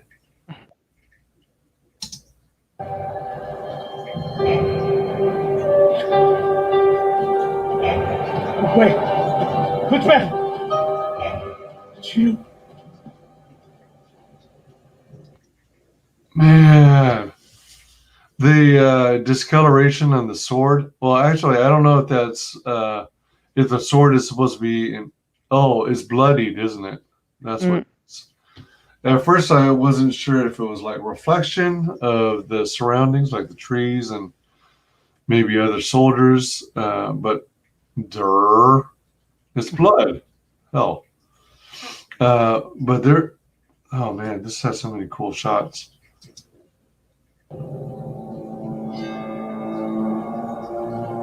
Tell him I'm coming.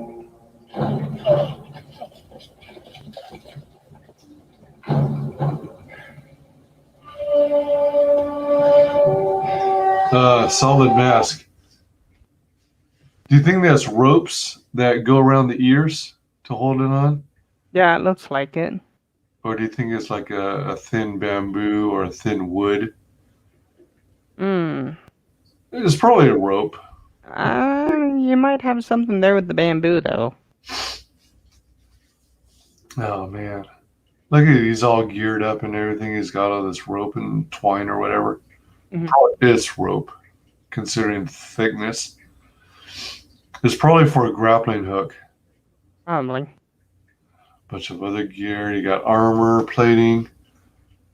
Sword can be sheathed on his back.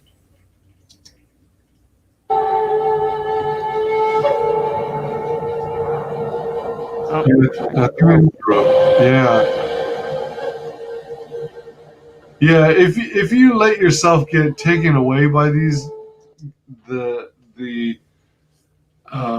by these games, mhm. you and you let your imagination go free, you can start to feel the cool breeze blowing the leaves around. Yeah, it's pretty trippy. The environment, the ambience, and it probably sounds really, really trippy if you've got like full surround sound. Mhm. Uh, Yeah, I was answering continuity on that. yeah, yeah, both roaring. That part, Yeah. yeah, yeah. Thanks for clarifying. Yeah. Sounds like Matanui knows his Godzilla. Yeah. You two, the two of you, could probably do a big old long stream about nothing but Godzilla. Go, go, Godzilla. History says again and again. Go, go, Godzilla.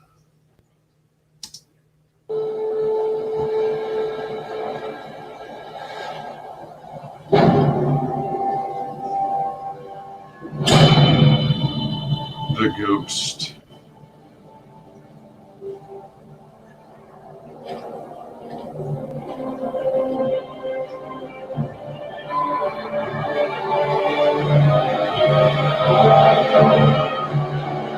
Oh.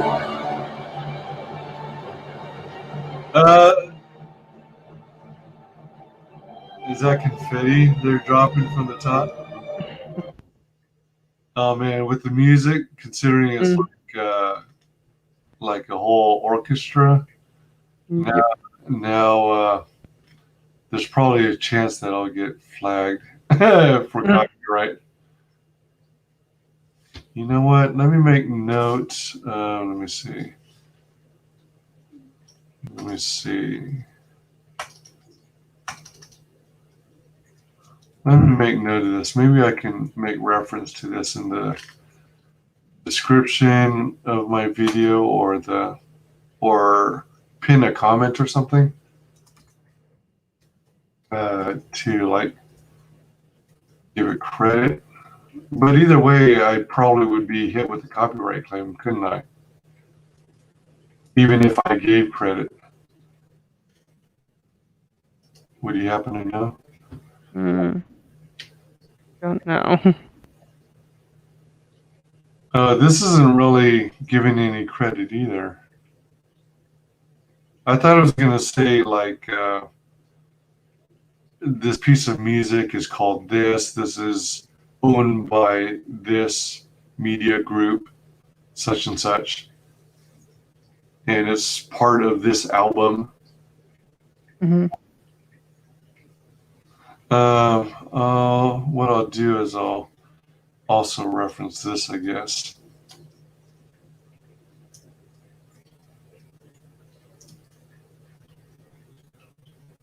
I might see if this creator, this YouTuber has any other cool stuff.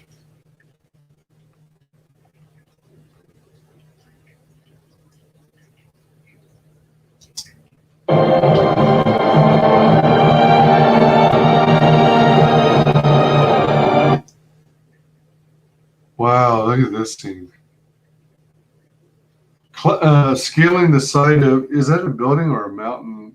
That's a mountain, I think. Wow. I mean, check that out. Isn't that cool? And That is. it looks like the sky in the distance, and that might be a river in the middle area. Can you see my mouse cursor at all? No. Oh yeah, you can see a mouse. Yeah. I think this might be a river because I think the bright light from the sky is reflected down here among the clouds. And that looks like, let's see, is that a break in the weather, or is that's, I wonder if that's lightning. So I think this is like a mountain range, water, another mountain range, and our protagonist scaling the side of what looks like a mountain. But this part right here, it kind of reminds me. Have you watched Tim Burton's Batman, 1989? I think I have. Do you remember the scene where Batman hops in his bat jet or bat plane and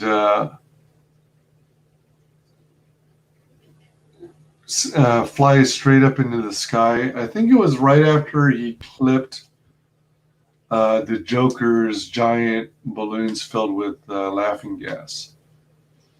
Then the Batwing, that's what it's called. The Batwing flies up into the sky, and then you can see the shape of the Bat logo. Well, the Batwing itself is shaped like the Bat logo.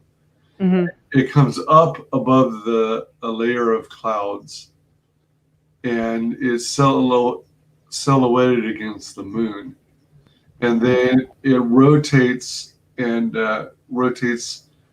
faces back down, and the Batwing drops back into the clouds. It's such a cool scene. Let's see here. That's what it kind of threw me back to.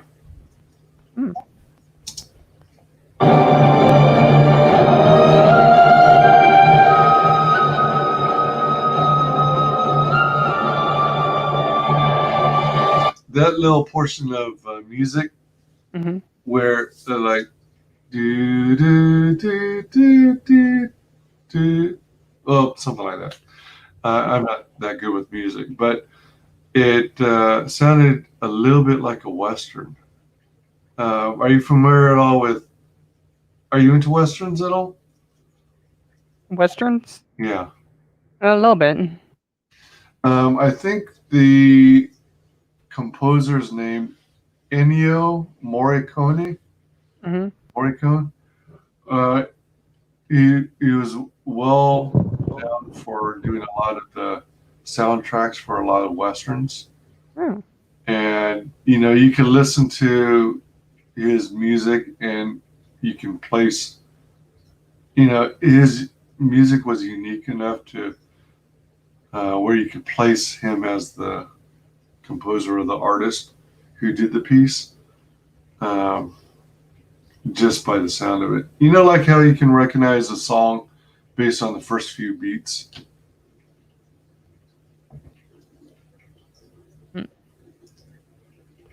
Like you listen to the very beginning of a song, and then you're like, "Oh, I know what the song is about to play." That kind of thing.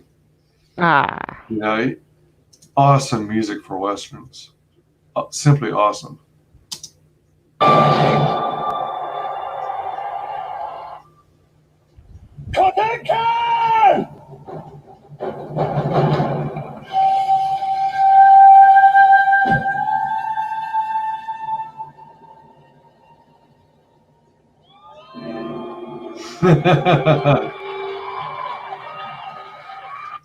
Pretty cool. Pretty cool. I'm trying to figure out if there's anything after this. All right. So that was basically it. Okay. Right on. That was pretty cool. Let's give this person a like. All right. What? It wasn't Inconsolable, was it? No, it was Infamous. Infamous.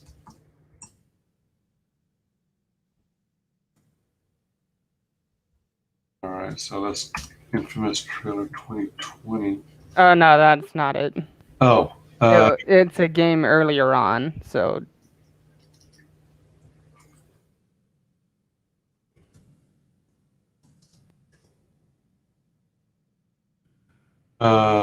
like Infamous 2 or let's see, Infamous Superpower, Infamous Honest Game trailers. I'm gonna have to check that out sometime. Mm. Have you ever watched Honest trailers? I've watched him here and there. Yeah, they're pretty freaking funny. Yeah, there's some YouTube channels that I really love. Okay, so do these look familiar? Infamous 2? Yeah, they're all by the same company. All right. Which one do you think we should watch? The first, second, or third?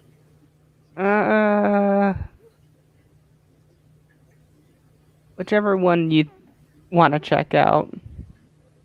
Let's do the longest, the 2-minute one. Okay. Now this one's early PlayStation 3 days. Oh, PS3. Okay. Mhm. Hey, I'm ready for this. The way I see it, there's basically two types of people. Well, it's also Sucker Punch. I'm gonna notate my references again.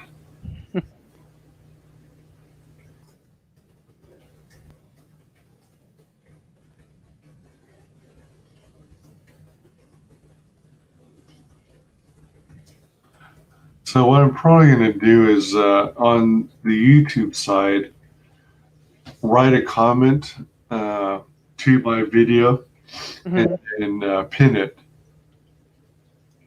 You know, basically describing the credits here.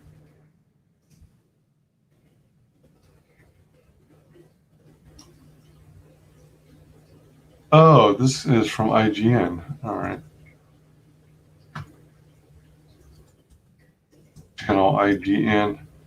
Inside Games Network. Yeah, they're not doing so hot anymore.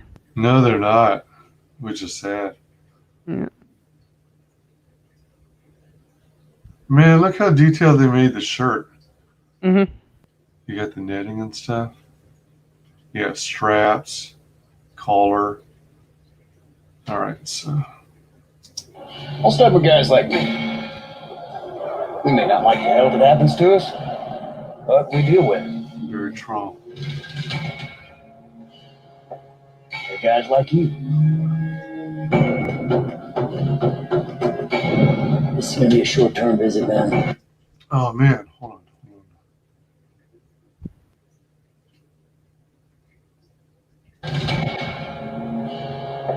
They're guys like you.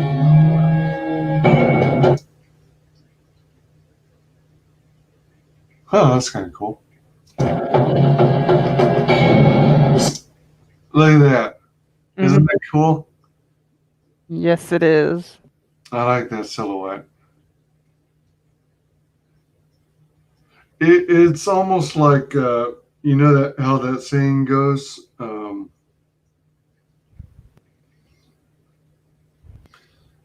Whenever you're creating art or panels for a comic book, make sure every image tells a story. Yeah. That's what this makes me think of. And I love silhouettes on colorful backgrounds. This I think is well done.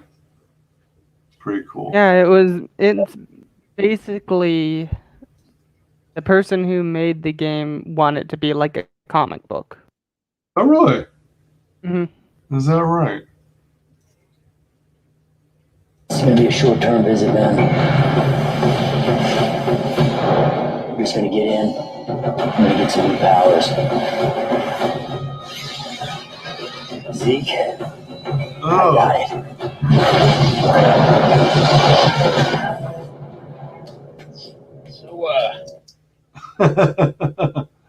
He's like fried.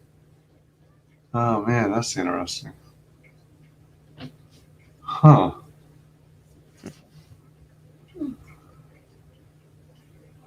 What happened? I actually think I might have a new power. Really? Come on, see what you got.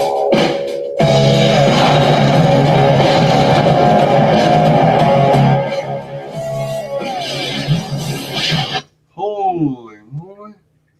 Oh, this is looking familiar. I think I've seen short video clips of this kind of stuff. Mm. And I might have even seen like a trailer or part of a trailer on at GameStop. Hmm. You know, sometimes they actually have TV monitors where they have their GameStop TV, Yeah. and they talk about upcoming games that are on pre-order. Hmm. I think this was one of those that was covered. Dang. Huh.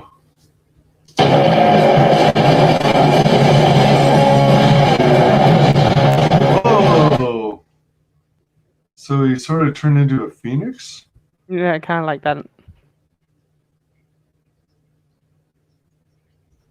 Whoa. I'm also looking at the background. Yeah, this game was made over, well, not over at, but its location was New Orleans.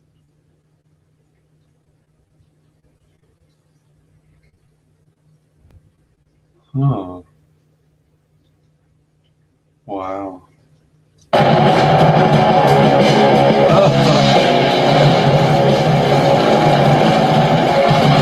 Oh. Then you got the huge explosion in the background. Yeah, is this a bed frame?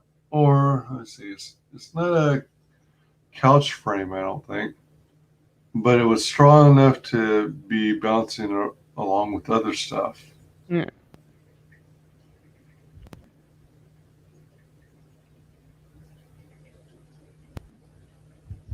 Huh. I think it's a bench. Yeah, you may be right.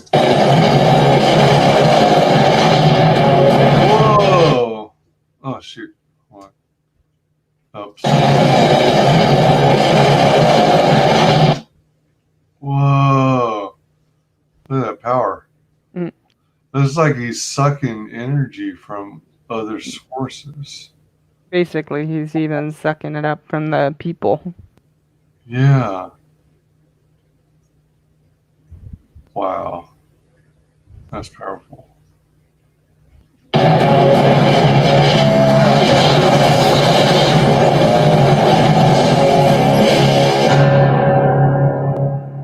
Cheers, brother.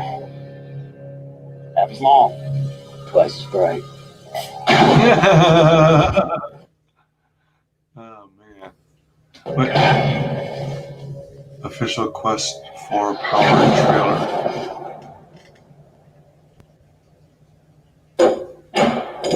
PlayStation. PS3. Yeah. That was in its younger years. Wow. Wow. That's pretty cool. I forgot about that game.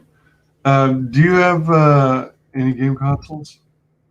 I have a PS4 and Nintendo Switch. That's right. That's right. What do you usually play on the PS4? Well, before they began doing shit anime games like JRPGs, Is some other stuff. JRPG Japanese role playing? Yep, Japanese role-playing games. Oh, okay.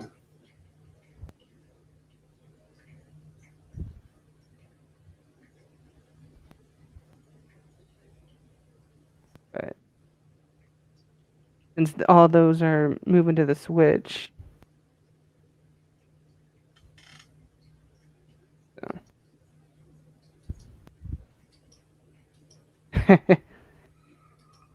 Matanui says those games are fun, especially basically your Electro.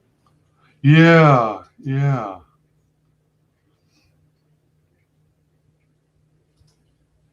But basically, you can go down to paths, either the path of the hero or the path of the villain. Do you know? There was I think it's called City of Heroes.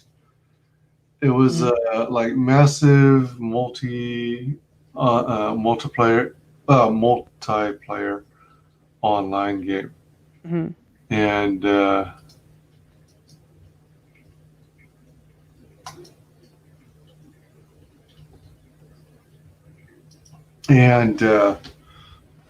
people got a chance to create their own superhero character, and I think they later released. I guess it was either an expansion pack or downloadable content DLC. But I think they even called it City of Villains. So I was always curious about that, but I never did buy the game. It was definitely a novel concept. Okay, so that.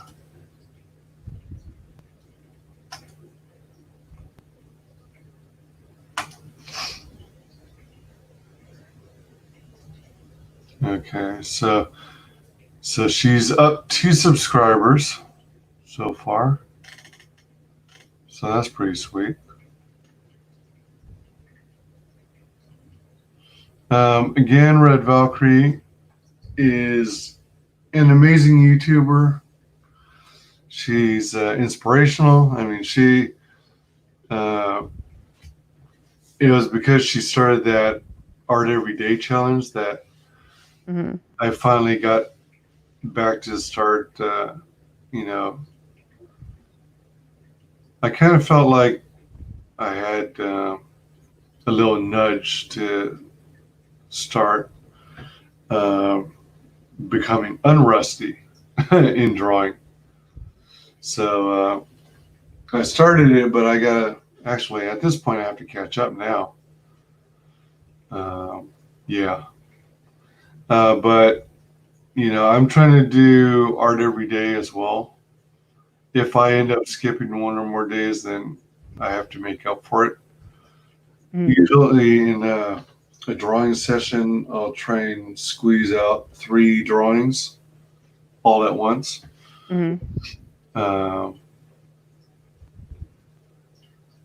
So, excuse me. Getting tired, are we? Yeah, I think I might have to get some coffee so I can keep going. Because, like I said, I was predicting I might be up till 3 or 4 in the morning. But I don't know. It might also be determined based on whether I fall out of my chair. I like how Cecil fell. Yeah. Except it wouldn't be from booze. It would be from exhaustion. And also, did you eat dinner? Yeah, I did. Oh, good. Whew. Thank goodness. I would feel so bad if you didn't get a chance to eat. Oh yeah, no, I ate that quickly. So. How was it? Good. Nice. Yeah, you remember how I ended up buying all those eggs? That case of eggs was 30 dozen. Yeah. 30 dozen. Did you ever finish those yet, or? No, I'm still going through them. They've been in my fridge all this time. So I think I've got about 3 or 4 dozen left. So I've gone through a whole bunch, but I've been eating a lot of egg burritos, breakfast burritos. Yeah, so been really good stuff. I'm thinking I ought to mix another batch of hard-boiled eggs just so I have them. Yeah. Whenever I want to snack on them.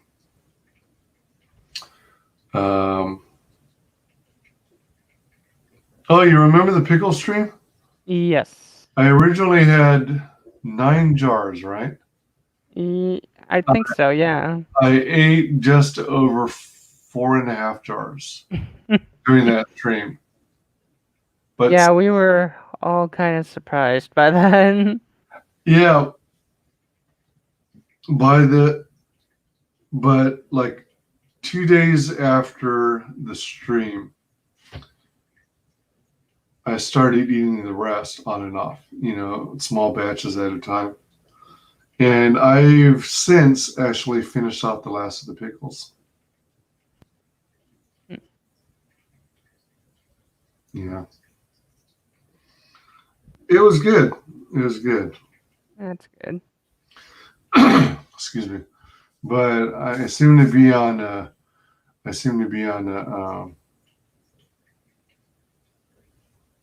breakfast burrito kick as of late.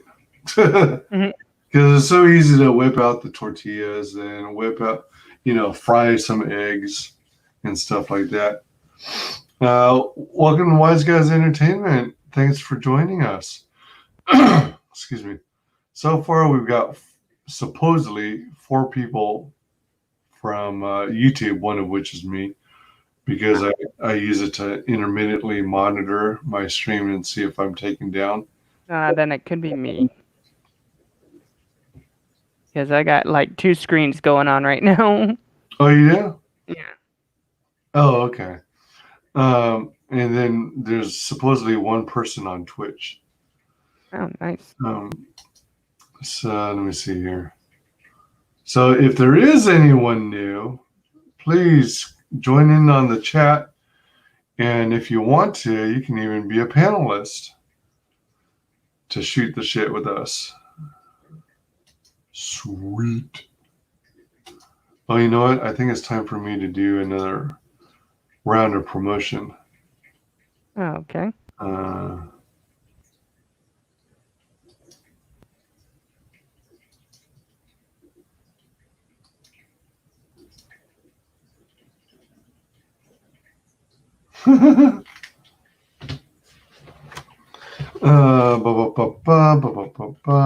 Let's see here.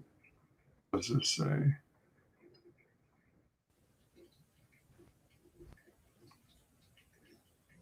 Oh, about an hour ago, Froggo was in our private DM group. Mm-hmm. Let me see. My phone's charged, but now I'm at a restaurant. That game looks so effing cool. Can't afford to get it for about a month, though. Yeah, Ghost of Tsushima.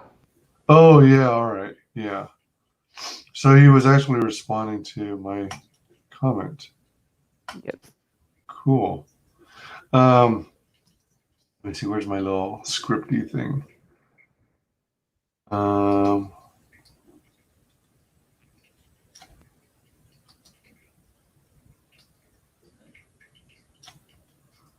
Okay, so actually, how far are we so far? We are nearly 4.5 hours. I commend you guys for sticking with me. I wasn't sure if I was going to have anyone on who would hang with me for so long. So I appreciate you all. Let's see here.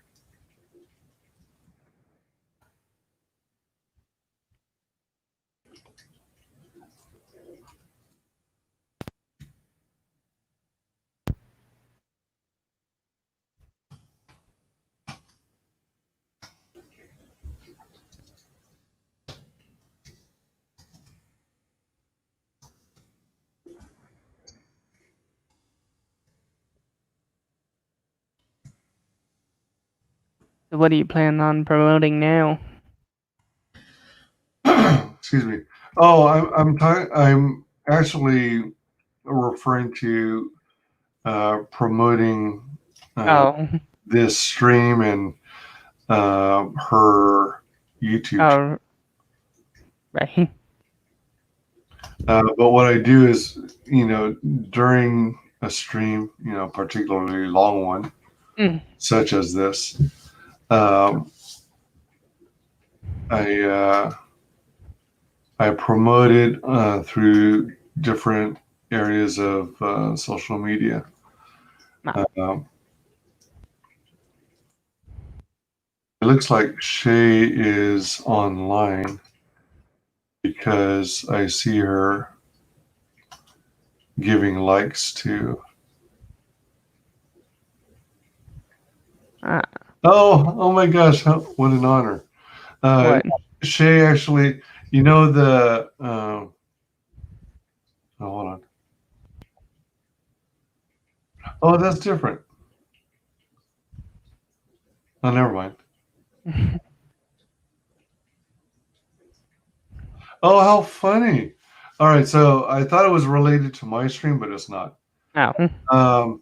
So Red Valkyrie was doing announced that she was going to discuss the ComicsGate book Eudaimonia. Mm-hmm.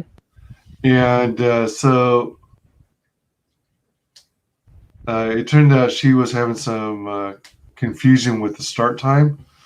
Mm-hmm. And she scheduled to 7 p.m. EDT, Eastern Daylight Time. Mm-hmm. Similar to the thing that was happening with me, where I originally intended to start at 4 p.m. Eastern Daylight Time, but then I delayed it to 6, and then I delayed it to 7. And I thought for a second that she pinned one of my tweets, but it wasn't. It just was coincidental that one of her streams was scheduled for 7 p.m. like mine was. So.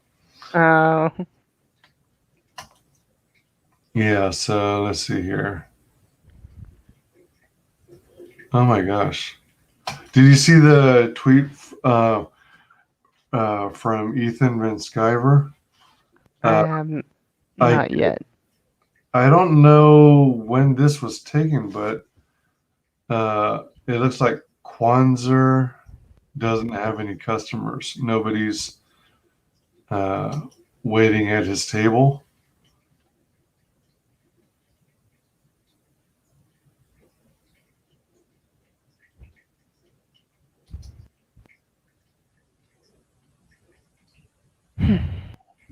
Huh.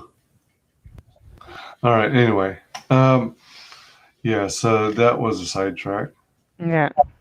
Oh, another sidetrack. Did you know that Cecil came out with his new cover? Oh yeah, the Vampirella cover. Yeah, Vampirella and Red Sonja. That was funnier than shit. Yeah, I've got to take a closer look at that campaign. I think I'm gonna back it. I don't know. It's kind of. It's the. I think it was the first issue of Vampirella. I'm not 100% sure though on that. Right. Exactly.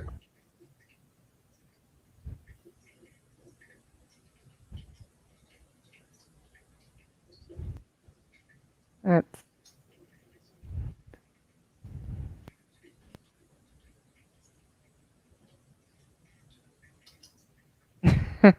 I'm looking at the picture right now. Oh, yeah, Cecil with roses and cash and money. Oh yeah.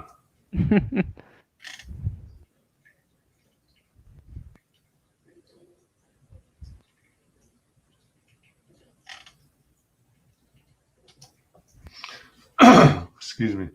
So I'm creating a little blurb about, the stream and how we're trying to get Shay to 1,000 subs and promote it on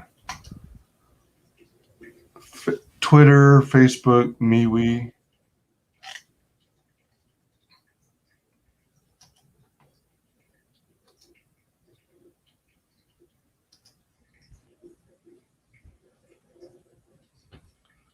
Okay, and then regular Facebook.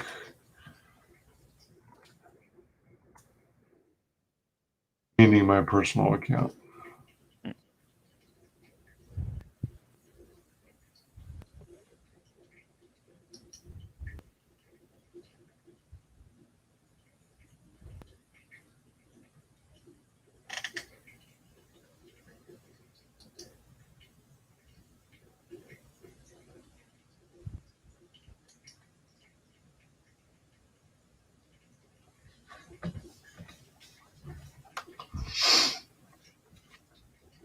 Okay.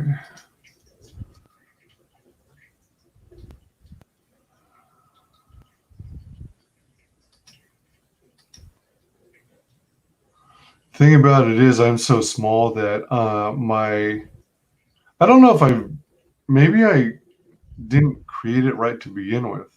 The my page on Facebook, but I don't have anywhere near the number of quote unquote friends in my channel than the other.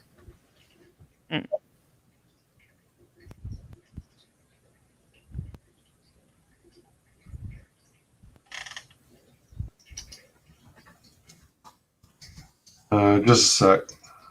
Okay.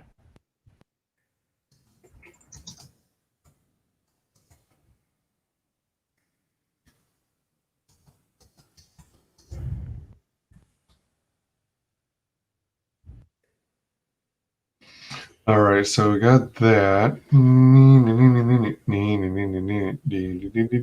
Yeah, so I have maybe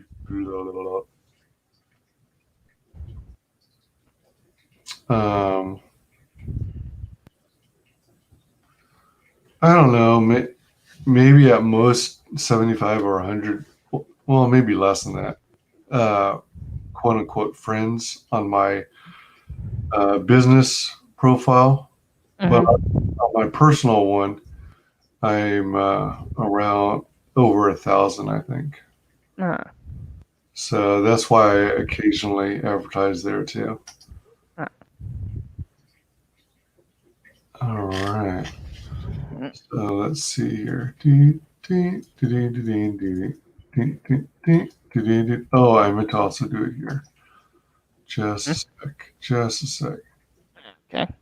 Pin tweet.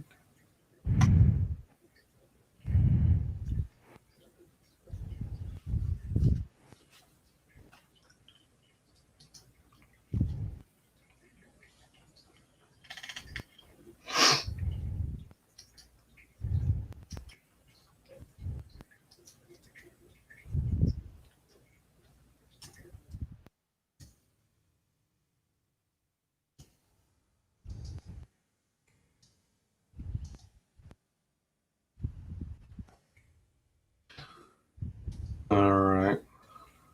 There we go.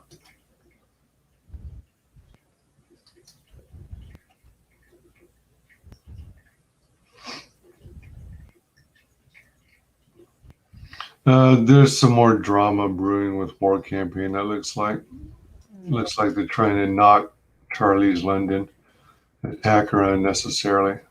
Yep. Man, they're pissing me off. Yeah. And at this point, we just gotta keep ignoring them. Yeah. If they're just doing shit like this. Yeah.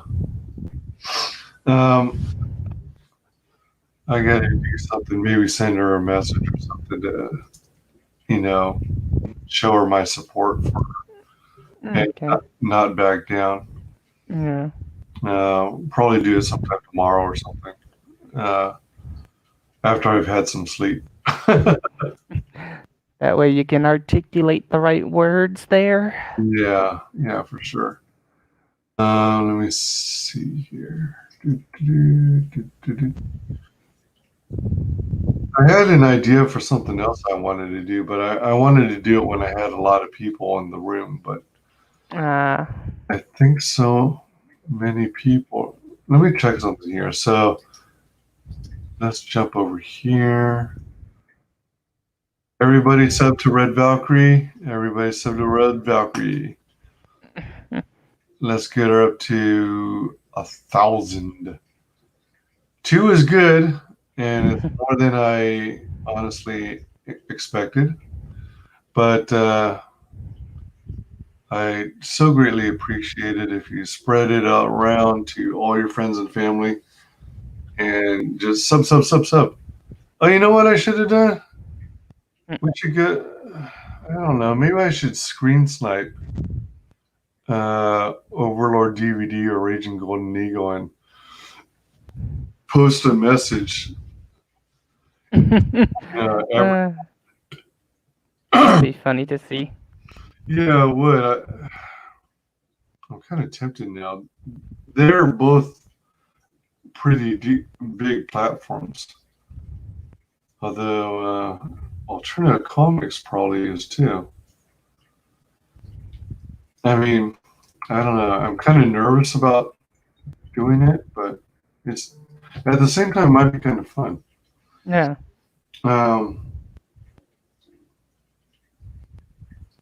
Let me think about it for a few minutes. Hey, you want to take the wheel for a moment while I step away and try and get a couple things done? And Sure. maybe find something to eat. Do you want to share your screen and show off anything? Yeah, let's first get something up and then we'll do that. Yeah, for sure. We'll do a couple Indiegogo projects. I think That's a good idea. That's something I meant to do too. Yeah, I've got this one web browser open that has most of the campaigns I'm trying to keep track of. Mm-hmm. And yeah, that's a really good idea actually. And also it would be an opportunity to, keep an eye on whether it's funded yet and whether it's funded yet and if it's in regular funding status versus in demand and so on and so forth. Just have to get this set up. All right. I'm going to step away, but I'll still be able to hear you. Just let me know when you're ready. Okay. Type this in. See if this works.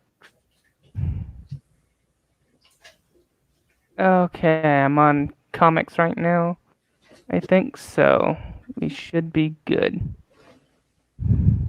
All right. I just need you to share it. Okay. Let's get that. That. Allow. Okay. Did you enable audio? I think I did. All right. You know what? On certain campaigns, there will be music, and it'll actually. I got copyright flagged for one of the campaigns that I was promoting. Okay. Because of the music that was used, but I don't know if it was an accurate claim. I'm considering disputing it. I don't know, but anyway, yeah. Feel free to play whatever you like. Okay. I'll select a few and. Awesome, go for it. Okay. Take your time too. Okay. All right. Let's see. We'll start out with some of the ones I've backed, as I can find them.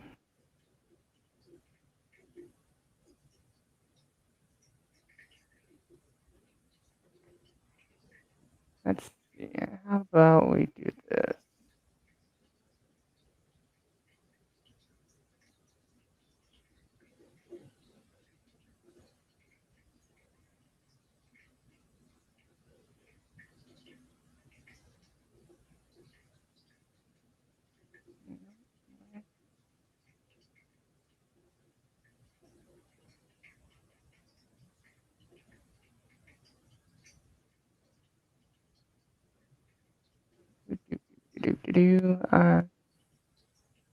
Right. Let's see if we can find some comics.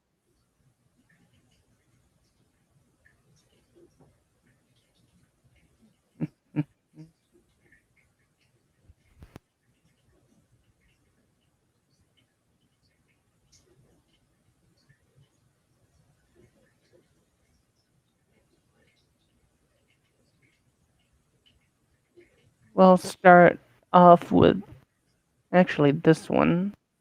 Cecil's big cover.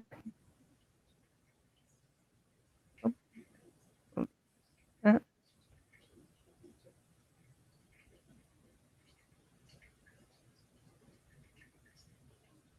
Oh, nope.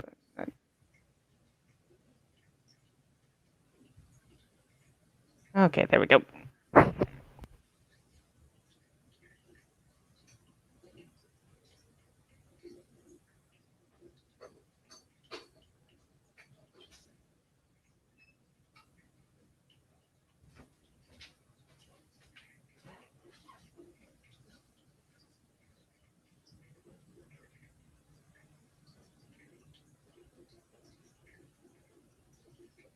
You still there, Fade? Yep, I'm playing Cecil's trailer. Oh, I don't hear any audio. You can't hear it in the audio? No. Oh, damn. Let's try doing this then. Okay. We'll hit stop for a second. I was wondering. Okay. It sounded like a bunch of silence. I was going, Yeah. was there a disconnection or something? Okay. Okay, I have StreamYard selected. All right. And then when you went to hit share, share screen, there's usually Right. a little box that says enable audio. Huh. Do you remember? Oops. Okay.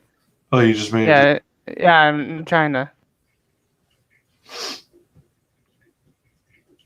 Let's see, we got window or screen to share. Firefox StreamYard's entire screen. And then underneath that, do you see a little check in the Nope, just remember this decision and that's it. Really? Mm. That's strange because it should have had a little checkbox or something where you could share audio. Is it on the very, very first screen when you click on share and it gives the pop? Once I click that, just says remember this decision. And then when I Let's try it. Oops. can't any audio. Let's restart it. Anything? No, nothing. Huh. I hear you, but not the Audio. try. Yeah, try. It looks like it. Well, that's for you. That's for. Yeah, I know. I'm I don't thinking of maybe.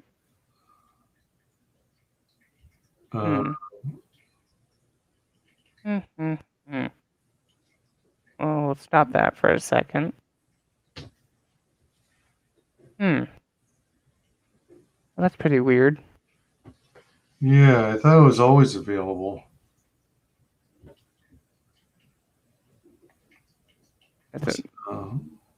I figured it was showing it since it wasn't,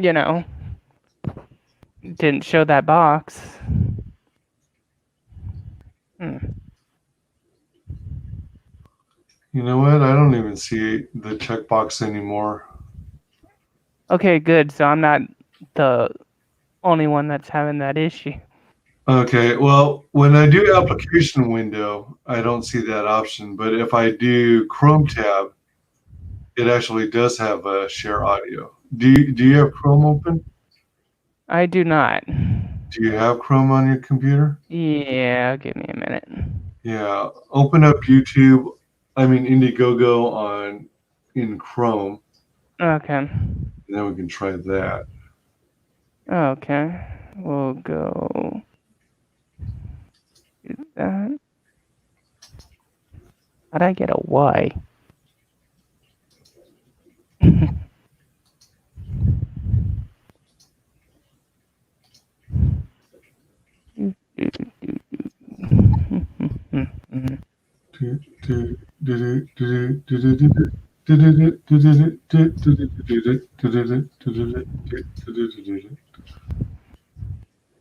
Let's see if we can do this.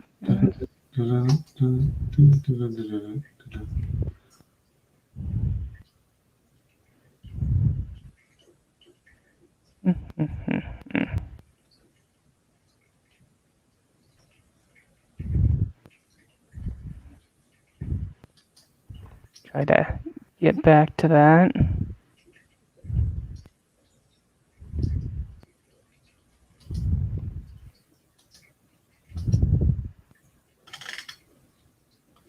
Okay.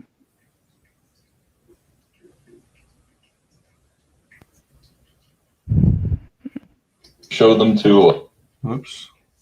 Oops. That was my end. All right. We'll try this again. See if that works. All right. Select. Now, when you do share screen, do you see Chrome tab? Yeah, I see Cecil's big cover, Indiegogo, Google Chrome. So. But on the tab that reads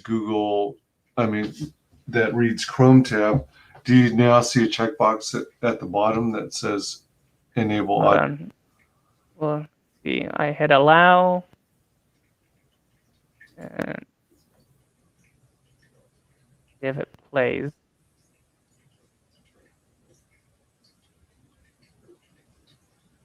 Nope. Nope. No. Huh. Did you see the checkbox I was talking about? I did not. You still didn't? Mm-mm. Weird. Try it again. Well, go ahead. Okay. Share screen.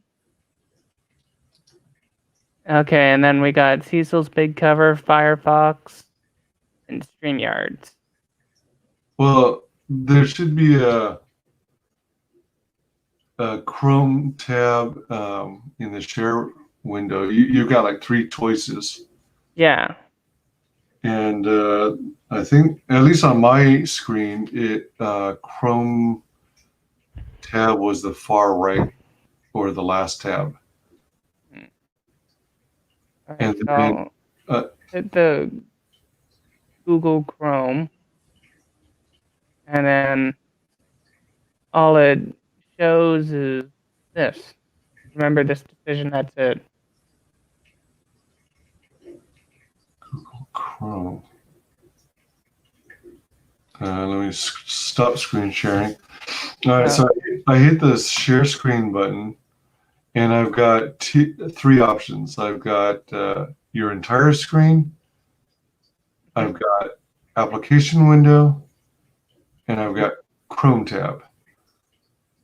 Yeah, for me, I got Firefox, StreamYard, and Cecil's a cover on Google Chrome.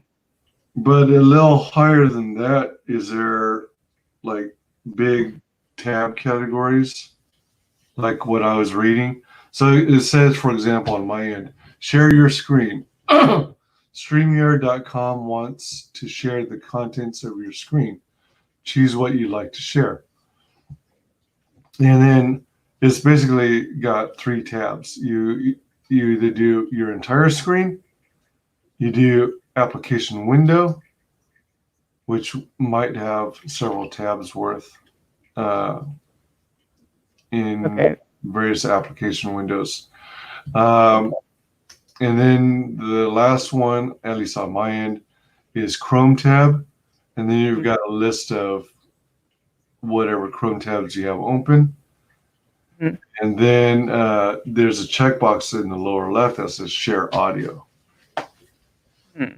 By default is not checkmarked.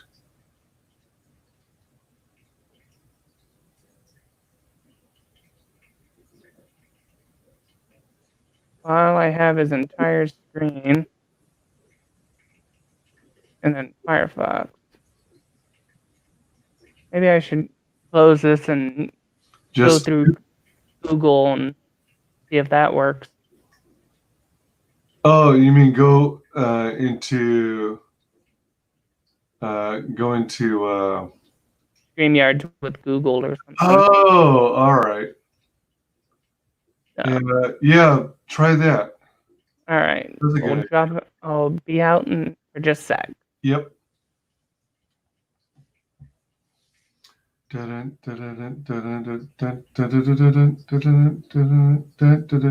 Hello, welcome to Wise Guys Entertainment. This is your host, Wyman. We are about to hit hour 5. Hour 5 of this stream. We're promoting. Oh, I stopped sharing, didn't I?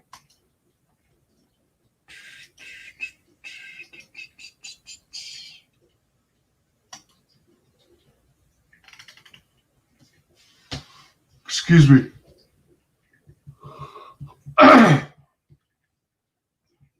So we've got Red Valkyrie's channel here. So we're at 928. So we went up 2 subscribers since I started this stream. I'm not sure if we'll get more, but hopefully we do. Let me see here.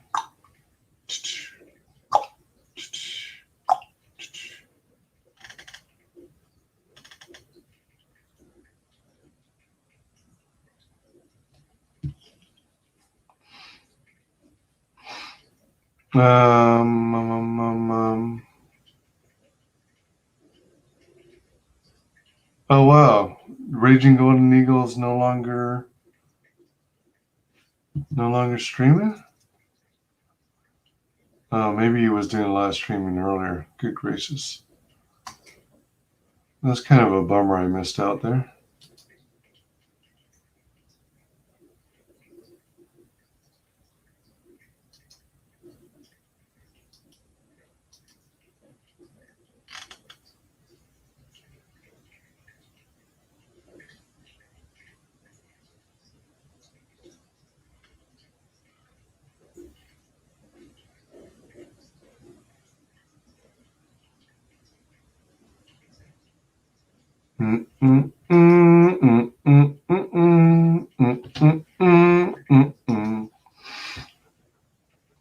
So, I thought I heard a beep or a bop.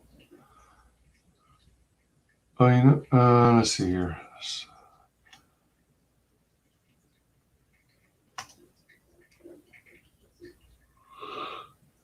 Excuse me. All right, so we've got Cyborg, Valkyrie, and Shae Zombie host awesome comic content. We host indie comics and ComicsGate creators with interviews about both with interviews about both upcoming and current projects. Comic reviews are coming soon. Channel art by Shae Zombie and Cyborg Valkyrie. Cyborg Female by Adam Cyber. Excuse me. And Daniel Spur.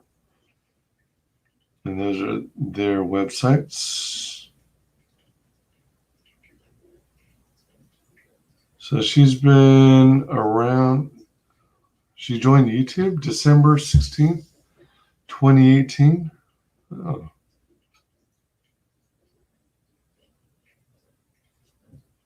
All right.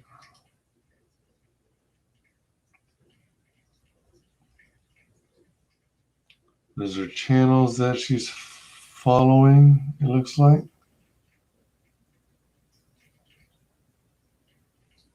They're considered featured channels.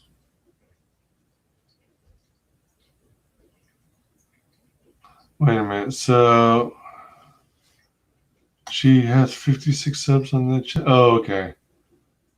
This is her other channel where she eats weird food combinations.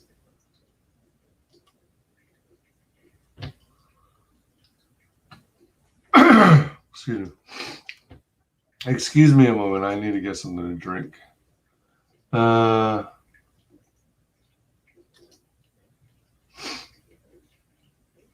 Black Cat.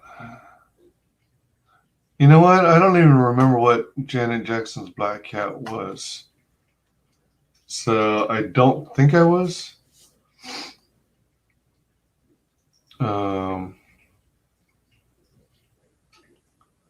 But if you're referring to I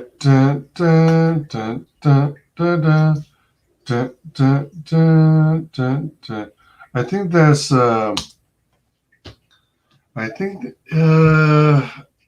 I think it's Led Zeppelin. Smoke on the Water.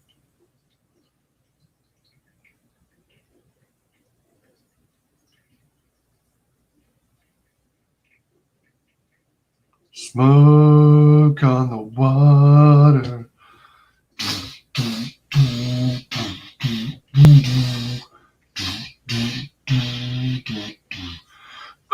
Excuse me. And it's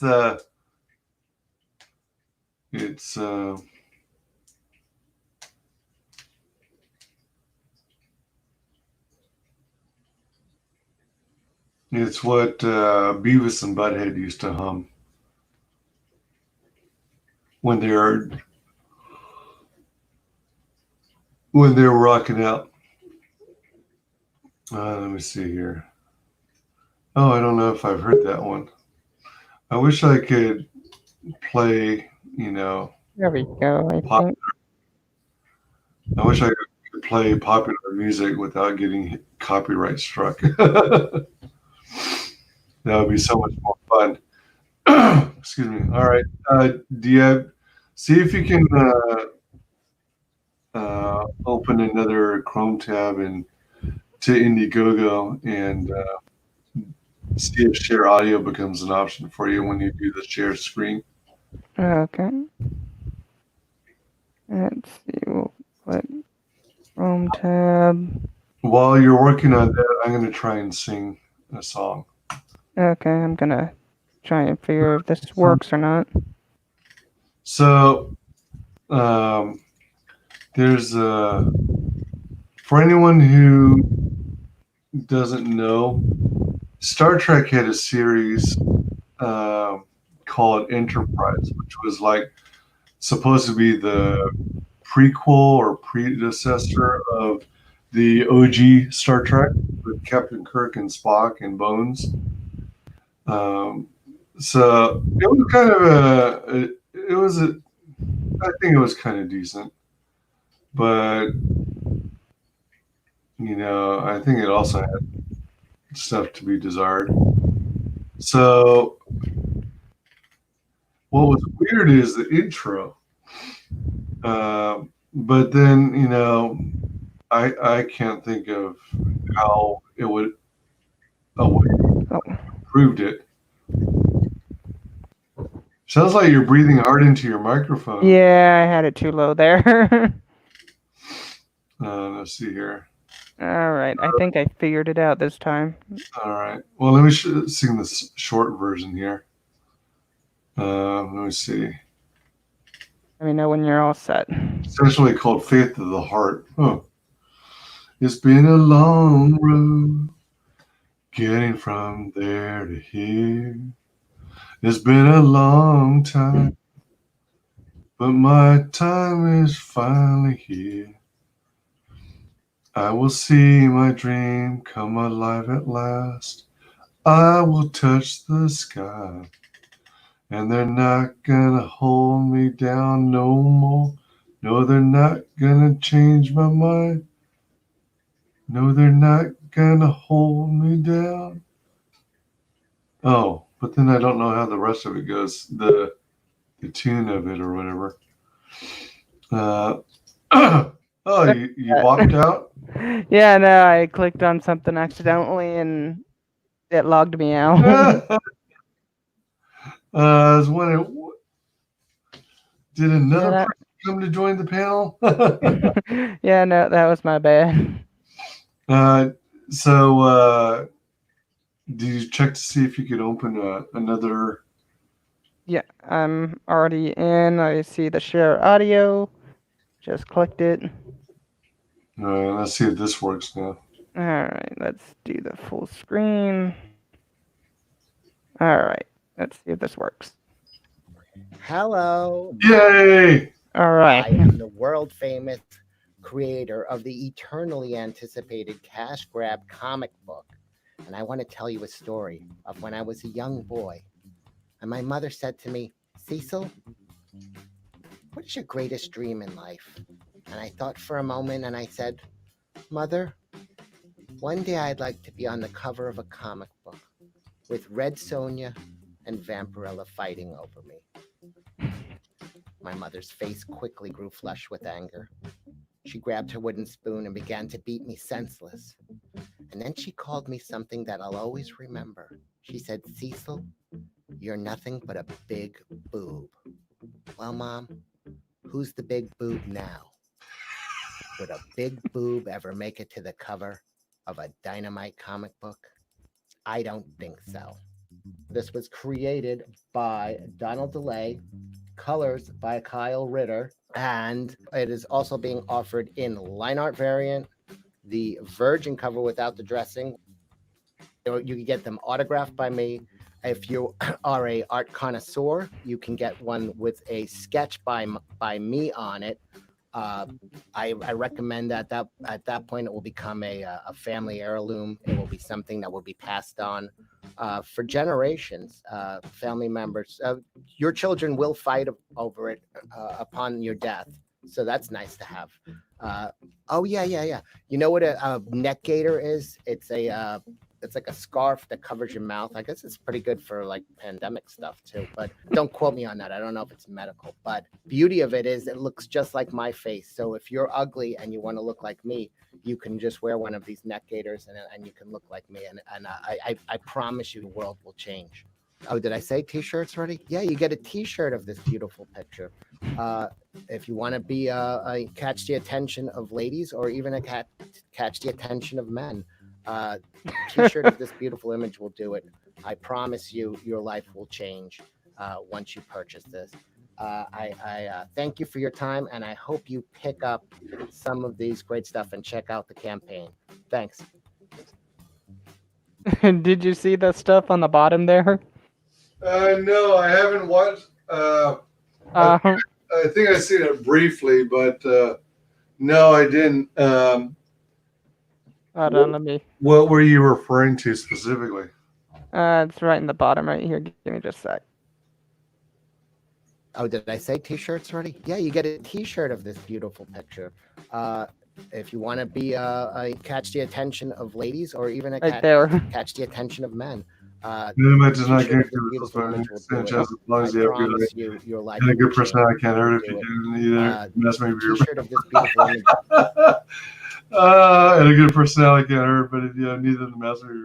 I didn't realize there was the disclaimer. Yeah. Oh, that's funny. That's a cute video. Oh man. All right. Hey, wait, what are you doing? Oh, I wasn't sure on what to do. I figured you'd do me a favor and replay that. Oh yeah, not a problem. And then replay it in full again because it's a cool video and worth repeating.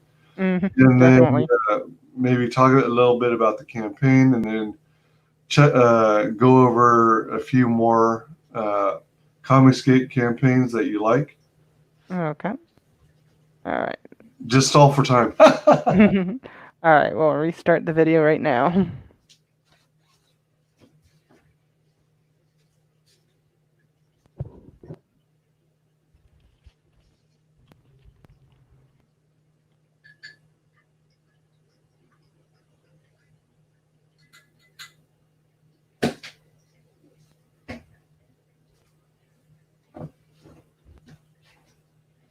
Oops. Hold on. Okay. I have to re-add it. Sorry. That's fine. Let me know when. Oh, okay. Hello, my name is Cecil. I am the world famous creator of the eternally anticipated cash grab comic book.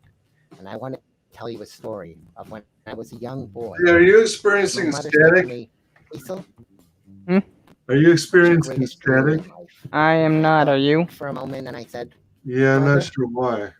one day I'd like to be on the cover of a comic with Red Sonja and Vampirella fighting over me. You know, this video, the first time you played it, I think it was just Grabbed her fine. wooden spoon and But began now to- it seems like there's a little. Hello, my name is Cecil. I am the world. Or maybe That's- maybe I just didn't notice it earlier. Huh. You want me to close the screen out and try again? Or see if you can just refresh the tab that the Indiegogo page is in. Okay, let's try that. I think you can keep it shared. Just hit the refresh button. There we go. You still see it? Yeah. Okay.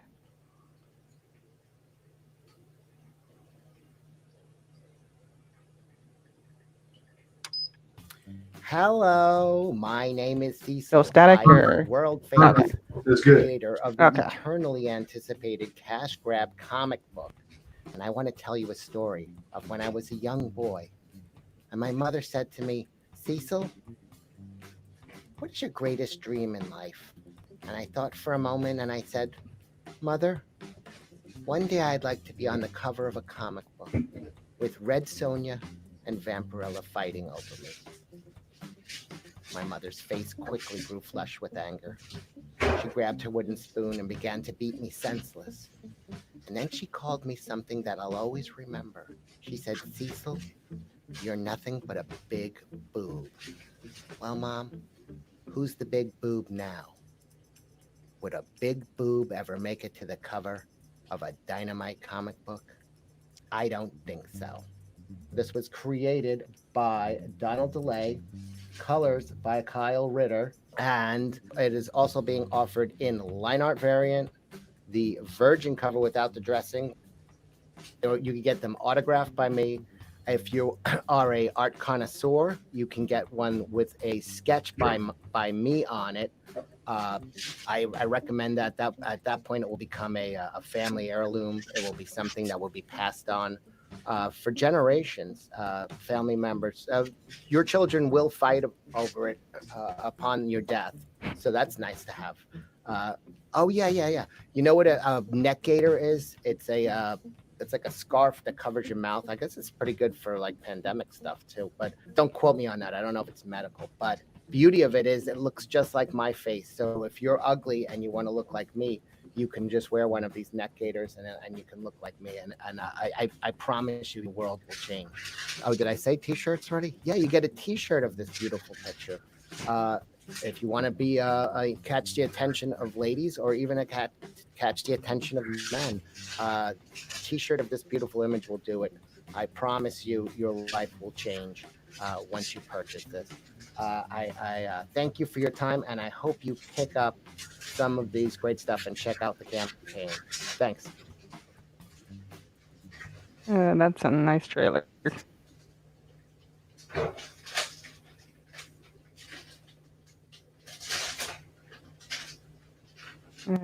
see what else we can find.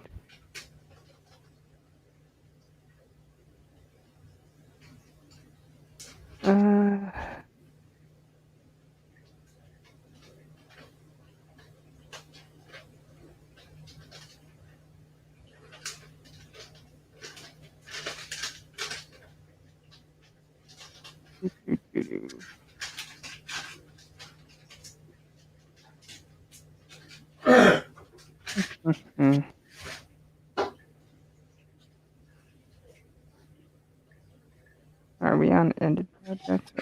Like we might be.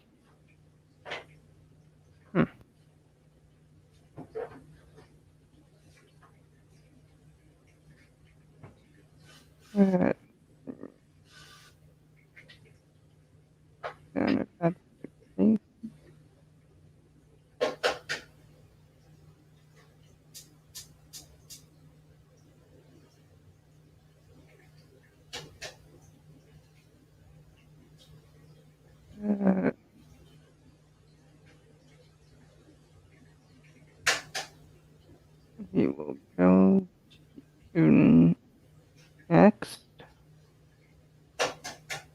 Go to stump.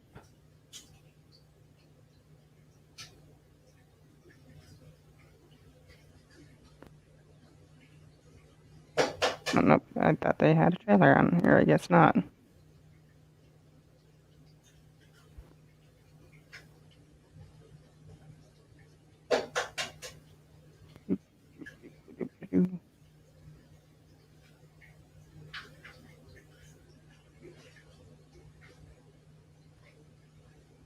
Alright, we'll play The Lost Pages.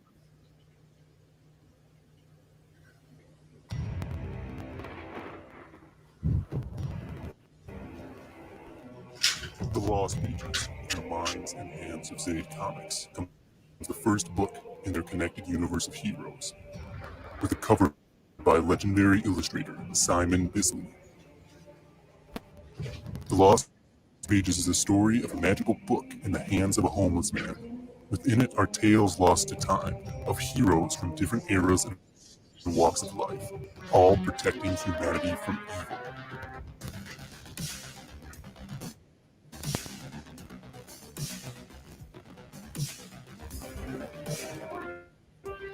As the word of the book is spoken around a trash fire, new crusaders of justice will be revealed to this world. A supernatural vigilante on the hard street of Chicago named the Silhouette.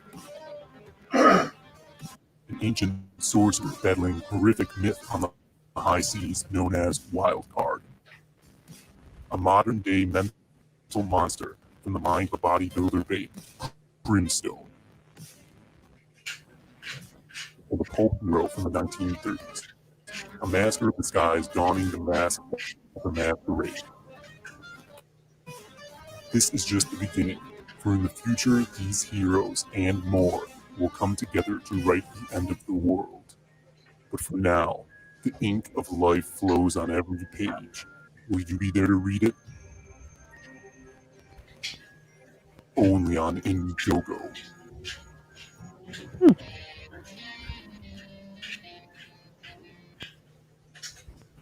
Oops.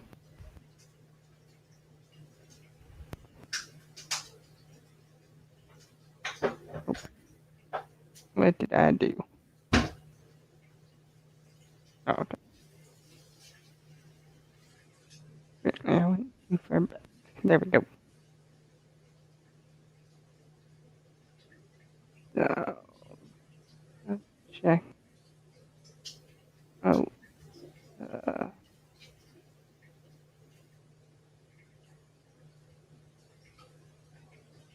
where's that one from before? Oh, there.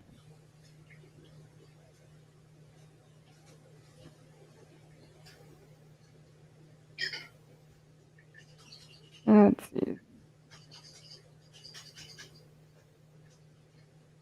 We got some artwork here from Stump.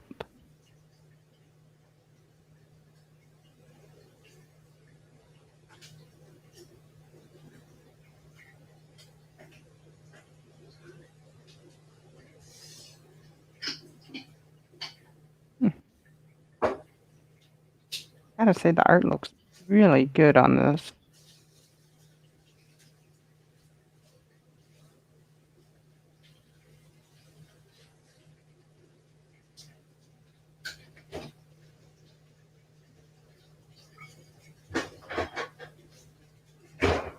Ooh.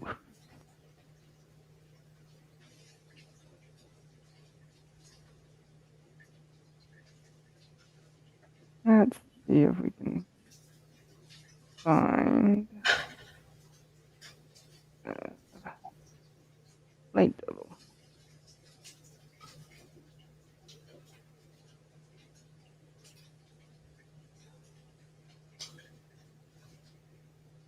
Ah, there we are.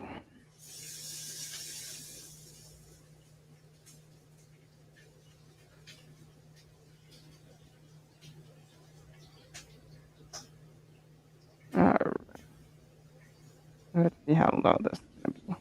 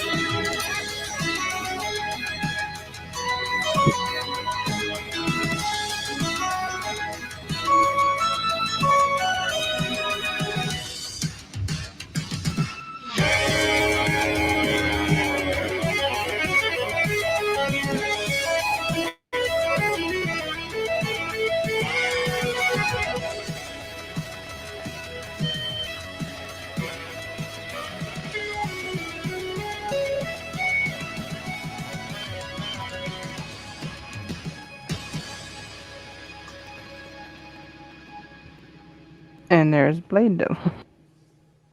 Yeah, that's a good book, man. I mean, Mhm.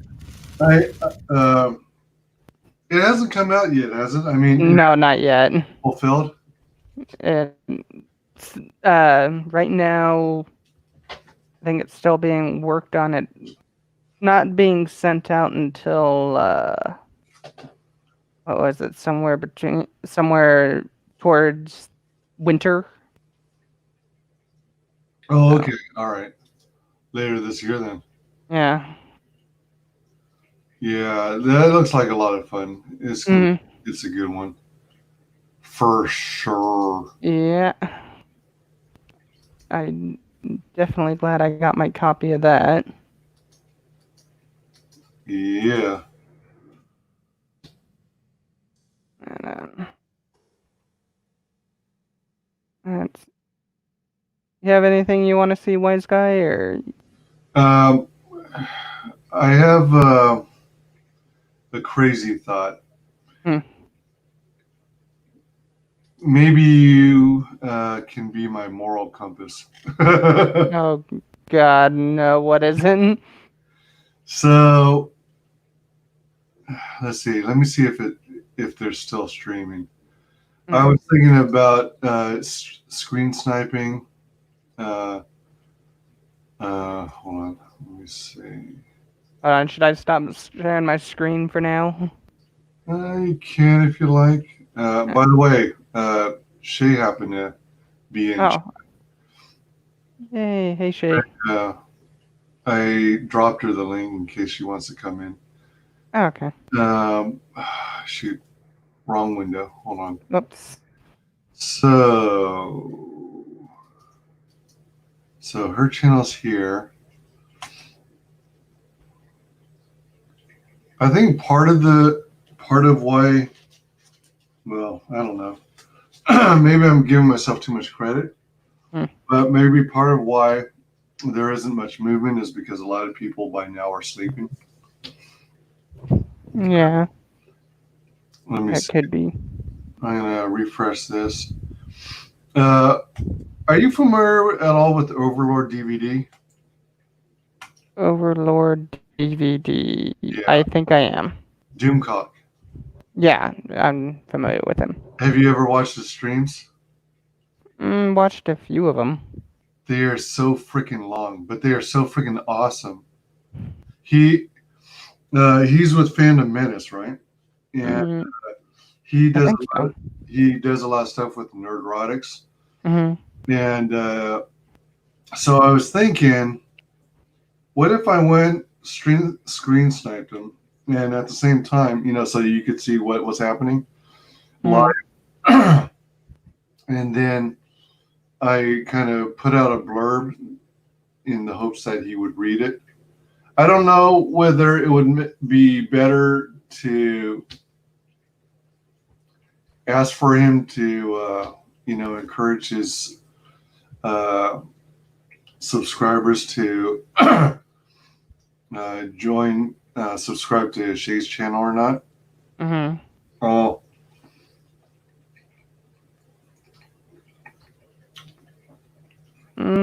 should only do it, as a general chat in the group chat, or if I should do it or if I should shell out money to do a super chat, or, which is something I'd been seriously thinking of doing, formally joining his membership and then announcing it there.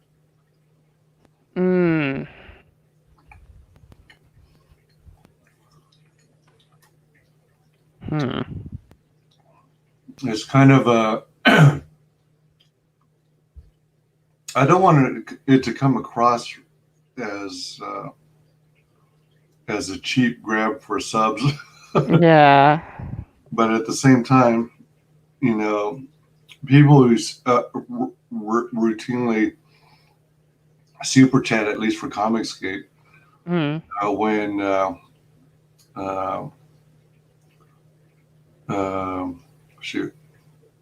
when they're trying to get eyeballs on their book, Mm-hmm.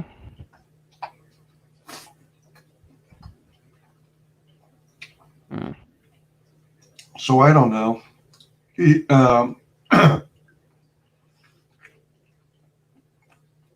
I would say you could probably still do that, just not on stream, maybe. That's just me, though. Oh, you mean don't bother screen sniping? Right, but you can still send the super chat if you want to. I don't know. On that one. That one's kind of a slippery slope. I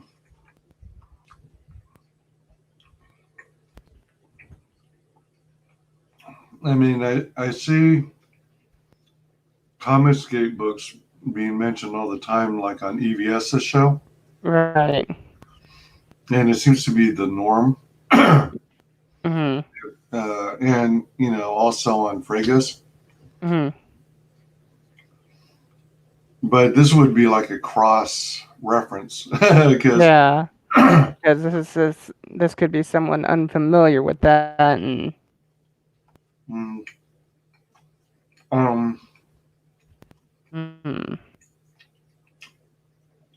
although if that umbrella guy is in the stream, you know, or in the chat, he would be well aware of who Shae is. Yeah.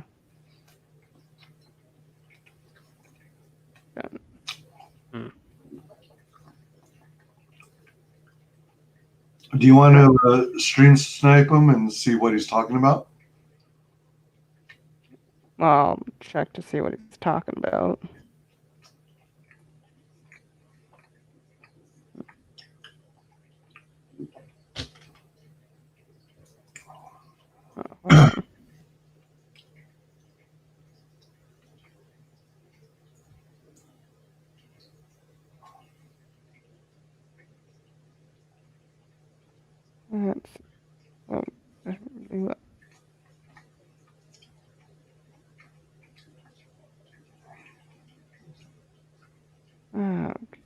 Hold on. Well, I'm asking you if you want me to stream snipe him. Right. Let's see what they're talking about first.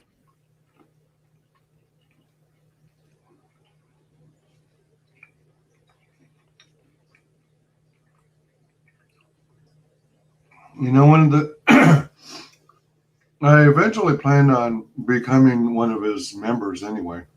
Yeah.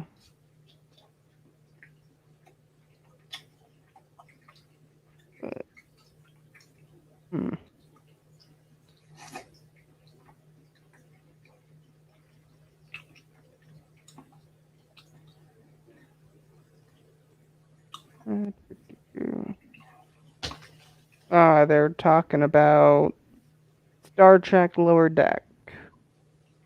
Well, that's what it said in the description. Yeah. Are they actually talking about it now? Let's check. Hold on, I'm gonna mute myself for a second. At least I think this will work.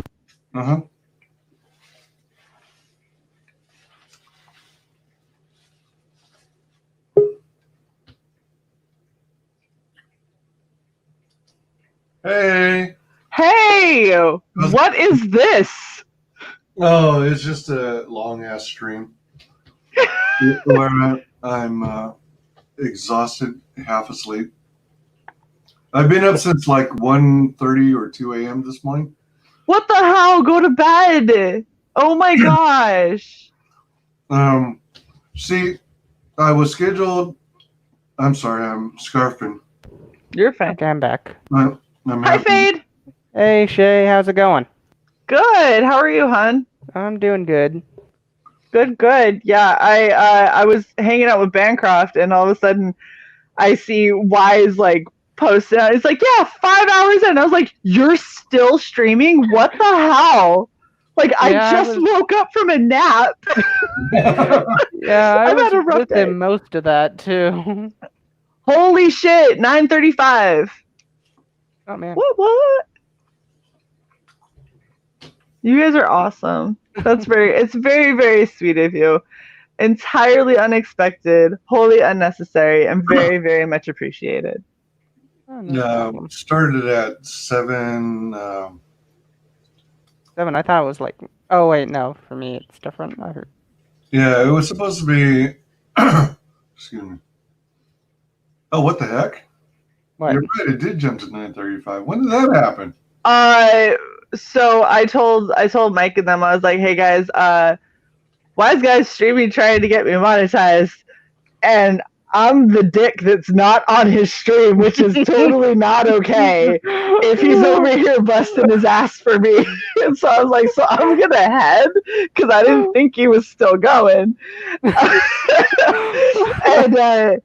And then Mike goes, hold on a second. If you aren't subbed to Red Valkyrie for some unknown reason, you should sub because what the fuck? And then I was like, that I appreciate that. It's fair. Then I popped back over here and I like refreshed. And I was like, holy shit, that kind of worked actually. Except I think that I just saw Poland sub to me for like the 5th time. What? Because he subs to me and then YouTube unsubs him because he just mentioned it in the chat and he's like, I went to your channel because I know I'm subbed to you. And I was like, right. And he goes, to find out that I am not subbed to you. And I was like, how dare you, sir? And so he subbed and I looked at it, I was like, holy fuck, he actually did just sub again. But that's like in the past 6 weeks, I swear that's the 5th time I've seen him sub to me. My God. I swear, YouTube. You know, insane. YouTube doesn't want me to get monetized. They're scared. Yeah. As they should be. Yeah, they don't want you gaining more subs than DC and Marvel. I mean, that's not difficult. Just don't be an insufferable twat. Pretty simple. Or a racist one for that Or matter. a racist. I mean, but I find racist insufferable, so it still falls under the first statement. Yeah. So. And my watch hours are very, very, very close. Last time really? I checked. Yeah. Well, that's one of the things I had no clue where you were there. I figured by now with all the videos. Oh, what the fuck? Uh-oh. What? Refresh. So here's the fun thing about YouTube. Depending on where you check, as in which version of YouTube Studios, will depend on what the number says. So YouTube Studios on my Chromebook says I am 439 watch hours away. But when I checked it on my phone, it said I was 200 watch hours away. 200 and something. So, who knows? Damn. What the fuck? Around 400 or less. Yeah. Well, that's what I'll say. We'll agree to that. But yeah, it's going really well, and a lot of people have been keeping the channel going in the background while they do other things. Yeah, that's what I try and do. Now I got a question for you guys. The way you guys keep clearing your throat, I'm beginning to get worried I might catch it. I have swollen sinuses that cause like issues like that, and thanks to Corona, I couldn't go into my ENT for a totally non-Corona related reason. I'm like, I can't breathe. I just want to talk like about how I can't breathe most times. They were like, nope, Corona. I was like, okay, cool, that's fine. Who needs to breathe? It's overrated, I hear. Yeah, mine I think is due to a day of talking and not staying hydrated. Yeah, you normally are downing like 5 gallons of water, so. Yeah. I mean, it's literally wise. It's literally jaw dropping on how big of a jug you have next to you, and how long you take a hit off of it. Like, I swear, I would think that you were an alcoholic drinking vodka the way that you pound that shit back. He's just like, drink, drink, drink, drink. He's like, I feel like I need to chant. Like, start throwing money or something. I don't know. It's impressive. I mean, hold on. Let me grab something here. Hold on. I'm gonna do a not a share screen. Hold on. Hold on. Okay, there we are. Okay. This is what I literally drink. Wise. Oh. How many ounces? 12? 16.9. 16.9? Okay. Oh, I drink. Hold on. Well, tell me how many ounces you are. Beer bottle? 12 fluid ounces. Oh, you got a blue moon. Ooh, I nice. did, yeah. I drank a blue moon, just one. Hey, Froggo. Good to have you back. I was wondering if you were going to return. I Oh, was Froggy. on. And Paul Azevedo, welcome. Hey, Paul. Pop in if you can. I think, Paul, you're waiting for your webcam and headphones. Yeah, he ordered his stuff so he could start streaming, but Sweet.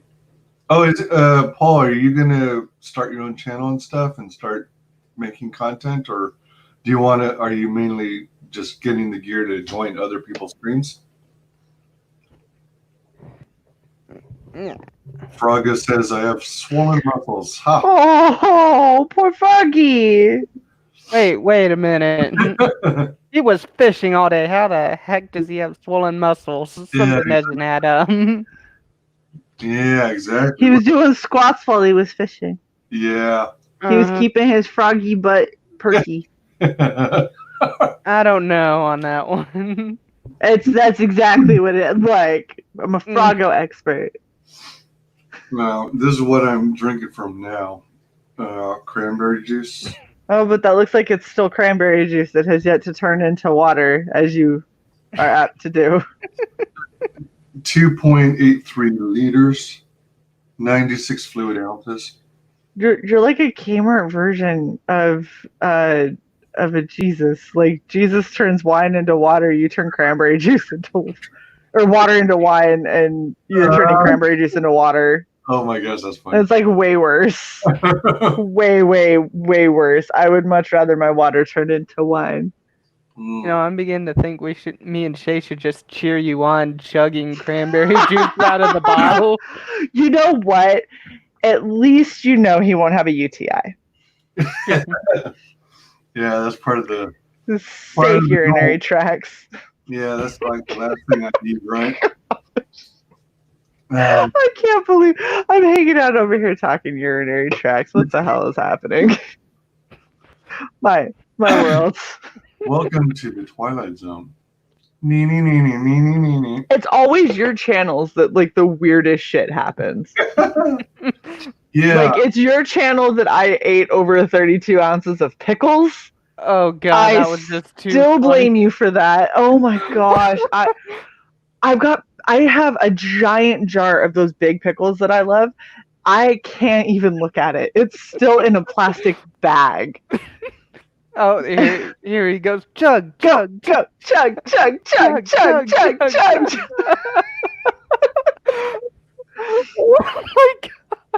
Jeez.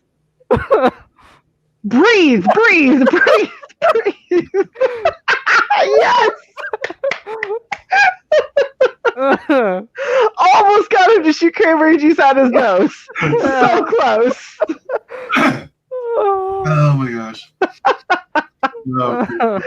It had to happen. Let's be real. That was great. That was fun. Frog is getting his butt all toned and crisp. Did you use a peach? Yeah, it's a peach. Not gonna say anything. I'm gonna keep my. I wanted to say something too, but I've been keeping my mouth shut on that. Well, yeah, I just look. Y'all are trying to get me monetized. I'm not trying to give people reasons to unsub en masse all of a sudden. I think this gives people more of a reason to sub.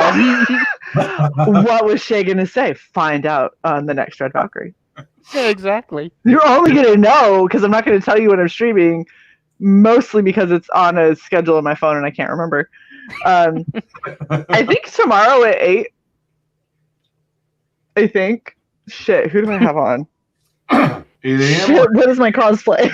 Shit, I don't know any of these things right now. 8 a.m. or 8 p.m. Oh, PM. No, we don't do shit. Okay, hold on. Let's get into Shae a little. Not a morning person. Don't do mornings.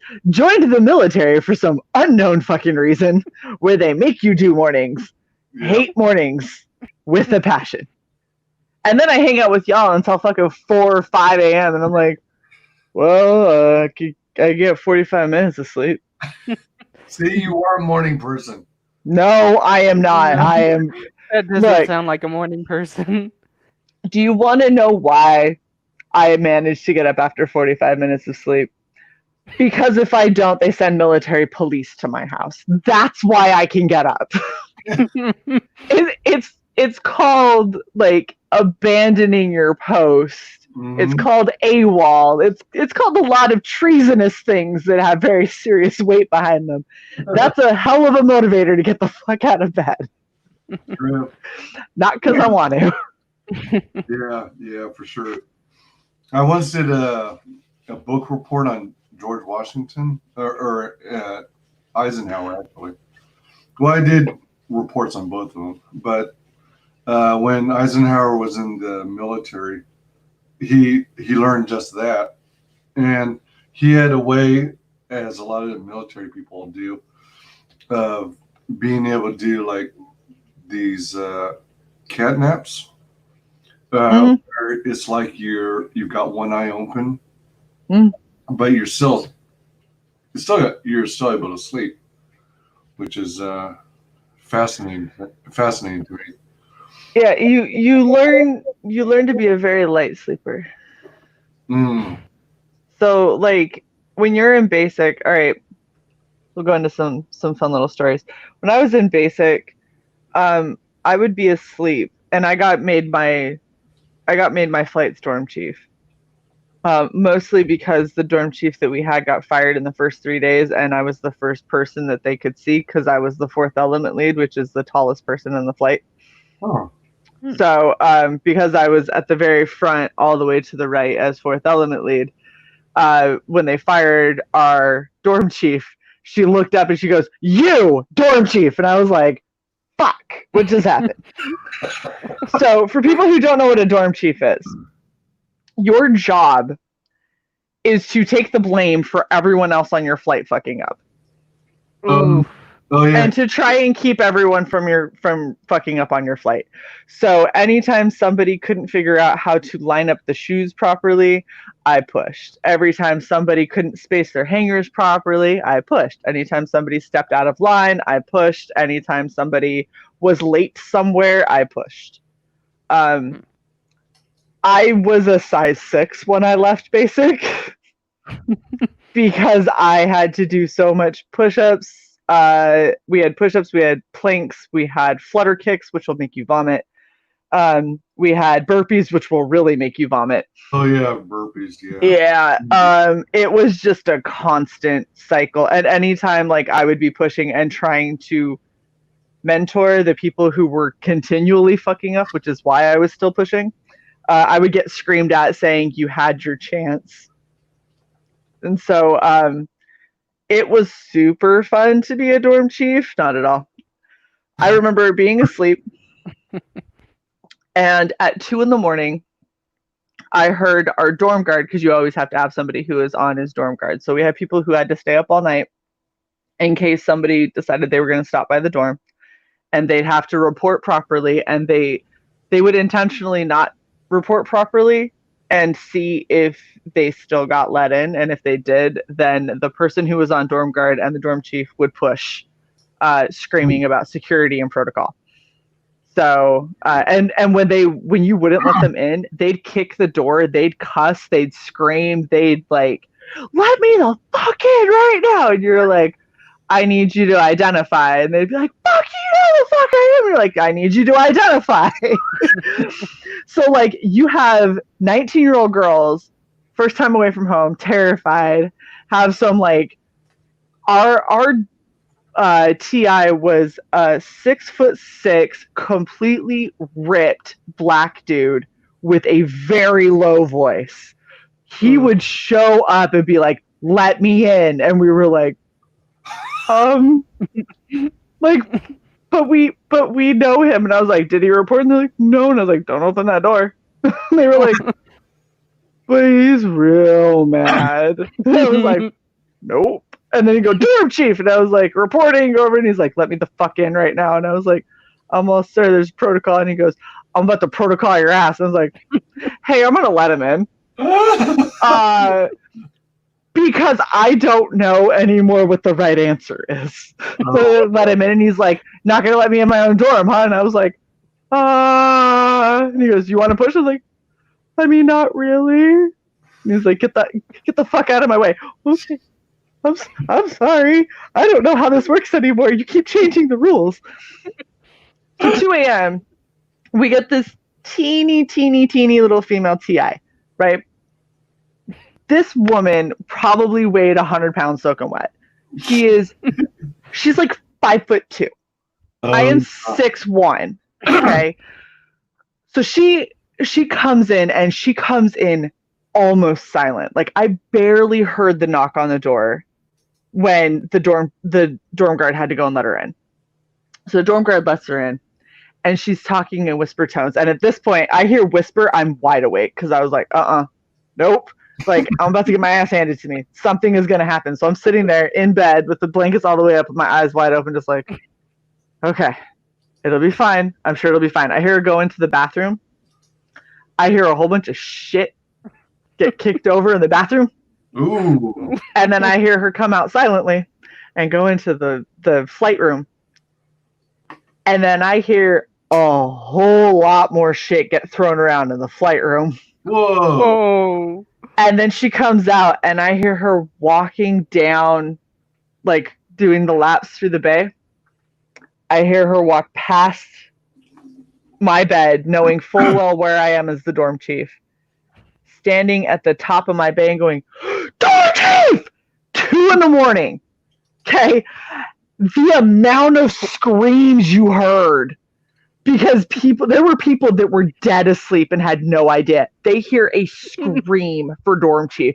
I was up and standing in front of her before she finished the F in chief. And I'm standing, I was like, reporting, ma'am. And she goes, kneel down. And I was like, ma'am. She's like, kneel the fuck down. I went, okay. And she's like, stay at attention. I was like, how do you kneel at attention? I don't know how to do this. It's like, I'm down on the ground. And I'm like, yes, ma'am. And she's like screaming at me, pointing down. She made me kneel so she'd be taller. Because when I reported and she looked up and she's like, down on the ground. And I go to push her, she goes, kneel. I was like, So she started screaming at me about the state of disarray that our dorm is in. What she found that made her trash the bathroom was someone had gotten up in the middle of the night, used the restroom, washed their hands, and there was a few droplets of water that were on the edge of the sink. Oh. So then she goes into the flight room. Well, half of our washing machines that we had to use between 4 flights had broke. So we couldn't wash all of our clothing, which means that in our closet, we had 3 bags of dirty laundry that had to be washed the next night. She opened up the closet, found the dirty laundry, opened all the bags, tossed it all across the entirety of our flight room. Ooh. So then she goes, surprise dorm inspection, get up. So I have to stand up, stand at attention. She walks over to other people's beds, kicks their bunks to wake them up, makes them stand at attention, open their wall lockers, and their shit would be perfect.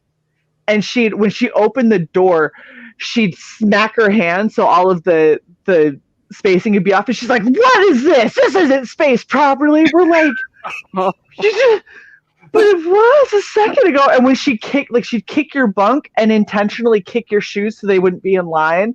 She's like, "What is this? This isn't how this is done." She'd step on the chrome that was on the floor and be like, "Look at that boot print on the chrome." And I was like, we're just getting fucked with now. Like, it's 2 a.m. This sucks.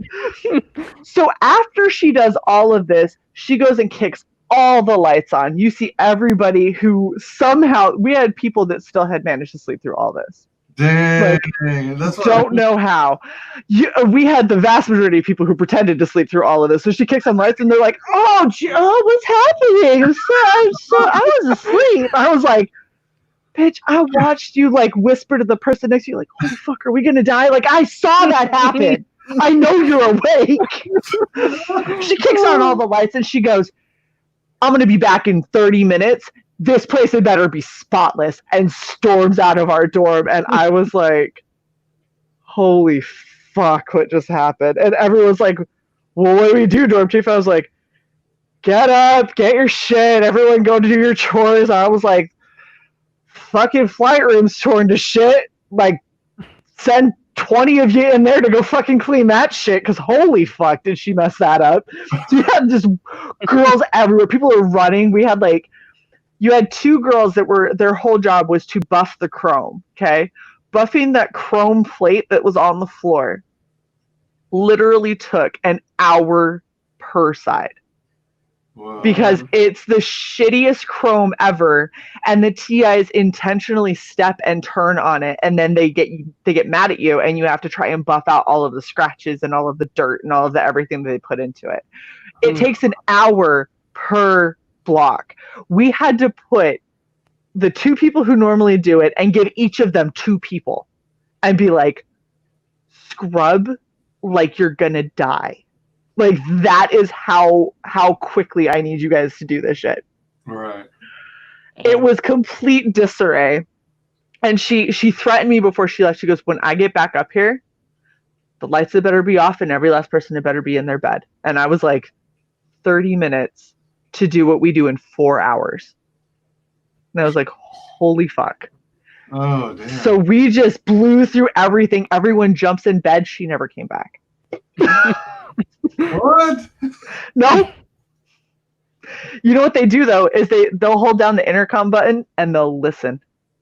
They just wait. They just eavesdrop on you. And if somebody walked past the intercom, they're like, "Fucking bullshit," and they go, "Dorm chief," and I was like, "Why? Why would you say that?" It was like, "Did you not hear the click in? Obviously they're listening." like reporting goes, "Did I just hear cussing up in my bank?" I'm not entirely sure what you heard, sir. "Really, dorm chief?" "Yes, sir, you did hear cussing. That's exactly what you heard." "Was that fantastic? Did you try to lie to me?" I don't know how to answer. It was like, "Well, integrity first." "Yes, sir, I did try to lie to you." "Fantastic. Guess what? I'm going to push, aren't I?" "Yes, you are." "Okay. Yes, sir." He was like, "Not right now. You're going to push in the morning." I was like, oh. it's like delayed punishment. That's worse. Delayed punishment sucks way worse. Oh, gosh. Basic was a trip. We also had people that thought that it was funny to constantly tell jokes after RTI was like, "All right, guys, settle down. Everyone do your chores. Like, no more horseplay, whatever." Which is already way nicer than they ever had to be. So this group of 3 girls starts kicking up again, and they start giggling, and they start like whipping each other with socks and stuff like that, right? A flight of 40 women got to stand at attention against their wall lockers. I told you what our TI looked like. Big old bus, 6'5", 6'6" dude, right? Just holy shit, scary as fuck. So he makes everyone stand at attention. He walks around the bay a couple of times completely silent. And then he kicks all the lights off in the bay. There is no window. Like, our windows were this big, and they were above our wall lockers, so they shone at the very, very, very top of these bays. So we can't see shit. It is like damn near pitch black. He kicks all the lights off, and then he goes in his office, and you hear him messing around. And then all of a sudden we hear the radio come on, and he had put in "I'm proud to be an American," and he cranked this shit. And he waits for it. Like, the song already is a really emotionally charged song. We are about 4 weeks into basic. We haven't been home. We've been screamed at. We've been, abused. And, like, I've pushed more than I've ever pushed in my life. Like, all kinds of crazy shit. And our particular flight, we had a girl who self-medicated off of antipsychotics to try and join, who had a mental breakdown about 2.5 weeks in. Oh, damn. And we had to deal with her for another week and a half because it took a while to process her paperwork to kick her out. So, like, we had been through the ringer. We're all standing up against these wall lockers, and he starts marching, like, quick walking in between the two bays, and he starts screaming about how when we were still sucking on our mama's tits, he had friends getting blown up overseas, and just anything that you can think of that would, like, make you feel like a worthless piece of shit, right? And it was all because 3 girls out of 40 couldn't keep their fucking mouths shut and kept laughing, right? Yeah. So he does this for the entire song, just marching and screaming about how the fuck dare we. We are lucky to be able to wear this uniform. He's had friends who have died for our right to do so. And at full attention against your wall locker, every single fucking girl sobbing. Just sobbing. I was like, the combination of the song, the darkness, hearing him scream, like, tension, stress, everyone's broken down. So then the song stops, and TIs wear taps, so they have these little metal things that go on their shoes. Okay. So you can hear clicking, right? So it was dead silent for a couple of minutes, and all I hear is him huffing off in the distance because he was that pissed. And then I hear tink, tink, tink, tink, tink, tink. And I hear it get closer to me, but I can't tell how close it is. And then all of a sudden, I hear his booming voice 2 inches from my face. And he goes, "I'm going to walk out of here. I want you to count to 20. Go turn the lights on. And if I hear another fucking peep out of here, so help you." And he was like, "You're the dorm chief. Get him under control." Marches out of the dorm, right? And so I'm sat there like 1, 2 up to 20, just like, holy shit, I can't take this shit.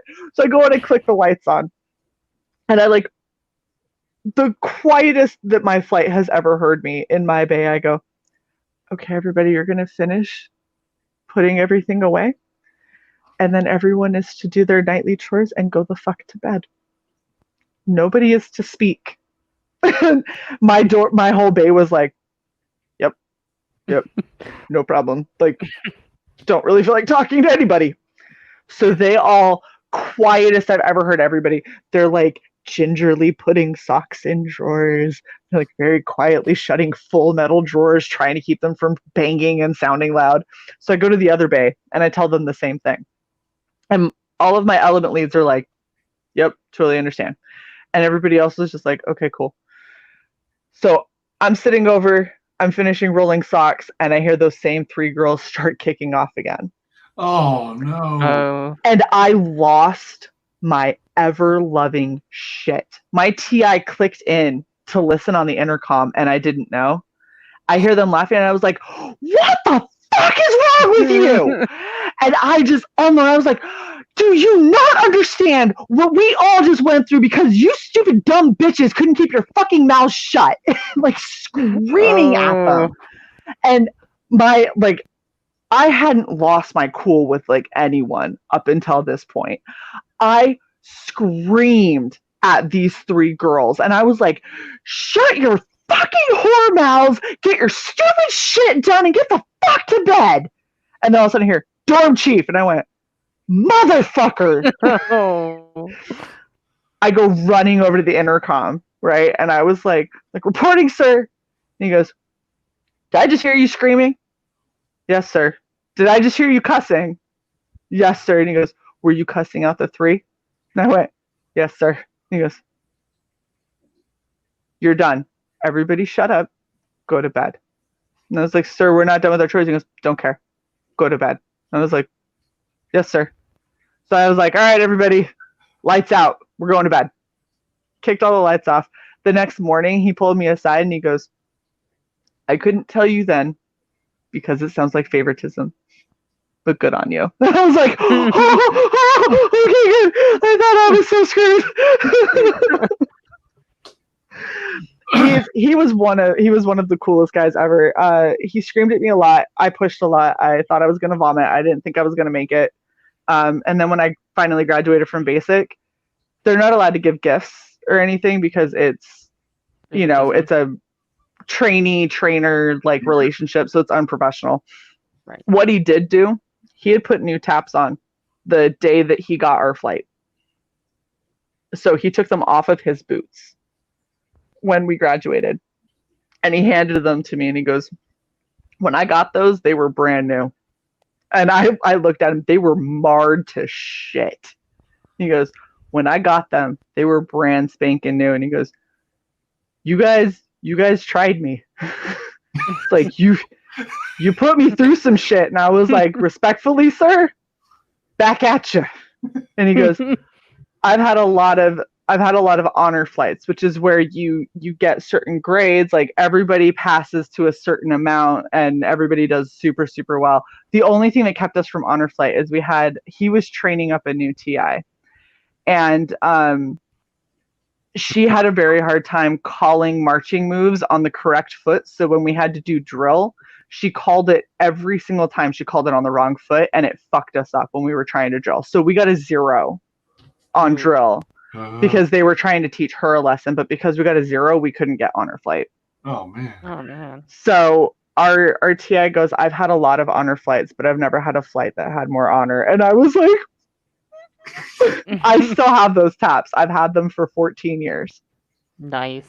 Oh. They will go when I finally retire. They're going in my shadow box because it was probably one of the coolest moments, and it was one of the main moments that kind of led me on the path of how I was going to go through the military, because it's about keeping perspective on what actually fucking matters.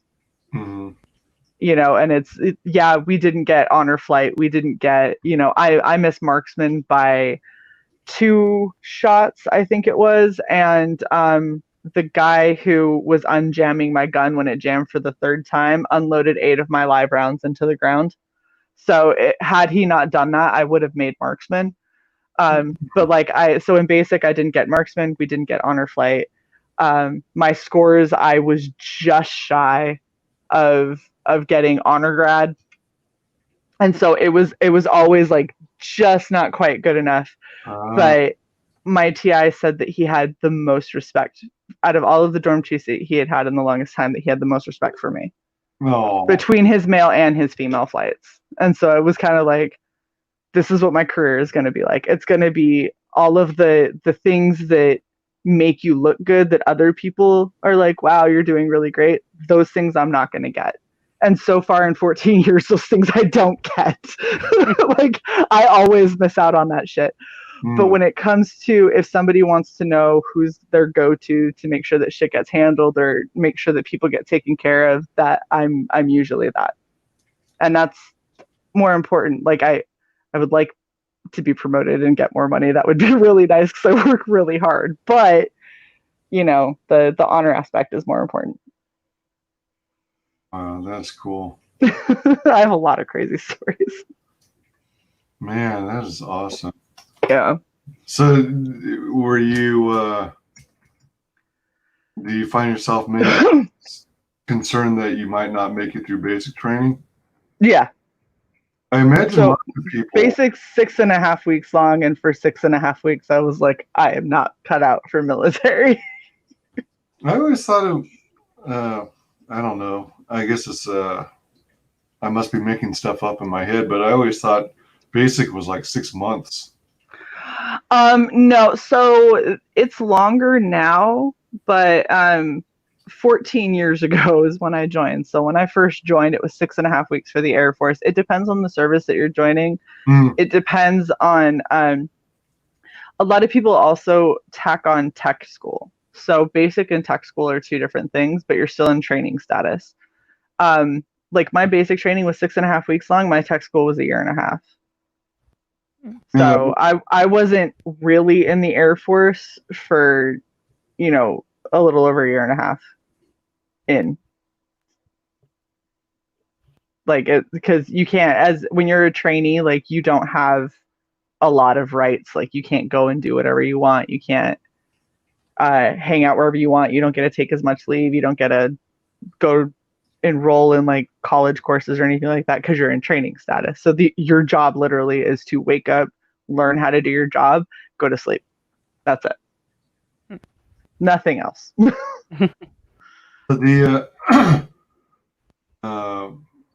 I'll be right back, you guys. All right. So the tech school, was the tech school what the military usually refers to as, get money for college and stuff? Or is that totally separate? That's different. Oh, okay. That's different. No. So if you're getting money for college, it's tuition assistance, and you can't do that until you're fully qualified.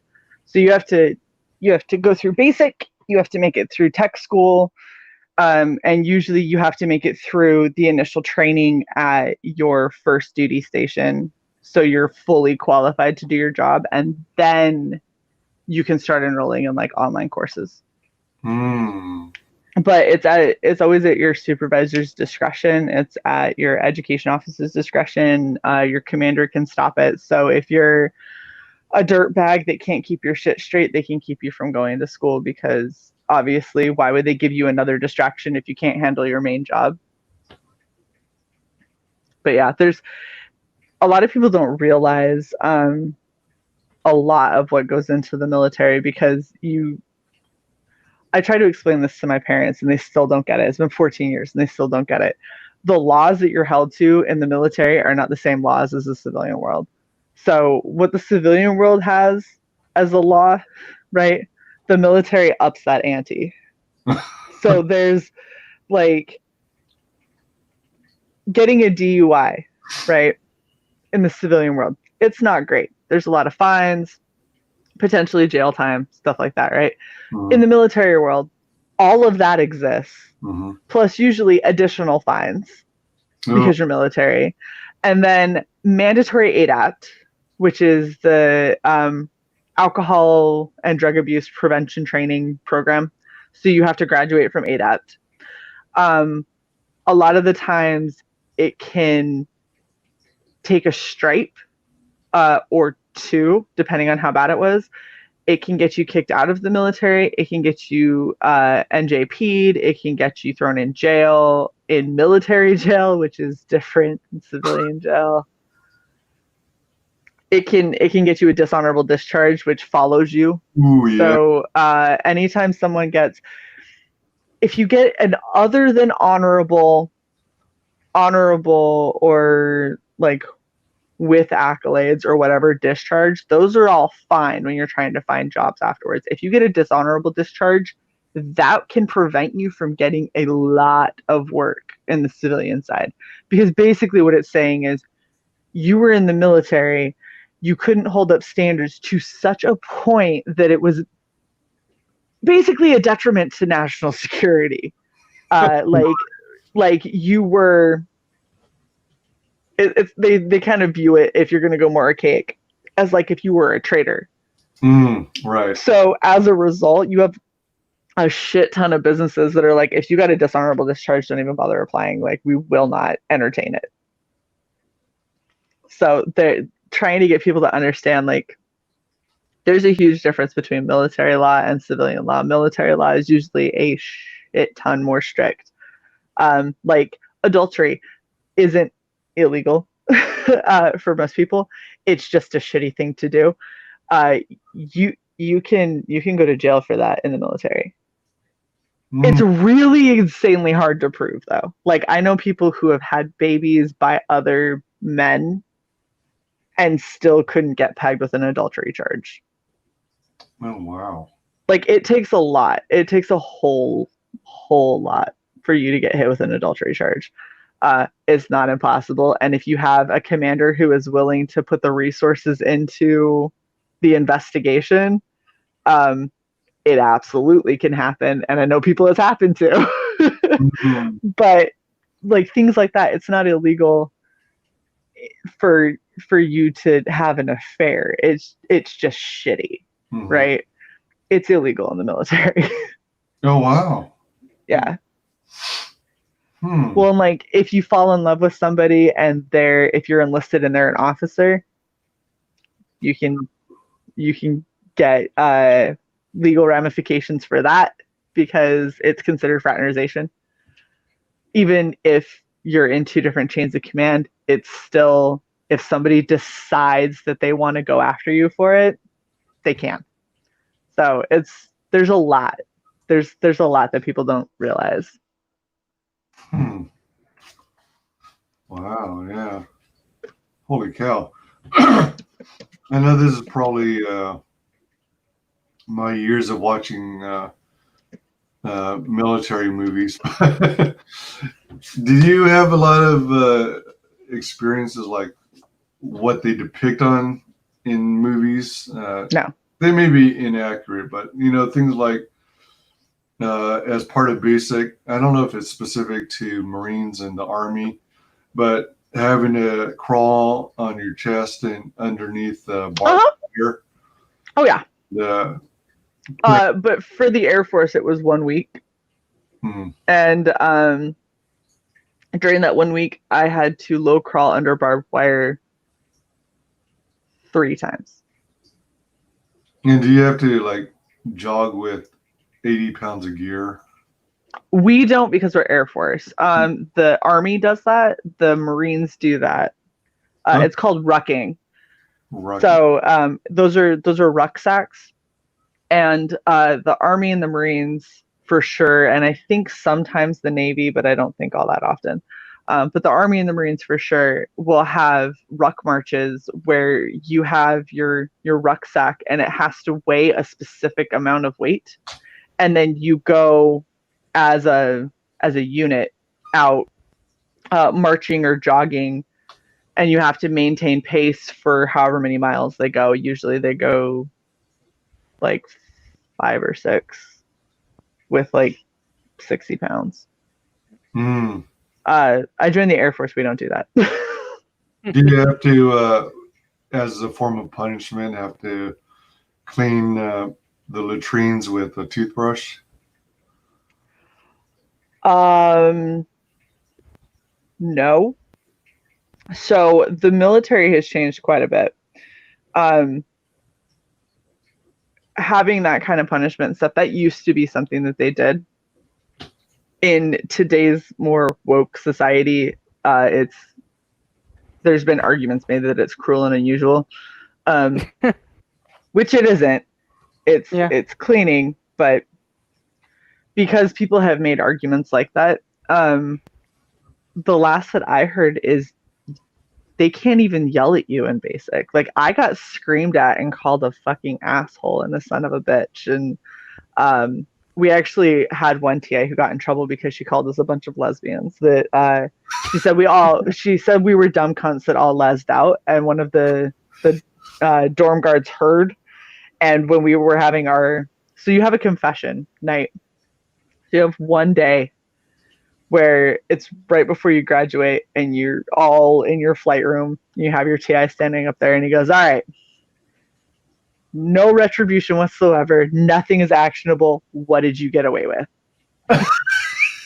Legit. And you tell them all the shit that you got away with. Well, our flight didn't do shit. Because in our first week, okay, one girl had she drank a bunch of vinegar before she had a pee test before she joined, because she thought that it made you have a clear pee test. It invalidates it because they can't get a read. So it's clear that you've tampered with something. She was a massive pothead.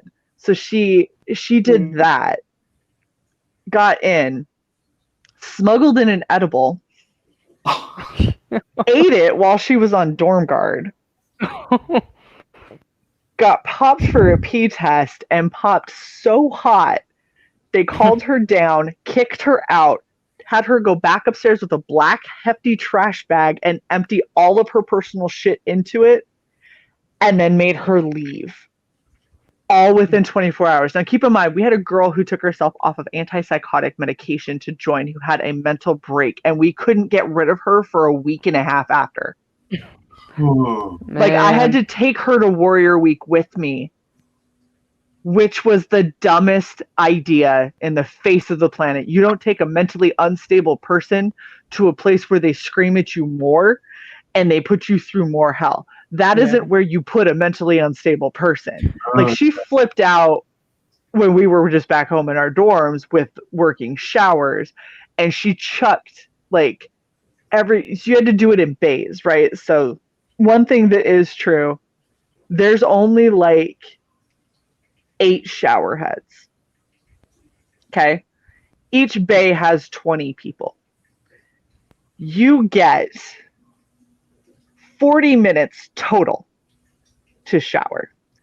That is 20 minutes a bay. That is not anywhere near enough time. So everybody piles in, and you have 3-ish girls to a shower head. Wow. And you take turns, like, okay, did you get your hair wet? Okay, I'm getting my hair wet. Okay, and then you can get your hair wet. Okay, now you can wash off the soap, and I'll wash off the soap, and then you wash off the soap. And like, literally, you're watching, because if you fuck it up, you're gonna get your shampoo in someone else's eyeball. And so you have a bunch of women crowded way too close to each other for being naked and everything. And for all the guys who are like, yeah, no, a lot of these women you don't want to see like that, trust me. Okay, just trust me. There was a lot of not pleasurable things on display. But you're also in like triage mode, so you don't even notice it. Like, you sit there and turn and like bump a boob, and you're like, oh, I'm so sorry. And you're like, I don't give a fuck, whatever. I'm just trying to get this gel out of my hair. Like, I don't care. Right.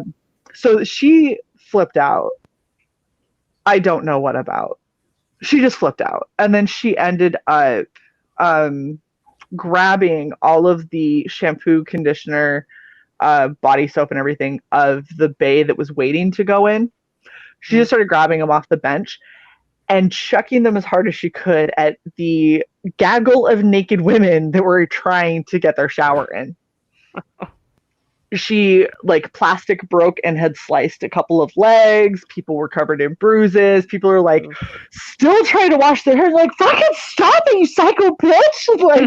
Like, I don't have time for you to have a breakdown right now. I have a lot of shampoo in my hair. Like...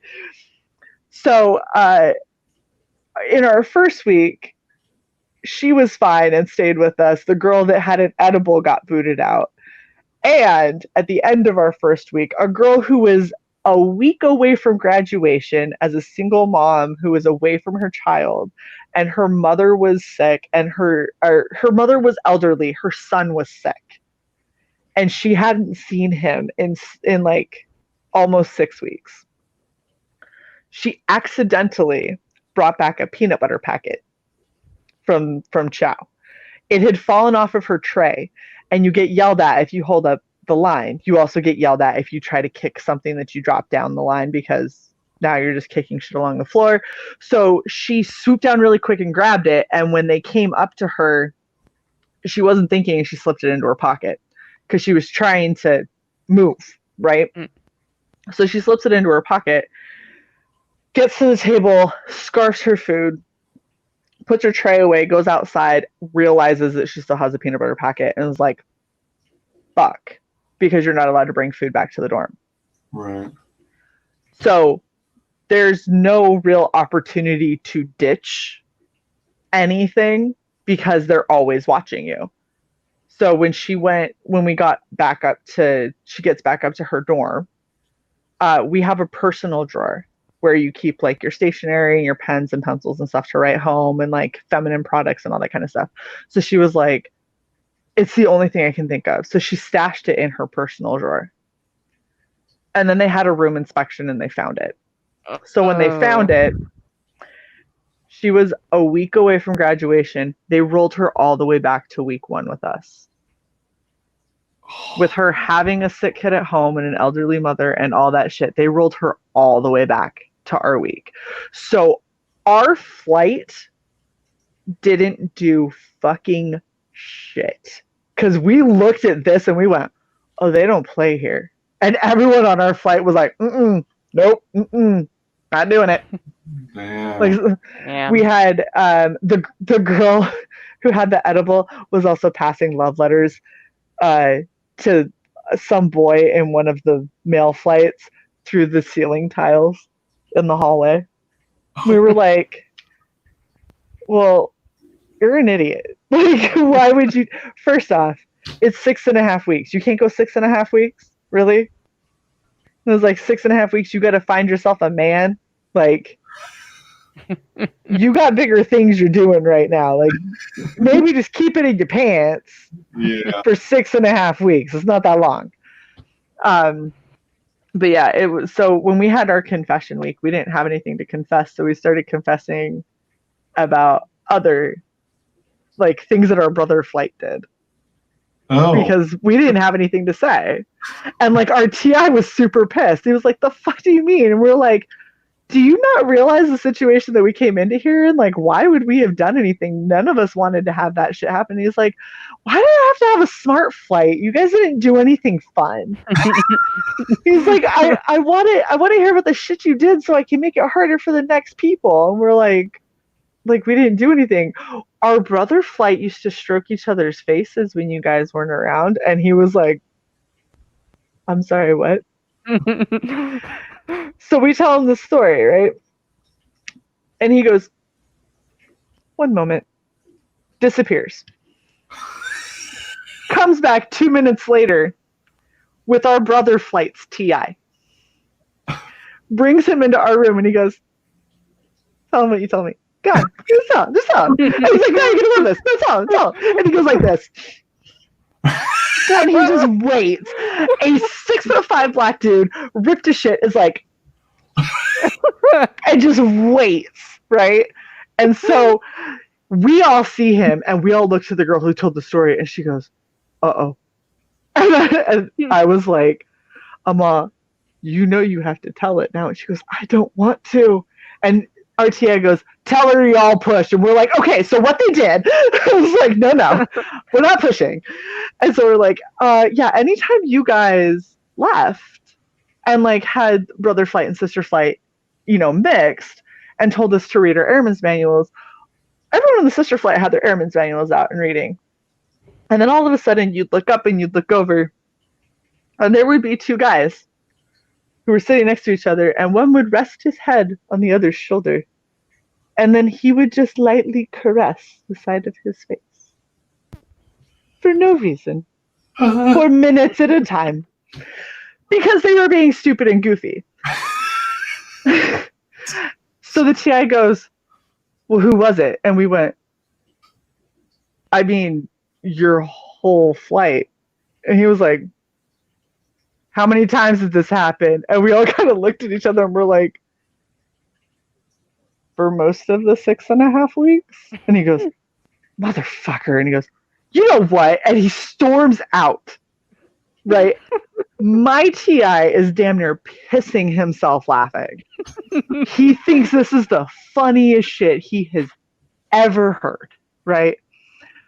The next thing we hear, because our dorm door was open and their dorm door was open, the next thing we hear is, y'all want to fucking caress each other's faces. I'll make none of you yet. Drop. And we go, oh, damn it. So we're over here doing our chores, and I walked past the door, and I caught eyes with their dorm chief, and he looks over and he goes, and I just looked at him and I went, so then the next time we're standing in line, we're standing at attention, right? And I'm standing right next to the dorm chief because it was the two tallest people on flight that ended up dorm chiefs. So I'm standing next to him and he goes, what the fuck did you guys say that made us push for 20 fucking minutes? And I was like, oh, we didn't have anything to confess, so we talked about how you guys caressed each other's faces. And he goes, son of a bitch. I'm like, keep in mind, we're standing at attention, right? And so he's like, motherfucker. And like barely moves. And he was like, why would you say that? And I go, why would you do that? He was just like, I'm gonna fucking kill those guys. I can't believe that shit. I pushed because they couldn't stop caressing each other, and I was like, they? They went, they? He goes, shut up. I'm like, I watched you do it too. Don't even. Hilarious. No. Oh my god. The woman that called us a bunch of lesbian cunts. Mm-hmm. So one of the girls tells that story, and I watched our TI. This is after we've told the boys caressing story, and she goes, "Oh yeah, we got called a bunch of lesbians," and I watched my TI's face go from ha ha ha to what. So we tell the story, and he was like we're all kind of laughing and everything, like, oh, that's so stupid, blah blah blah, and he was like, we need to change the topic, and we were like, oh, okay, that was a weird reaction. So we go on, we talk about a couple other things. About 5 minutes goes by, and he's like, all right, ladies, well, he's like, you've done well. Make sure that all your chores and stuff are done. And, I'll see you in the morning. You guys are in the home stretch. I'm so proud of you, blah, blah, blah. And he was like, I have something I have to go deal with. And so we're like, okay, cool. So off he goes, right? And I have to report accountability every night. So making sure everybody is where they're supposed to be. I go and check accountability. We've got everything cool. I'm going downstairs and I'm standing and I'm waiting for me to get called up so I can do accountability. And while I'm standing and waiting, I have a perfect view of the commander's office. And I see that female TI standing at attention. And I'm like, uh-oh. Ooh. And then I see my TI walk past the door. And then I see the commander just yelling at her, and I was like standing at attention, but my head was turned and I was watching. So the guy who was responsible for collecting accountability at the time was a tech sergeant, and his job was basically to be the biggest raging dickhead that was humanly possible.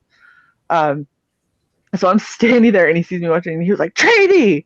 I was like, reporting, sir, and he goes, what the fuck are you looking at? And I was like, nothing, sir, just waiting to report accountability. And he was like, he's all, so? And I was like, all present and accounted for. And he goes, fantastic, get the fuck out of here. And I was like, yes, sir. Go back upstairs. Found out later, she got threatened with losing her TI job, which is a developmental special duty. It's a difficult thing to get. It looks really, really good on your career unless you get fired from it. Ooh. She was being threatened with being fired for sexual harassment because you can't say that. Oh my. And then she had to march us the next day to the parade field for graduation. Ooh. So she stood up there and she stands next to me because that's where she's supposed to call, and she goes, you got this? I was like, no ma'am. And she's like, what? And I was like, not allowed to march us. I was like, I've been directed that you have to. And she goes, fuck. So she's like, all right, let's go. And everything that she said, anytime she would be like, she's all left. I was like, good fuck. Like, usually there's some cadence, there's some so you get into a groove. Yeah. No. She's like, flight halt. I'm like, "Oh, okay. Because she got her ass handed to her. Like, they were not playing. They were fucking pissed. Whoa. So she hated our guts. But we ended up finding out she hated every female flight. Oh, okay. Like, it wasn't just us. We didn't do anything. She just didn't like female flights. Like, she only liked male flights, which was another issue that they brought up. Like, you can't be that kind of sexist. She's like, I'm not sexist. And they're like, yeah, you are. In not liking female flights and treating them differently purely because they're female, kind of the definition of sexism. Yeah. Like, no. So, like, maybe don't do that. Man. She's not the same woman who was barking at the at 2 a.m. Yeah. No, that woman would never say something like that. She just liked fucking with us. So I found out it's actually pretty standard. You have at least one night while you're in basic where they come in for no reason and totally trash your dorm and then give you an impossible timeline to get it back together. Like, it's so the whole thing, anyone who's ever thinking of joining basic, joining the military and going through basic, the main thing that you need to keep in mind is the entire thing is a psychological game. Right. The whole point is to break you down so they can build you back up, right? So what you need to do is you go in there understanding that and instantly start playing the game. When I went there, they were like, do you think that you're better than me? Nope. They're like, what? And I was like, no, sir. They're like, all right, drop on your face. Yes, sir. Drop, start pushing. And they're like, fucking stop. Like, supposed to fight back. It's so fun if you just do everything I tell you to do. And like they'd be like, pick it up, put it back down, put it down. I didn't tell you to put it down, pick it back up. And like I would just, yep, no problem, that's fine. I know you're schizophrenic. It's not a big deal. Like over and over and over again. And they were just like, I can't mess with you. That's not fun. One of the girls who came in, she had a sleeve like this, right? So I came in without any tattoos. She came in with a sleeve. She had to be wavered in. Because at the time, you couldn't have more than 20% of the exposed body part tattooed. Well, they broke down your body parts. So you had upper arm, lower arm. So it's 20% of the exposed body part. So if your sleeve stops here, you can have this much. That's it. That much can show. So she had a fucking half sleeve. They railed on her the entire time about having a half sleeve. And they're like, oh, what? You think you're some big badass? Oh, you think you're better than us? You think it's this? You think it's that? Blah, blah, blah. And every single time, like, you think you're a badass? She goes, no, sir. And I was like, oh, so you just come up in here all inked up like you own the place? No, sir. They're like, oh, yeah? What if I told you that tattoo was stupid? Understood, sir. Like, they couldn't break her, and they tried for 6.5 weeks to break her, and the whole time she was just like, yep, nope, yep, like, no problem at all. And I remember talking to her towards the end of the week, and I was like, dude, how did you put up with them fucking with you about your tattoo the whole time? And she goes, I mean, they were gonna pick something. And I was like, yeah, that's true. And she goes, I mean, for you, how many times did they rail on how tall you were? And I was like, yeah, that's true. And she goes, I knew that they didn't have anything else to pick on, and if they were going to be picking on my tattoo, it means that I'm doing everything else right. And I was like, that's actually a really good way to look at it. It's like when they pick on something superficial that you can't do anything about, that's when you're doing everything else right, and they're just trying to find something because they have to find something to fuck with you. Right. But if they're yelling at you because your hospital corners are shit, your uniform looks like crap, you're late to PT, you're too slow, you don't eat fast enough, like, that's you fucking up. Those are things you need to fix. Yeah, I never joined the. Hell, buddy, Lord, welcome. I never joined the military, but I imagine if I ever did, then I would probably be very agreeable. Because yeah, I'd want to, make them proud. I guess. So my favorite people that join the military are the ones who are like, yeah, let them try to talk to me like that. I'd slap that smile right off their face. I was like, oh, you're my favorite. Oh my god. Do you know what happens to people like you in basic? You cry. You break to the point of tears, and I watched three egomaniacs in my brother flight break down into tears. I watched 2 badass bitches in my flight break down into tears. You are not going to win this battle, because the thing is, if your TI can't do it, there is an entire team. If you put that target on you, every last one of those motherfuckers is coming after you every time they see you. They get together after they leave for the day, right? They're like, so here's your chores, and then you go to bed. And then they get together and they recap their day. And who do they have that are problem children? And what do they need to try tomorrow to break that person? And if they can't do it, hey, do you think you could stop by my flight tomorrow impromptu? I am not shitting you. It is a fucking orchestrated event. And so if you're going into basic and you understand this, and that the whole thing is a psychological warfare game, that's all it is, you will do so much better than if you go there going, well, I already know I'm amazing and a badass. Like, oh no, that's an immaturity that will be beating the fuck out of you before you leave. And if they don't think they've gotten through to you, they cycle you. You start over. They do it again. Oh. And they do it again with a different TI. Oh, that TI couldn't get to you? There's 3 others. Oh. Oh, man.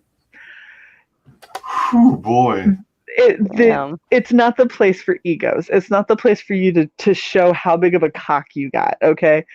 What you do is you go there, and you can think you're the biggest, baddest, whatever, but you need to keep the eye on the prize of, I need to just get through this shit so I can get to my real job and like back to where I can eat the food I want to eat, and maybe not always have to wear something that says that I'm in the military. Like, take a shower that's longer than 30 seconds long. Little things, right? Little things. So small things in life, like basic human rights. You're trying to get those back. Oh man, to this day, do you take super short showers, or do you just? I take showers until the water runs out. The longest showers. Like, my parents came down for my graduation, and my mom was like, after she sees me, she cries, and she's like, "Oh, my little girl, look at her! Oh my gosh!" and hugs and all that shit. And she goes, "What's the first thing that you want to do because you have liberty for the day?" And I went, "I want to take a shower." And she's like, "What?" And I was like, "I want to take the longest shower of my life." And she was like, "You want to take we could go places." And I was like, "Until I take a shower." And I was like, "Do you have a disposable razor? I would really love to shave my legs." We actually grossed out our brother flight's TI because we had so you have to wear the same thing, right? So we all had to go out and wear our shorts for our PT gear. But because when I say 30 seconds to shower, I am only slightly exaggerating. It was literally in and out in 5 minutes. That was the kind of time that you had, right? So that 40 minutes that I told you about, that was 40 minutes for all 40 women to shower. Right. And for the crew to clean up the showers after. They had to be dry. They had to be completely dry. So we had no time at all. Everybody took a shower and you were in and out within 5 minutes. There is no shaving of your legs if you are in and out of a shower in 5 minutes when you are in Texas, right? In like April, May timeframe. It's hot, humid, muggy. Like you're literally you're washing your hair, washing your body, getting the fuck out. Like that's all that you do. Right. So we're standing there to go do PT. Male flight TI looked down and went, "Oh, it's fucking disgusting." And we're like, "What?" He goes, "Why the fuck are your legs so hairy?" And we're like, "We have 5 minutes to shower." And he was like, he goes, "No, everyone upstairs." We're like, "What?" He goes, "Everyone go upstairs. Every last one of you motherfuckers just shaving your legs right now." And we're like, "We can't shave our legs in the amount of time that we have for a shower." And he goes, "Take as long as you need." So we got crazy. We took 10 minutes. It was insane. It was like our 5-minute shower turned into a 10-minute shower. And we all shaved our legs. And he goes back to our male TI and he goes, "I doubled your girls' shower time. They're fucking disgusting pigs." And he was like, "What? No, what do you mean?" He goes, "Have you seen their legs?" And our male TI goes, "You doubled my flight's shower time because you can't handle hairy legs." He was like, "Why is my female flight more manly than you? I don't understand that. Like they can't handle the military better than you can apparently, because when you're out in the field, you don't get a shave." And he was like, "I get that. I also get that we are not out in the motherfucking field and they have access to a shower. They are shaving their legs." And my TI was like, "All right, man. All right. I see you're passionate about it. Whatever." So we got double for the rest of the time. We got double our shower time, and our brother flight had to stand downstairs, sweating in the heat, reading their airman's manuals while we finished. Right. Every day, like we would come down and they go, "You guys fucking suck." And I was like, "Hey, it's not my fault that your TI can't handle some hairy legs." I was like, "You gotta be careful because I get in trouble if I cut myself and I bleed, because then they have to deal with blood and they don't want to deal with blood. So I gotta take my time and make sure I don't cut myself." He was just like, "You guys are milking it." And I was like, "Oh, absolutely, yes, we are. Why would we not? Like, you don't get very many liberties. They just doubled how long we can shower. I'm milking that for everything it's worth." Oh my gosh. Oh, gracious. Hi, Elias. I don't know about this. What? Elias is saying, hey, listen, I'm locked in the basement. I need help. Help, please help me.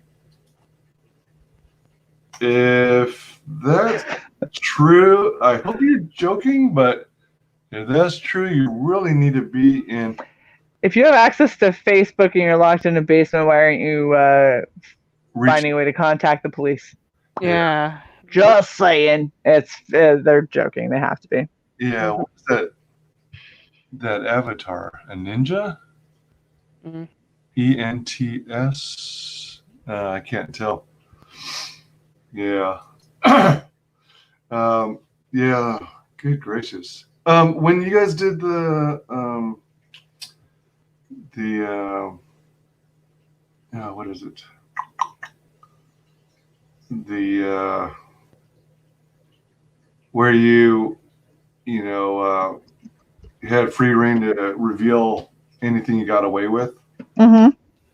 Did the 3 girls who were constantly cracking up and stuff, did they say anything about them? Did they mention it?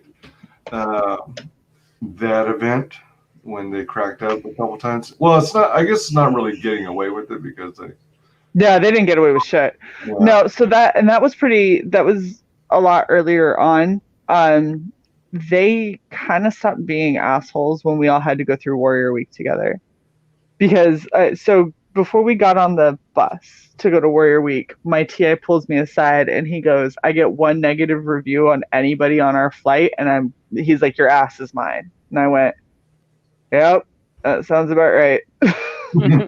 So we all get on the bus and everybody's sitting there, and it's like one of the few times like we get on the bus and everyone's silent and the bus driver goes, "Y'all can talk, I won't tell them."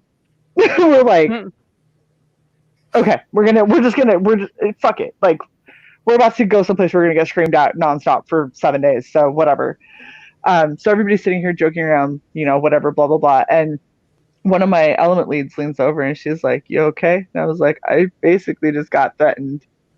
And they were like, "What do you mean?" I go, "Well, he said if there's one negative review that my ass is his."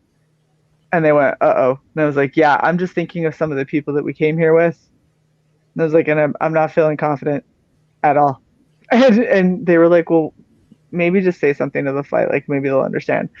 So I was like, "Hey, okay, ladies," and everyone kind of gets quiet. And I was like, "All right, so this is what happened right before I got on the bus. This is everything he said, blah blah blah." And I was like, "So, are we all?" I was like, "Are we all gonna be cool?" And they were like, "Oh no, we got you." They're like, "What do you need from us?" And I went, "Okay, I'm gonna sound super intense when we get off of this bus when the doors open." And I was like, "Can y'all just play along?" I was like, I'm not actually trying to scream at anybody. I'm just trying to make sure that the cadre knows that we're squared away, so they leave us alone." And they were like, "Yeah, sure." And I was like, "Cool. So I'm just gonna scream at you guys to like get your shit and get off the bus." And everybody, like, when we get off, everybody knows where you're supposed to stand. We all know how we are sized up. So everyone just instantly go to where your spot is. Put your bags down. I was like, "Everyone put your bags on the right." Or no, put them on the left because your right hand always has to be free. And it's like, so everybody put them on the left, get your airman manuals out and start studying. And they were like, "Okay, cool." So we pull off, the doors open, and like the bus driver is laughing his ass off because he hears the master plan, right? And then he sees the master plan in action. And he was like, "Fucking hilarious. I love my job." Like, and so I'm sitting here, I was like, "Get your shit, get off the bus, get your shit, get off the bus." Everybody gets off the bus, everybody lines up, my whole flight, right? And I'm standing at the front, and like somebody would like shift around or something. I was like, "Well, hey, you got a problem? Okay, get your book out." And I go back to my book, and I was like, "Hey, all right, no more talking. Come on, everybody's just studying, right? That's what we're doing." There's 2 other flights with us. They're fucking pushing each other around, hitting each other with their bags, joking around, laughing, whatever. My flight, they're like, "Dorm chief." And I was like, "Yeah, what's up?" And they go, "They're coming." And I was like, "All right, everyone, I was like, keep your mouth shut, no side conversations." And they're like, "Okay, cool." So we're all just sitting like this. And we see 6 cadre come walking down this hill. Mm-hmm. And they go, "What the fuck is going on here?" And I watched 80 people, because it's 40 and 40 of the other flights, 80 people's sphincters just went whoop all at the same time. And they were like, "Oh shit." So the guy who was leading the pack, who was screaming at him, right? He's looking around, and like I turned and was standing at attention in front of my flight. And he looks over and he like gets real close to me and he looks me up and down and he looks around me, he looks at my flight and he goes, "This flight's coming with me." And he goes, "You guys deal with them." And they go, "All right, everyone, on your face." And so 80 people got dropped and we got marched away. And so we get marched, we get all of our shit. We're getting our lockers, like our little trunks and everything, all of our MREs that we're going to have to eat. And we go and we get into our tent. And as we're getting into our tent, everybody's like putting their shit away. They were like, "Dude, it fucking worked." And I was like, "I'm telling you guys, it's a game." And I was like, "We just have to keep our heads down. We just have to remain looking professional and we will come through this easy." And everyone was like, totally on board, no problem. So then we all go for orientation. And we have to sit in it's like the little waiting area that's outside of the gas chamber, right? So there's 2 gas chambers, and then there's like this big open area with bleachers that's under like a pagoda thing, but it's basically out in the sun. It's hot as fuck. So our flight sat out there. Everybody's sat. Everybody has their airman's manuals out. Everybody is reading. Totally quiet, no problem. And people are like quizzing each other, but they're doing it like really discreet. So they're like this, and they're like, "What is da da da da da?" And like never looking at each other. Then the other one would be like, "Da da da." And they'd be like, "Correct. Your turn." Like this is how we're studying. So it doesn't look like you're talking. Right. It doesn't look like anything's happening, because the second you're like this, your ass is done. So my whole flight is on board with this, and all of a sudden I hear dorm chief, and I was like, no, keep studying. They go, no, dorm chief, and I was like, what's up? And they go, you got a flight over there that's being real unruly, and we all don't want to have to push because they don't know how to shut up. And I was like, I got you, good looking out. So I go over there, and I go to their dorm chief, and I was like, hey, I was like, I'm not trying to be a jerk or anything. And I was like, you guys are getting kind of loud, and the rest of us don't really want to get punished for it. And I was like, do you think maybe you can ask him to just keep it down a little bit? And the guy looks at me and he does this, and he's like, yeah, okay, honey. And I went, I gave you a chance. And he was just like, sure. I was like, all right. So I go back over to my flight, and I'm standing up there, and I see my element leads, and they go, what happened? And I was like, nothing, don't worry about it. And they went, no, you have a look. And I was like, oh yeah, I do. So this guy whispers to his flight, and then he points over here, and I watch all these heads turn and look, right? And then he whispers something else, and the entire flight busts up laughing. Just belly jiggling, uproarious laughter. And I looked at my element leads, and they go, uh-oh. And I went, I'll be right back. And they were just like, oh, fuck. And like, I see my whole flight going, everyone just keep reading. Just keep reading. Just look, just show that we said we were behind her. Be behind her. And so I go walking over, and I was like, hey! And they all stopped laughing because they didn't know if I was a cadre that was yelling at them for half a second. And then they all look at me, and I was like, since your dorm chief apparently doesn't have the fucking balls to tell you this, the rest of us aren't getting punished because all you dumbasses don't know how to shut the fuck up. And I was like, so get your shit out, read your fucking airman manual, and do not make me come back over here. Do you fucking understand me? And they all looked at me, and then they look at their dorm chief, and I looked at their dorm chief, and I go, that would be how you handle that shit. And I was like, so next time, maybe you can man up and do your fucking job. And I walked away, and my whole flight was like, gotta put my book up closer to my face, because they were like dying. I unintentionally ended up giving myself the reputation of that dorm chief. That followed me for 3.5 years of my career. So when we got paired up with our two, like we had two brother flights that we were assigned that weren't from our unit, right? So it's sister, brother, brother. I go and I sit with the other dorm chiefs, and I was like, oh, thank fuck, it's not all gonna fall on me. And they were like, dude, you handled your shit. And I was like, I mean, I just don't like being punished for other people being stupid, so, you know. And I was like, but, you know, it's cool because, like, a collaborative effort. And they were like, yeah, absolutely. And I was like, awesome. And so they're like, all right, we're gonna adjust the flights. And I was like, sounds good. So I'm standing up there, and the two brother flights go, and they're like, oh, everybody listen up.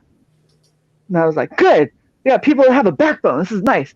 And they go, you're gonna do whatever she tells you to do. And I went, what the fuck just happened? I was like, yeah, nice collaborative effort. They go, dude, you're way scarier than we are. I was like, the shit. So they were like, she tells you to jump, you say, yes, ma'am, how high? And I was like, okay, this is getting really heavy-handed. Like, oh, dear. Like, I'm just like looking, and I look over at my flight, and my whole flight was like, yes, ma'am, how high? I was like, shut the fuck up. Like, I hate you all. So my brother flight, both of them during Warrior Week, not a single person, like somebody would snicker, and I was like, excuse you? And they're like, nothing, ma'am. I was just like, I don't know what's happening, but okay. So we graduate. I go off to training. I'm standing there, and I'm bullshitting with some friends, and somebody went, I remember you. And I was like, what? And they go, were you in basic at this time and blah, blah, blah, blah, blah. And I was like, yeah. And they go, did you go to Warrior Week at this time? And I went, yeah. And they go, you were that flight chief. And I was like, oh, fuck. And they go, you were the flight chief that screamed at that one flight that was going to get us all in trouble. And I was like, yeah. And they go, dude, we were so fucking scared of you. And I was like, what? And they go, our flight chief, and it was like another chick was talking to me. She goes, our flight chief was like, holy fuck, stay away from her. She's hardcore. And I was like, I was just tired of doing push-ups. It's like I had done a lot of push-ups by that point. And I was just sick of it. And they were just like, I'm not going to lie. I knew it was you like 3 weeks ago, but I was too scared to come talk to you. I was like, what the fuck? I'm like one of the least military, most approachable people. And they were like, so I think it's just because I'm in training, right? And so I was like, it's kind of close to basic. That's why. That's why. I go to my first duty station, 3 people. Oh, you were that flight chief. And I was like, oh my gosh. I was like, is this going to follow me for the rest of my career? And they go, dude, you were so terrifying. And I was like, why? And they go, you were really big and you have a really booming voice when you're angry. I was like, yeah, don't fuck with me and we'll be fine. They were like, oh no, I would never fuck. I was like, I'm kidding. Like, holy shit. I was like, yeah, okay. I was joking, but sure. So I learned, I was like, apparently to be intimidating, you just have to be loud, large, and very sure of yourself. Because that's all it was. And it was all for show. Like, because they were like, your flight was like, and I went, yeah, we had a conversation before we got off the bus that we were gonna together as a team because none of us wanted to be like fucked over. And I basically was like, y'all throw me into the bus, I'm not going to cover for all of you. And they were like, oh, you've covered for us a couple of times. And I was like, I know. And they were like, no, we got you. I was like, okay, thank you. I don't like being that bitch, but at the same time, I also don't like pushing until I puke. So somebody else could. I despise like push-ups and all of that. I fucking hate them. Oh. So still. So when you did push-ups, did you do like, I guess what they call men's push-ups where there's no such thing. There is one kind of push-up in the military. Oh. Just one. It's called real push-ups. Where your legs are straight, right? Yes. Yeah. Where everything is straight and you have and you can go 90 degrees and back up. Let me just say something. My father's from the Marines, and one time I had to do actual push-ups to show him. How'd that go? How many did he have you made? How many did your dad have you do? Well, I thought I could do 10, and apparently he says, nope, that's not 10. And then he shows me one regular push-up. Oh, hold on. Yeah. Marines don't fuck with the push-ups. Like, Air Force will fuck with them a little bit. Marines, you are straight down to 90, back up, perfectly straight, no dip. If your back dips, it doesn't count. If you don't break 90, it doesn't count. Right. If you don't come all the way back up, it doesn't count. So like the guys that are like, I could do push-ups all day long, and they do those aren't push-ups. Yeah. Nope. Negative. And if you do them where you're here and you just go, those also aren't push-ups. No. Nope. So all y'all out there, they're like, I could do 1,000,000 military push-ups. You probably can't. No, I've learned my lesson on that. I could do 10. Nope. You know what's really fun is when you're doing your PT test and they go 1, 1, 1, and you're like, that was 3. Oh, and they're like, he did that too. break 90, and you're like, I fucking broke that. You know I got boobs, right? Like that, it affects how it looks. It's 90. And they're like 2. You're like, oh, you suck so much. Oh.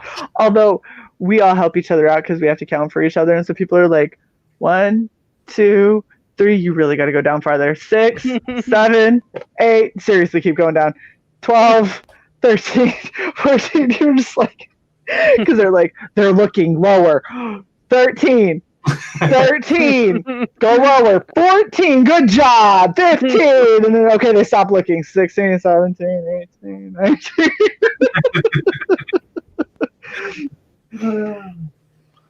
It's ridiculous. Like the standards are so the height weight chart doesn't even go up to my height for women. Oh wow! So what do they have to make a new chart to include? You would think. They just changed the standard and we're like all women have to have the same waist, regardless of height or age. What? You have the same max. So you can only be this big or smaller. So I have the same requirement as somebody who's like 5'0". Okay.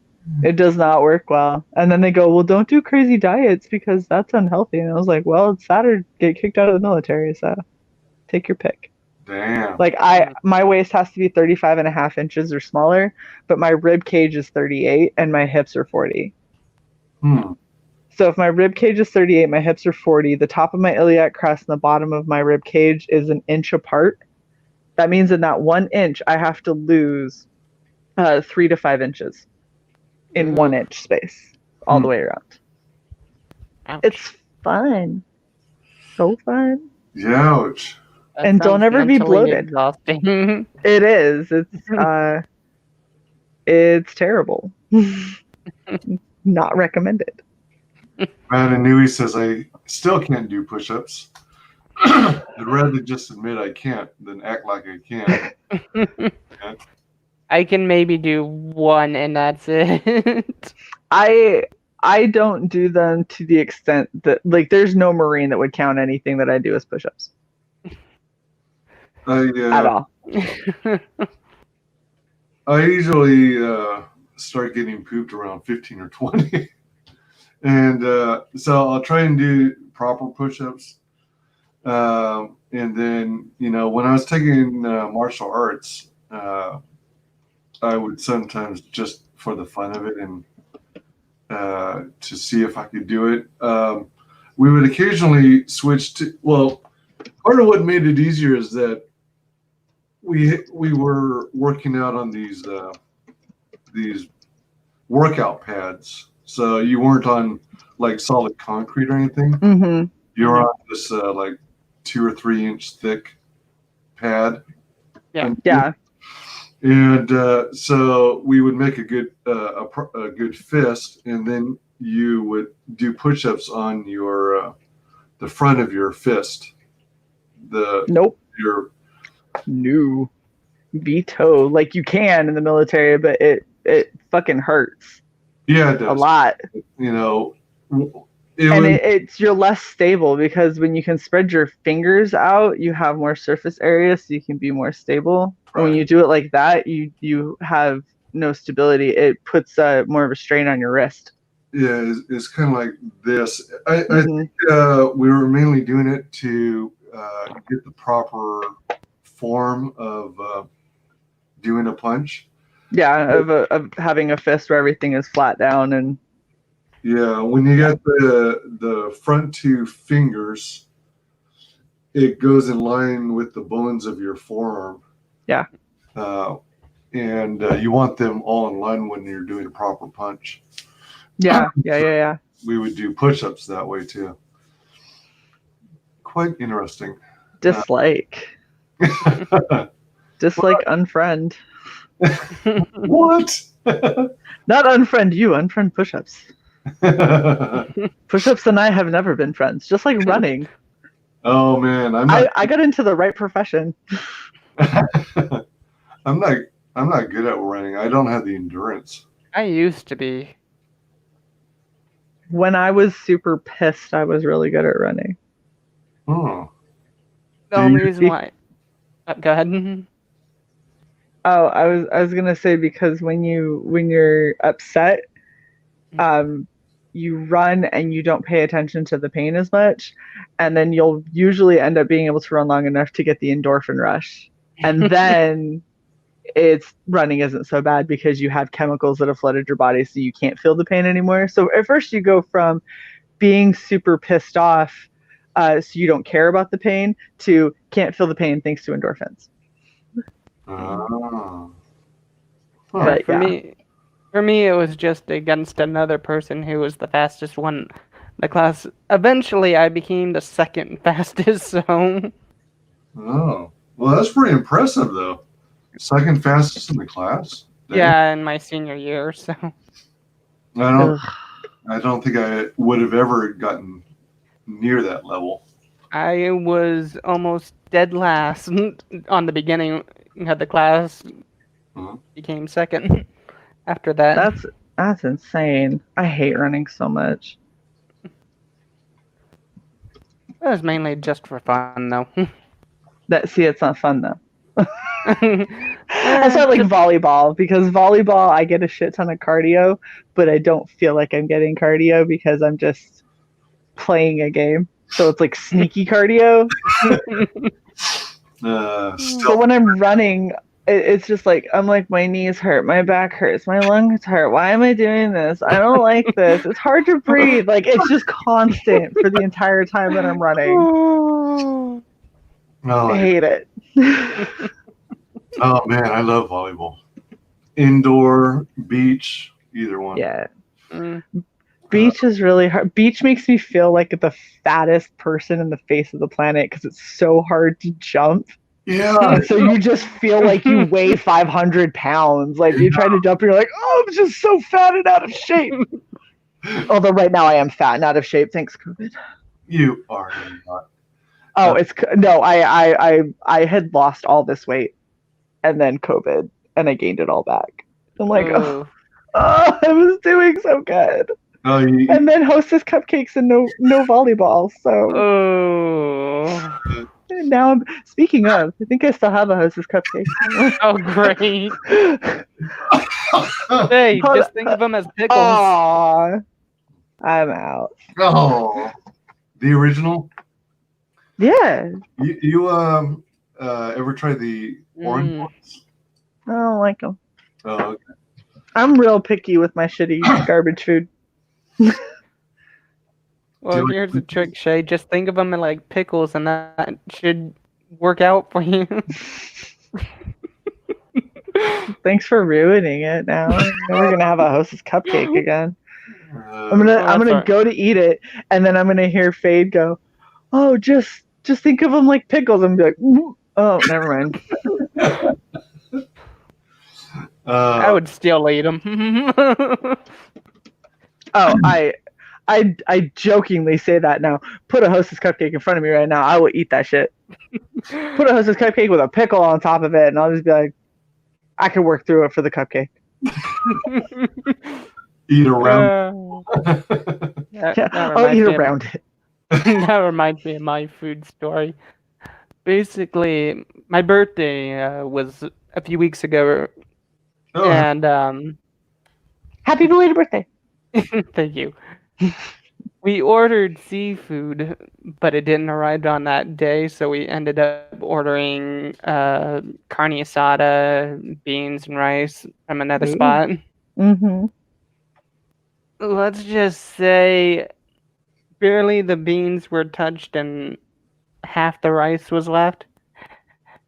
Guess what we had for the next few weeks, or couple weeks, or 1 week actually, and then person who had to finish them off in another week. Beans and rice. I got through that, damn it. You're like, I am not wasting food. Yeah. This will all be consumed because I paid for it. I didn't, but I just loved beans and rice. But let's just say I was gassy for a few weeks. Oh yeah. I was avoided like the plague. That'll do it. I'm the type who doesn't like to see food wasted. If you're gonna go through all the effort of shopping for and buying the food, At Yeah, least the problem not to problem look is they bad. promised it on overnight delivery, and apparently it didn't get shipped until the week or not the week Monday of the next week or Hmm. and we ordered it on Friday expecting it to be there Saturday, and apparently they close on Friday, Saturday, and Sunday. So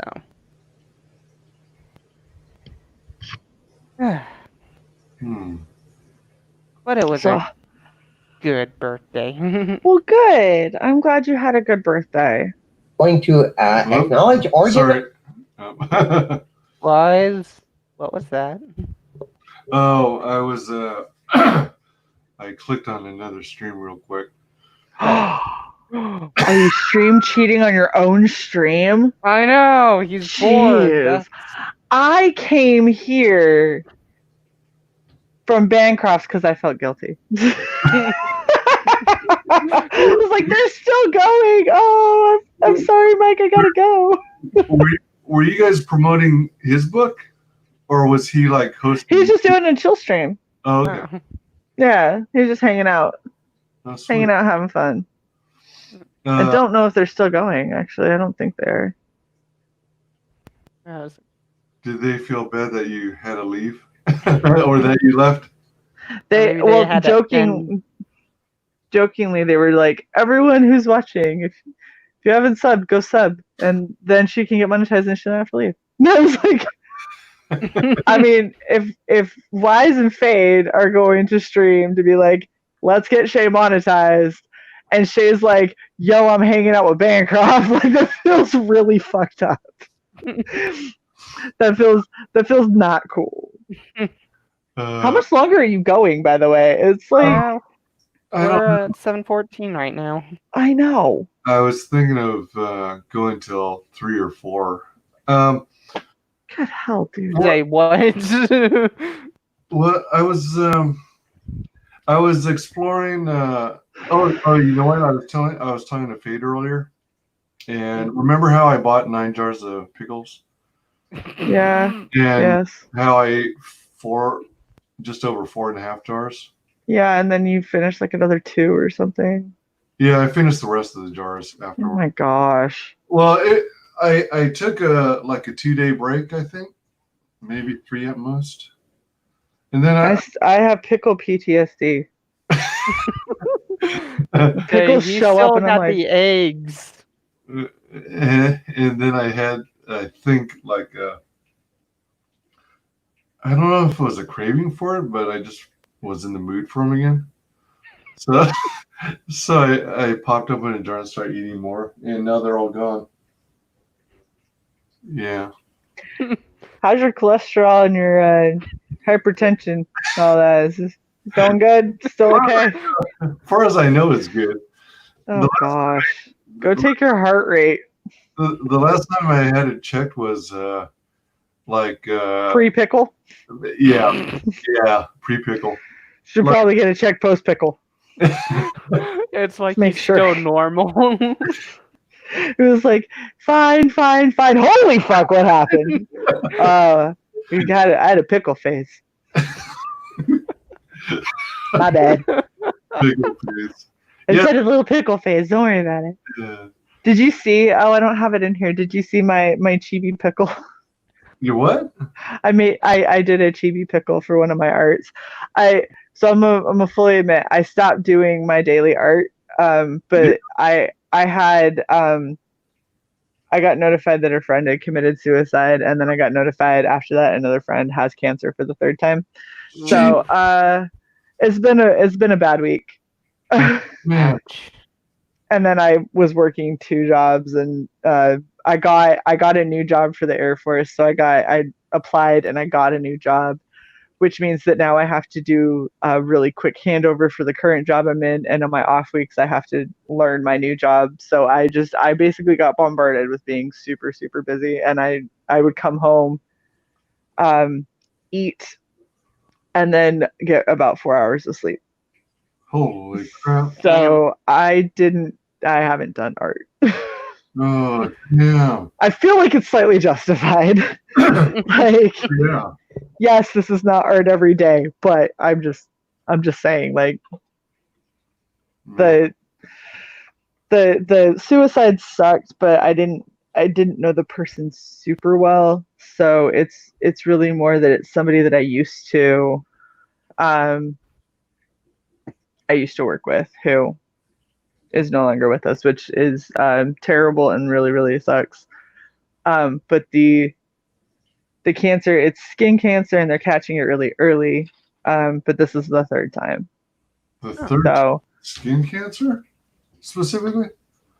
So, all right. So I had a family member who had a form of it, and they developed these black splotches on their skin, like black bumps and stuff. So periodically, they'd go into the doctors and they'd either freeze it off or they'd cut it out. Is that more or less what they're going through? That kind of stuff? No, so they had tumors. Tumors. Oh. And it was they had like 3 really big tumors that they had to have cut out and everything. And they went through radiation. And so near where one of them was, they found discoloration, and they had it biopsied, and it came back as cancer again. So they have to go for more radiation. Probably going to be fine and everything, but it still really sucks, and it was still kind of like a, yeah, let down and everything. So it was not great. Yeah. But that's okay. They're doing well. They're very positive, so Oh, good. That's good. Yeah. Yeah. There are a lot of repeat, a lot of cases of people getting something repeatedly. Yes. Yeah. Yeah. No. It's garbage, but Do you think it's I mean, is it at all related to the lifestyle? I mean, are they constantly sunbathing? No, never. They're like SPF 1000. Oh. Like they're fair skin like I am and everything. They just when they had it before, it was really aggressive, and it had been going on for a long time before they could get treatment. So the first 2 times, like, it had a lot of time to metastasize. Right. And so they had to cut out the tumors and then hit it with radiation. And the fact that this came back near a site that already had it means that it's probably cancer that had managed to kind of escape the radiation and is now trying to metastasize again. So if they hit it with radiation now when it's just starting, there's a better chance that it's going to go back into remission a lot quicker. Right. And of course my friend's like, well, so that scar that I have, the radiation's going to smooth it out, so my face will be smooth. And I was just like, yeah, that if you have to find a silver lining, right? Okay, yeah. I don't like it, but what am I going to do? Like, be upset that you're going through it again? It's not going to help anything. So right, yeah. It's just been a shit week. Yeah, I've had a shit year. But... A whole year? Yeah. Yeah. That sucks. I'm sorry to hear that. Well, luckily it hasn't been this year. I mean, besides, the crazy shit that's going on this year, but... Right. Yeah. Yeah. I don't know if the same thing applies with skin cancer, but from all the people I've spoken with who are more into the naturopathic solution, they say that if you possibly can, well, one of the things that is recommended which I think is extremely hard for people, is a severe change in diet, including specifically avoiding most sugars, especially processed sugars and like pure cane, CNH pure cane sugar, because sugar in the body is what cancer cells feed on. Yeah. Well, and that's the thing is I actually don't think that it's anything super crazy like that. I think that you have some people that have a propensity for cancer, and unfortunately my friend is one of them. Like breast cancer runs in my family, so I'm constantly paranoid that that's going to happen. Yeah, you gotta, get the tests to. Yeah, so far I'm good. So far everything's fine. So that's good news. I heard that. Well, I was, huh? What? I was gonna say you're acting like wise guy there with that big old sweet tea there. It's not that big. It's really just I'm too lazy to go get a cup. It's easier. So, Welcome back, Sigmate. hi. How's it going? This is like SK's like my fave. He does all the super cool shit. Wordsmith, if you didn't get Wordsmith, beautiful. So well done. If I'm not mistaken, Wordsmith is still available, right? In demand? I don't know. Or am I too late? I didn't think so. I thought he closed it out, but I could be wrong. Terra Olympus is still out. That's his other book, and that one is also something that I've heard very, very, very good things about. So, and the art is amazing. I thought Terra Olympus is the campaign closed and it's already being fulfilled. And I don't I haven't looked. I'm gonna be honest. I have not looked because campaigns going on. I backed, so I was. I backed and he funded, and I was like, yeah, he's amazing. And then other things happened. So yeah, Sigmate's pretty awesome.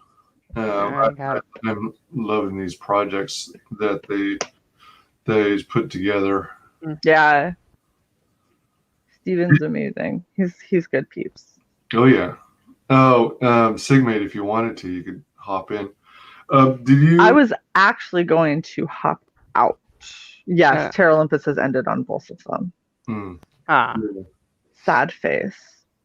But you did really good, dude. Terra Olympus Volume 1 and 2 was 530% funded, which is awesome. Oh yeah. The first time around, Terra Olympus, when it was Terra Olympus 1, was 196 funded, so that's a big increase to go from and yes, I realize that the goals could have been different. I'm also looking at his overall, like his first one was 980 Aussie dollars, and then this one was 5,194 Aussie dollars. Still horribly underfunded for the amount of just glorious goodness that he puts out. But we're gonna try and fix that. There's good news for you, Shae. Hold on, I gotta wait until Wise Guy gets to it. Oh, oh, thanks. Both Wordsmith and Terra Olympus has closed. Don't worry, older volumes will be available when I launch the next issue. Yep, because I did miss out on the earlier ones. When they launch again, make sure that you get them, because Wordsmith was really, really, really well done, and I know people who had Terra Olympus 1 who loved it. I backed, because I missed out on 1 the first time around, but I backed it when 2 came out, so I did 1 and 2. Nice. And there's all kinds of cool shit in there. He S is really cool about like hiding little Easter eggs and stuff like that. Like throughout his work. Like he put me in the background of Wordsmith. Oh really? Oh nice. There's a character in there. She's got a half sleeve and long red hair. Sweet. That's so cool. He actually has a couple different people. He has like other YouTubers and stuff in there too. Oh my gosh, how cool is that? He's awesome. Seriously. in unrelated news, did you see the news that Absolute got funded? Yeah, dude, I hopped in your channel. Remember That's true. when it happened? That's true. when Jason was like, "No, it's an accident," I was like, "Jason, there's a refund button right there. If it was an accident, they would have refunded immediately. Trust me." And he was like, "Why would they do that?" And I was like, "Because you don't have a tier where they can throw $2,000 at you, Yeah. and they don't want 500 copies of your book. Right. They just want to give you money. Yeah. So they're giving you money. Stop looking a gift horse in the mouth." And he's like, "It's not. It has to be a mistake. It was a mistake. It was definitely a mistake." And then he DMs me and he goes, "It wasn't a mistake. I'll fill you in later." I was like, "Yep." Yeah. He's such a dork. He's funny. He's funny. Yeah, that's true. You were there. I was there. Yes. My lack of sleep is getting to me. So you need to go to sleep, and I was gonna Yeah. hop out and hop back in with Bancroft because they're round in the corner, and they were like, "Shay, come back." So I was gonna go hop over there. But you're amazing, and I appreciate both of you. Like, I'm saying this now so you can clip it and play it whenever if I ever turn into an asshole. Honestly, Wise Guys, you are always so supportive. You're one of the biggest sweethearts. You're super creepy, not creepy, very, very creepy. Swimming pool song video was creepy, but it came from a sweet place. So we're gonna call it not creepy. Can we call him like the creepy uncle of ComicsGate? Kind of, but like the creepy uncle that you're like, yeah, but that's just Uncle Wise Guys. Yeah, Like, exactly. that's just, but we all love him anyway. It's just, no, I don't want that. You don't want that title? I don't want that clip. Oh no. No, it was really funny. I almost pissed myself laughing, and I was like, "This is so cringe," but it's like cringe in the best way ever.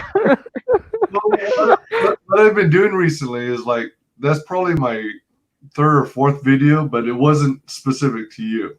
All the other ones were like related to some kind of Twitter drama or another. So it's all based off that old song, Sail Away, Sail Away, Sail Away.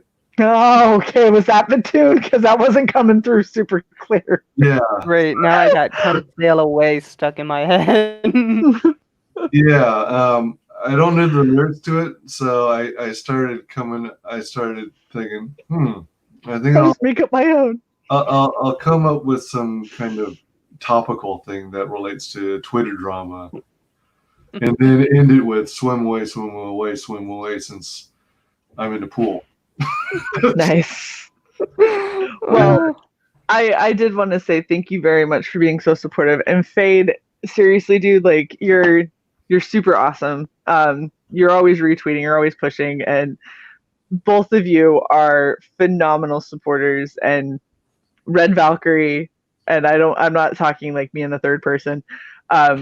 Red Valkyrie as a whole. So I've been keeping Psy updated while they're gone on things that have been going on, and I've mentioned and set screen grabs and stuff of how much you guys push for us, and have kind of let Psy know, like, yeah, Fade and Wise are like constantly trying to make sure that we're getting out there and people see it and all of that, and Psy is very grateful as well. So we both extend our gratitude and thank you guys so much for being so sweet and supportive and for streaming for an insanely large amount of time. What's up, Ideas? Like, going, dude.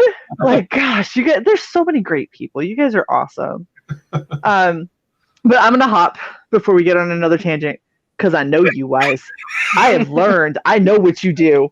So I'm gonna hop. But thank you so much. You guys are amazing. We definitely jumped in subs, which is awesome. Well, before you came on, from the other stream, I think we got you up too. Yeah. But here's the thing. 926 to 928. Well, so and that's huge because this morning I lost one. Oh. Like I said, the That person who explains expected it. stuff from me said unfollowed, unsubbed, and then did. And I was like, oh, wow, okay. Oh, that's what happened. Okay, I thought YouTube was playing games again. No, the dramatic person being dramatic unsubbed, so whatever. Okay, all right. It's fine. All right. But yeah, you guys have a great night. Thank you so much, and I'll talk to you next time, okay? Oh, Okay. you take care. Thanks. Bye. Bye.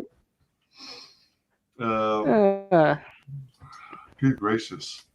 I mean, if you want to go, feel free. I'm still curious as to.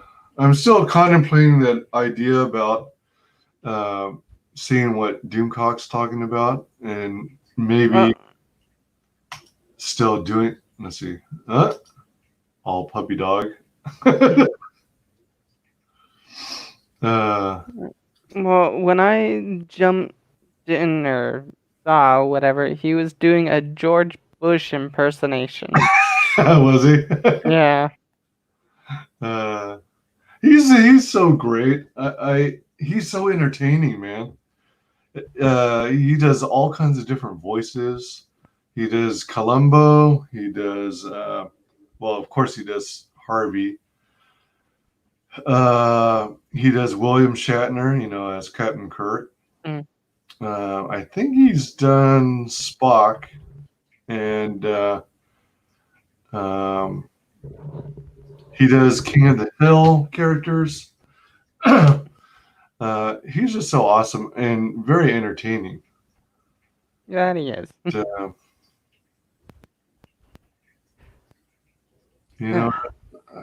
Oh man, I'm kind of torn. I'm still tempted to, try and promote Shay's channel that way. I actually meant to ask Shay what her thoughts were. Maybe I should DM her and see what she thinks. Did you happen to see Neurotic while you were in the room? I don't think I did. Because give a check on that. Let me check. That burst of sound that you guys heard when you were telling me I was stream cheating. That's Doomcock's channel. His stream. He goes long. He does really long ones. He's already past the 6-hour mark. And man, I want. See, I want to promote Shay's channel on a channel like his or Nerdrotics, maybe. But I think it would be most fitting and appropriate if I were like a paid member or if I sent it as a super chat. Right. Yeah. I'd hope to, do it tonight during the super long stream, but yeah, maybe I'll do it another time and still work to promote it, Yeah.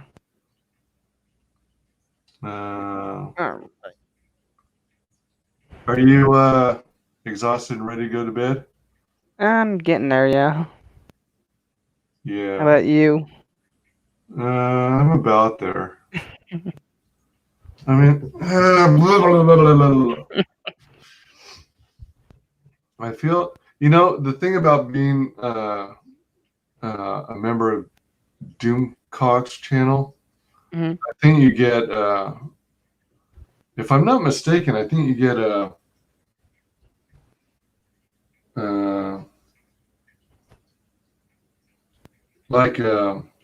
membership card. Oh. And a portrait of Doomcock, which I think is entertaining. Yeah.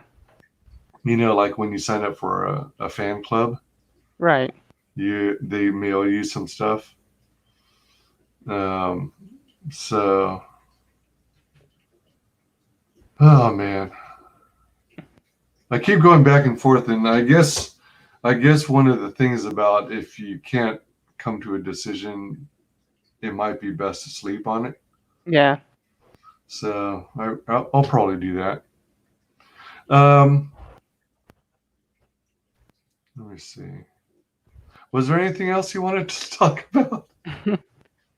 I'm about wrapped up, and I'm actually wanting to get All back right. to Animal Crossing. Oh my God, you're gonna play some Animal Crossing next? Yeah. Oh wow, that's courageous of you. After a 7-hour and 37-minute stream. I was gonna say something else, wasn't I?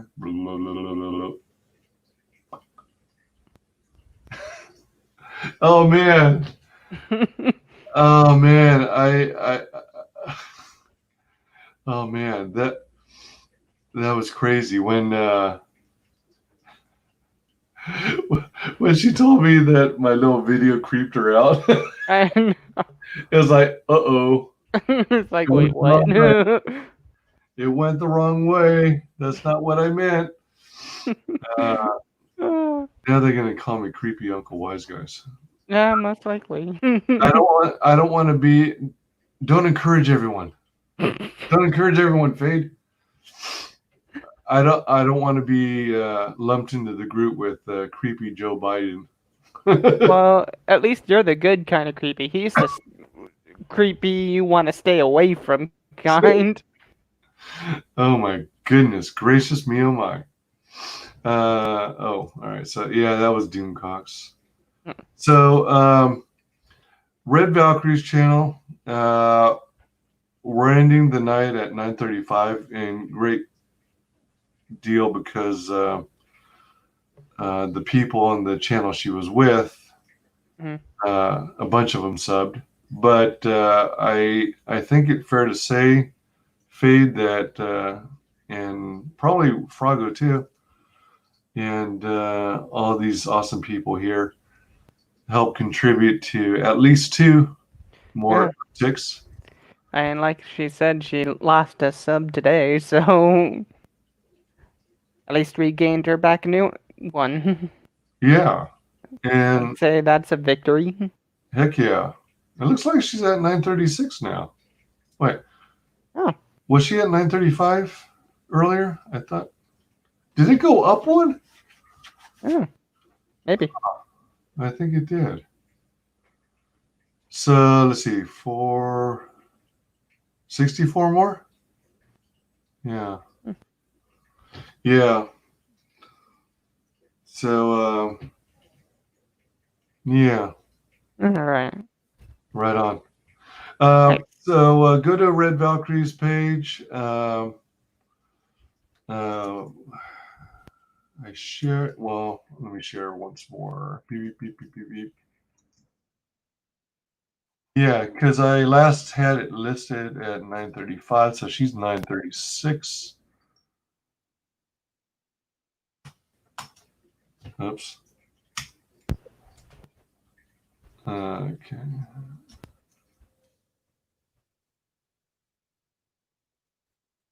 Oh.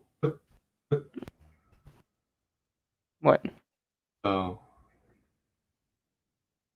Oh, I just accidentally deleted one of the characters. Oh.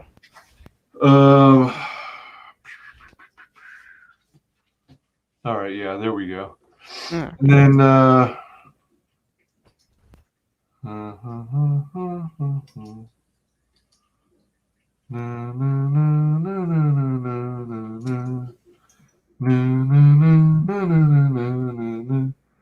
that's the way. I like it.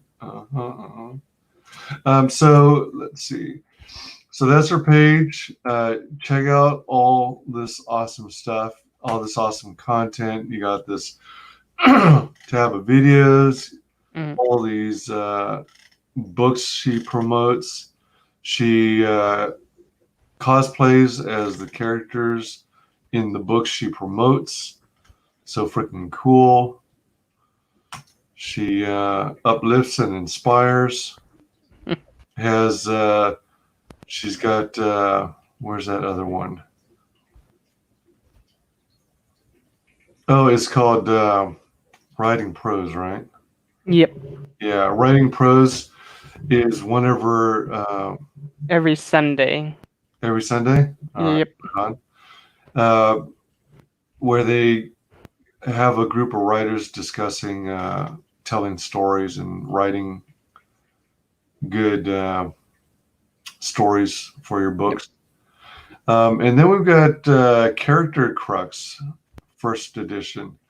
They've got this new show with a bunch of CG creators. I still have to catch up and watch these streams. Have you had a chance to check them out yet? I've checked out a few. I gotta catch up too. So, correct me if I'm wrong, but it's supposed to be kind of like Dungeons and Dragons?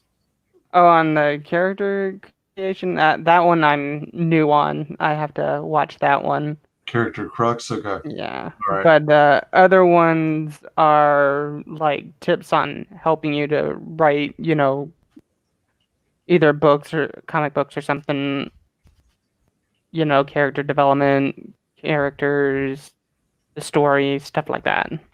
Yep. Right on. Next time I get a chance to hop on one of Frega's streams, I'll have to promote Shae's YouTube channel. There you go. That'll be a good way to do it too. Yeah. Yeah.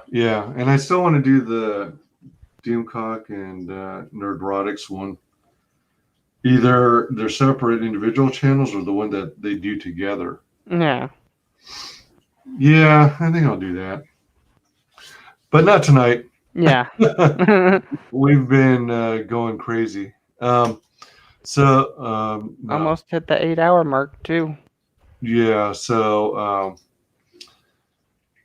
if you are on Shae's main channel, there's a link for support here, and then you've got a link for super chats. So one is Patreon.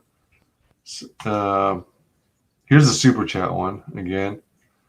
So I guess during streams you can do a super chat. Minimum tip is $1, and then you can put a message in there, like if you want to promote something.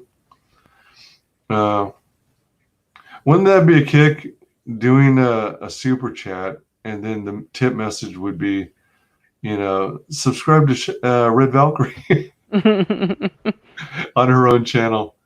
Oh man, that gave me an idea. And then Red Valkyrie's also got Patreon. So you can sign up as recruit, warrior, party leader, commander, warlord, and king. And she's got one patron so far. One patron. No. I was pronouncing it Patreon. She's got one Patreon. Share and follow. Wait a minute. So you can follow on. Let me see. Wait. Oh, those are for cookies. Oh, I bet I would need a Patreon account if I wanted to follow. I think so. Yeah, it's asking me to sign up. Okay.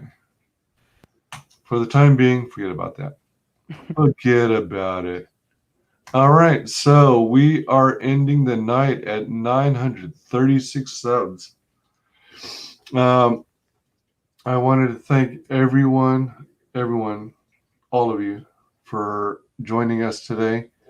I want to give a special kudos and thanks and big mad props to Fade for sticking with me for the majority of 7 hours and 46 minutes.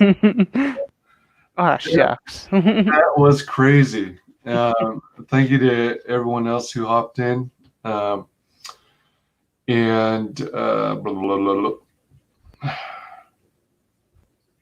thanks for covering for me when I needed to get something to eat. Not a problem. I don't know if you noticed, but I made myself more breakfast burritos. Of course, since I have an egg supply. Right. So Are you almost done with that? Oh, I've got like 3 or 4 dozen left. I'm still going through them. I understand the feeling. Yeah, and I'm thinking of making another batch of hard-boiled eggs, so that I have them already made and shelled already, so I can grab and go as needed. But most of the time, as of late, I've been making them like fried eggs. I should. Oh, you know what? Oh, or scrambled, fried or scrambled is what I'm doing a lot of, and then throwing them in burritos. What I should probably do is make more pancakes, and then maybe do some sunny side up, just to change it up a bit. Yeah. And then or make, waffles. Yeah, waffles, but I don't own a waffle iron right now. Oh, okay. But I've got loads and loads of pancake mix. Let's see. Yeah. Fade, would you do me a favor and share with the audience how people can find you on the internets? You can find me on Twitter at Fade Salvation. And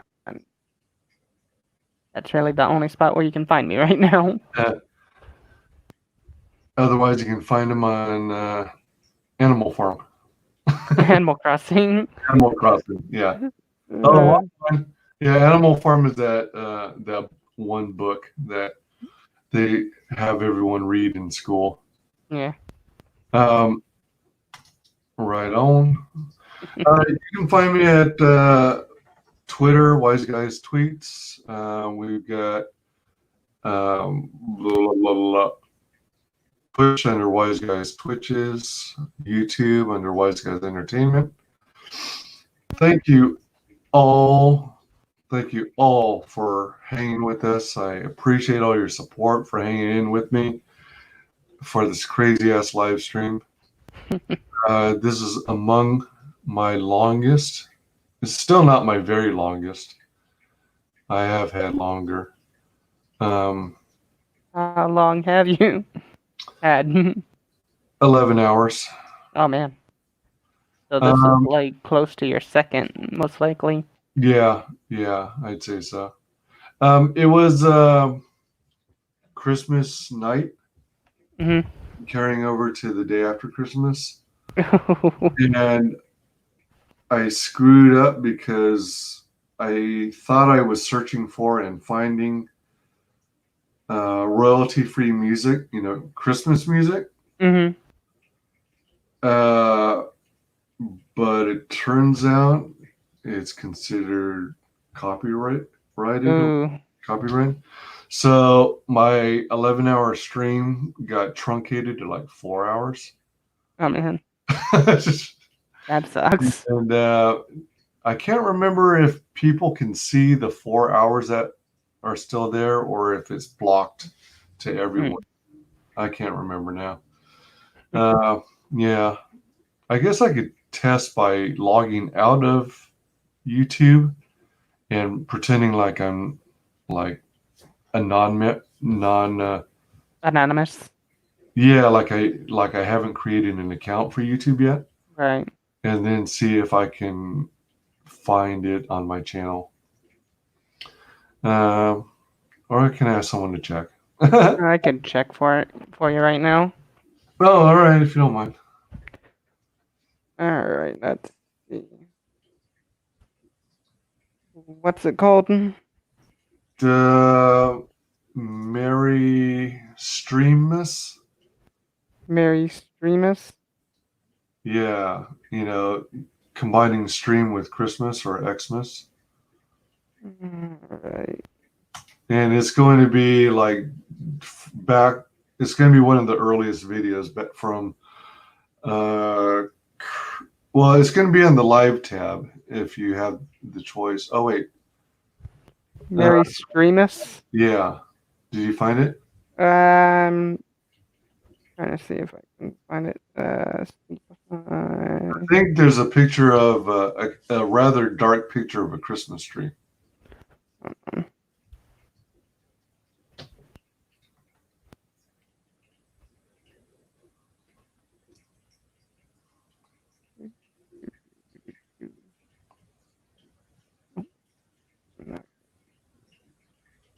Mary streamers.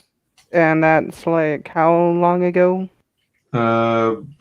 December 25th, 2019. Okay. Oh, we're up to 8 months.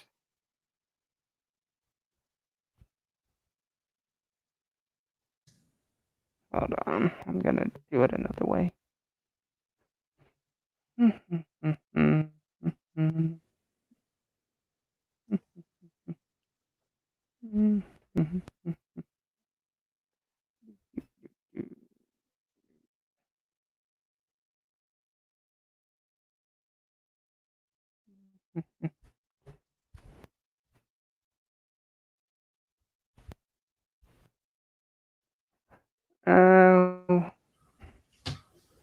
Let me go down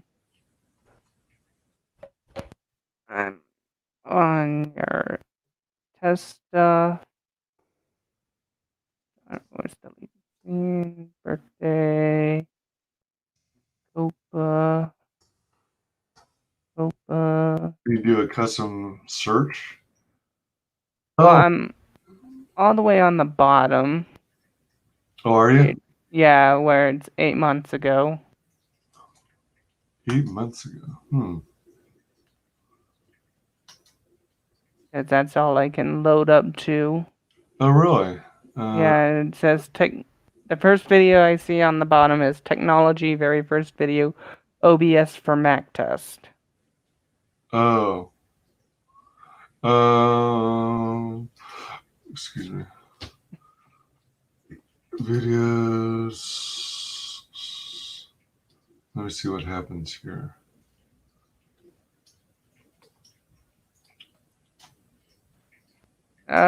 Is this an 18 sub stream, aka the fruitcake stream?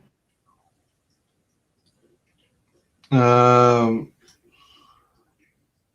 think that's one that followed. What does the timestamp say? 7 hours and 18 minutes and 3 seconds. 7 hours? Yep. Huh. Click on it and look at the description and see if it mentions anything about Christmas stream. Or do you see any kind of Yule log burning? Okay. Because I thought it was called Merry Streammas, aka Fruitcake Stream. A sub stream, aka the fruit stream, aka what's more substantial than pure sugar stream, aka the fried egg stream, and then we are celebrating the 18 sub to channel.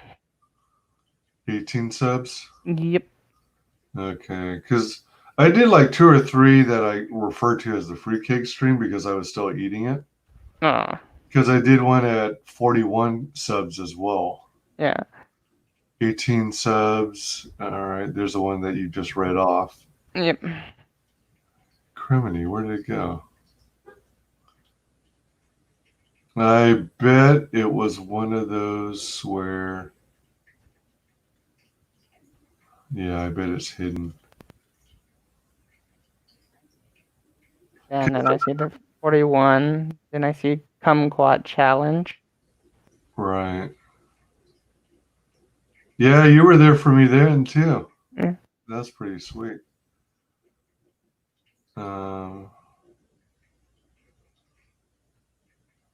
Whoops. Oh, videos.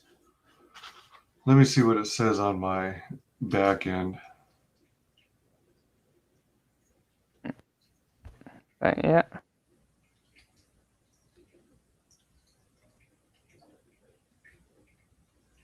Unhinged said, "You're still going, damn."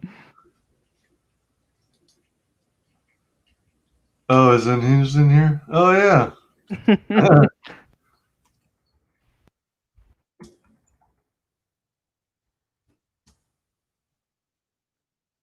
Yeah, we're about to hit 8 hours. Holy Want crap. to try to hold off for like 10 minutes?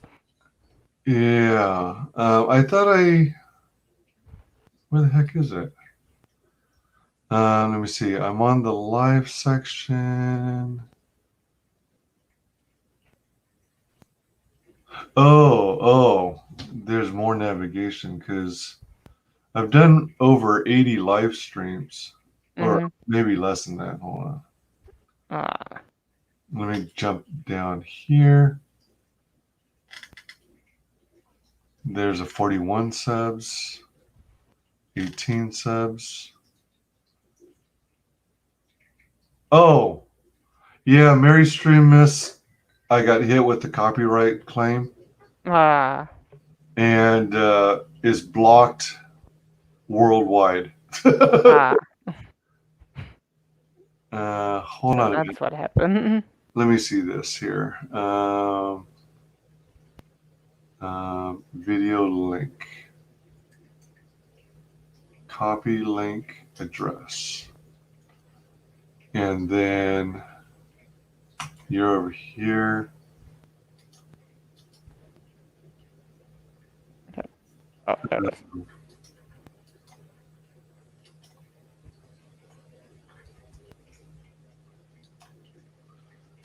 Check private chat and see if you can click on that link. See if it'll take you anywhere. Okay. Or if it'll give you one of those generic errors saying this video is not available. Yeah, it's not clickable. It isn't? Nope. Let me try through regular comments then.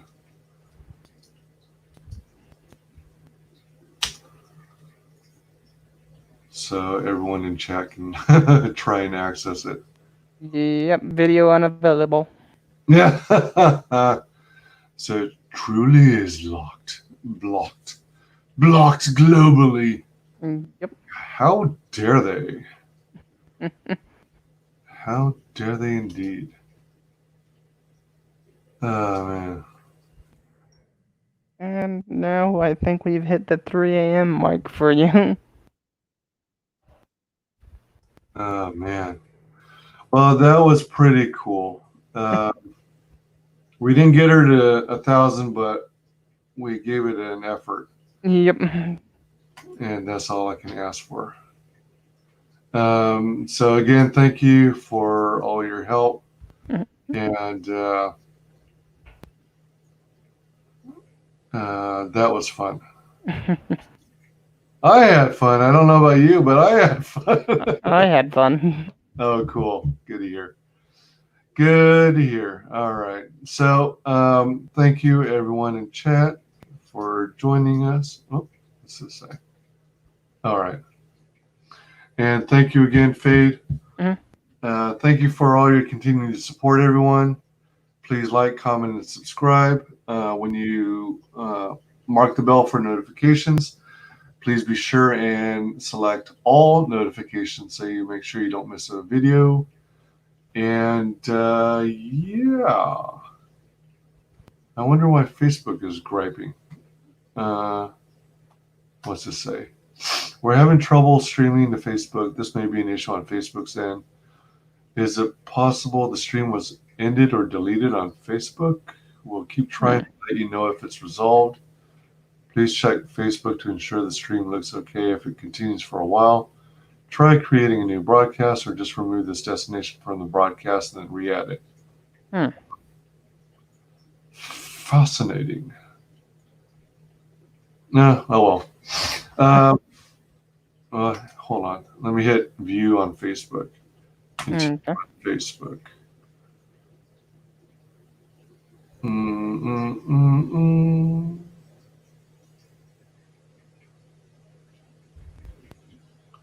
It actually looks like it shows there.